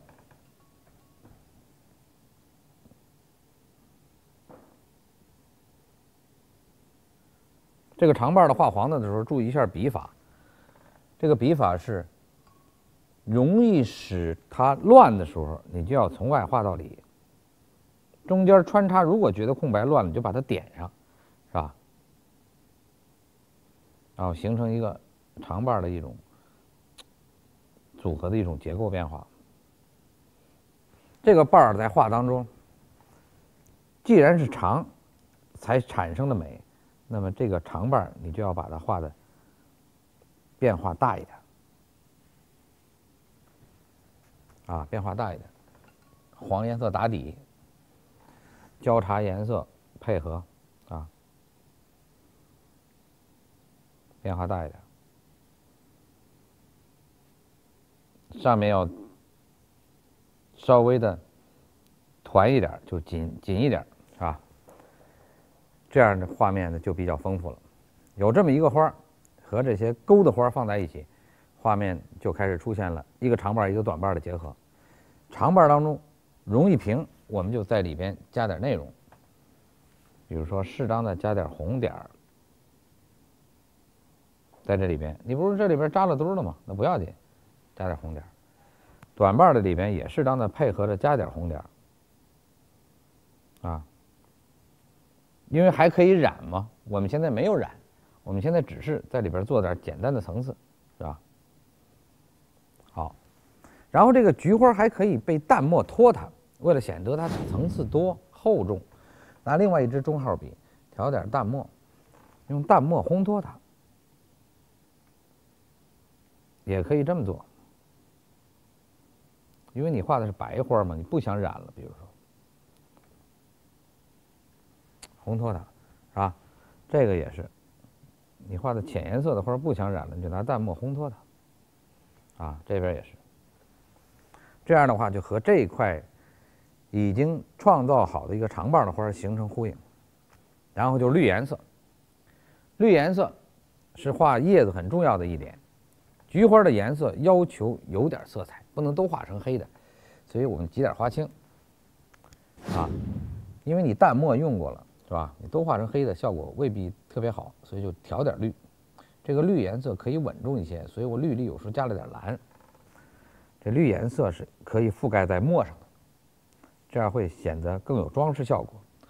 装饰效果就是色彩的一种夸张和运用，能在墨上进行叠压色彩，这本身就是夸张，啊，本身就是夸张。好，加上这个绿颜色，那么这个菊花的感觉丰富了，色彩的变化也有了，画面当中的叶子也具备了层次感了，啊，这些小笔触就是创造构成的、构图的。然后我们就开始用另外一支小笔调墨来勾它的叶筋。叶筋的勾法我讲了，我在刚才讲结构时说了，不要勾得太细，因此就看情况。比如这个远处，我们可以适当的勾2笔叶筋，带2笔进来。这个叶筋实际就是分布这个叶子的转折，不是具体说哪个筋脉和哪个筋脉之间的结构，只是转折，增加点变化和色彩。这样的话呢，现在这个画色彩有了，石头怎么跟它穿插？结构有了，静脉包括它的枝干怎么穿插，我们就开始研究。首先，把它的小的枝条把它画上，啊，这个枝条有了，枝条有了以后，我们这个根就具备了，具备了根，你这个花儿就能够落地了。然后我们就开始表现它的和石头的衔接。和石头的衔接，我们还需要用大笔把石头虚过来，这是一步。但是虚的不要太实，虚过来，你看大笔虚过来，挤过来嘛，啊，挤过来，挤过来，挤过来，哎，带过来，但是不要太实，虚接也可以。其他的部分怎么办呢？我刚才讲了，还可以画竹杆，竹杆可以创造画面当中的其他没有画到的部分。那么这时候我可以把竹杆画上，比如说我拿这个小笔、中号笔调点交叉，啊，调点墨，把竹杆画上。这一竹杆从石头背后出去，啊，然后这一竹杆从上面穿下来，这俩竹杆过来，然后夹过来，夹过来。哎，竹杆过来，这一个竹杆在后边，画到这儿了，画面可以了。但是发现画完竹杆以后，这个花又有所改变。应该，首先这里边缺跳颜色，这时候才决定把这朵花画成红的。然后拿起您那支中号笔，调点红颜色，吸点水，把它染成红色。这个染有两种办法，一种是填色，这叫填色法。填色法不要填瓷实，填的要多少有一些空隙。还有一种是染法，我们不主张染，我们主张填色法。填色法填大红，您填几笔以后，你就发现这个大红不能太红，我们就加进点胭脂，让它稳重一点。哎，这个颜色可以，我们就加进来。这时候留白还有一部分，画面也就合适了。这是加进红颜色，这个红颜色加进以后，把您整体感觉白花出来了，这样画面就开始有层次感了。有时候会出现什么情况？就是画到这个感觉的时候，你会发现这个花被花周围的墨色吃掉，这时候我们就可以加浓墨，补充一下叶脉，或者是筋，或者是勾一下轮廓都可以。比如说补充一下叶脉，就是在这地方加，反衬它。加轮廓就是在这个花上加，在花上加轮廓，啊，用重墨勾一勾，把它提得更实一点。二次加的时候注意不要在第一次的基础上重复，要重新开个笔，选一个结构关系，并且要有结构的疏密的这种曲式上的这种强调，不要画平。这样的两个菊花，白的、红的。整朵的都有了，画面的结构也具备了，画法上墨骨的、勾勒的方法也具备了，画面当中形成了一个完整的状态，只是需要添点东西，比如说画面当中需要添一些秋天具备的，比如秋天具备的还有什么呀？还有好多野菊花呢，大菊花画完了以后，有些野菊花需要铺在后面，这时候您就画点概括的东西。拿笔调出点您笔中剩的这些颜色，比如有白有黄，就这些色儿啊，这些颜色，哎，甚至还有点绿都不怕，画点野菊花在它的背后或者在它的上方都可以，就这种色儿的啊，各式各样的，填点色调，哎，画进去，然后这种色调的东西在上面还可以具备一点啊，如果它红的多了，我们就可以尽量画点发黄的，如果觉得黄的重了，我们再挤点白，让它浅一点。这个颜色可以来回来去调，浅点，就画这种色彩在里边，使它感觉丰富。它是作为背景来烘托前面勾勒的，这种背景的东西在画面里不可少。有的时候别小看这种点缀，它可以使你画面多出若干个层次。哎，这些野菊花画上了，画面可能就丰富了。有的时候可以画在下面，然后把它勾一下，墨不要太浓，调点胭脂。这勾的时候是找它的关系，并且画的是写意的，所以你要找它的关系。啊，调一点，找它的关系，然后用淡颜色画点枝条，淡颜色画点枝条跟它的简单的小叶儿，很淡的绿，就形成了画面一个色彩的呼应，跟这边的绿要呼应起来。它不具体啊。然后适当的调点墨，画点枝条。这种有的小野菊花配过来，它是这种枝条有点藤蔓式啊，带过来就完了，啊，画面就完整了，层次感也多了。这块石头也被把它烘托出来了。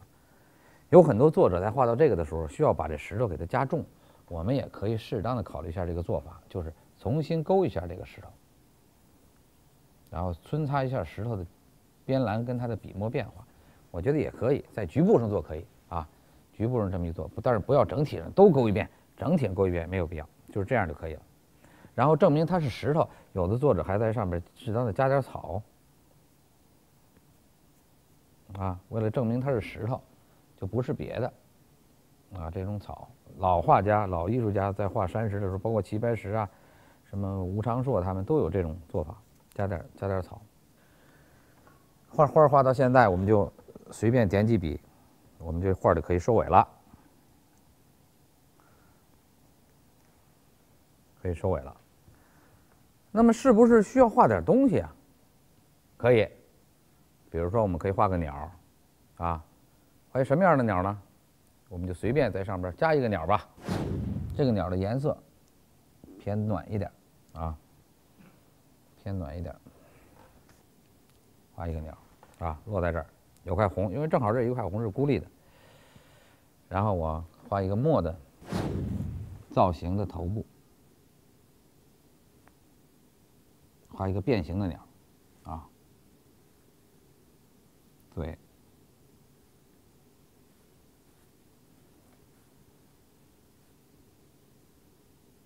变形的。好，画一个它的翅膀、尾巴，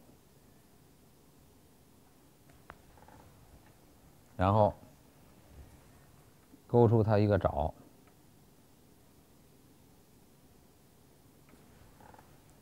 这样就形成了这个鸟的变化。这个鸟我们就不细处理了，把它的嘴染一下就可以了，啊。哎，画面当中就有情趣了。下面我们把款提上。秋叶，好，一张画画好。下面我们盖章，把印泥选好，把章盖上。如果款提的很密集，章就可以离得近一点，啊，款提的很舒展，章可以适当的放宽一点。把压角放上，好，这张画就完成了它的整体创作。看到了这幅作品，回顾一下我讲的刚才的那些知识和刚才画头那些基本的要领，大家在课下练习的时候，您按照这个思路试一试，看是不是能够在您原来的基础上多增加了一点感觉和体验了一些感受。希望能够大家有这种收获。好，今天我们就讲到这里，谢谢大家。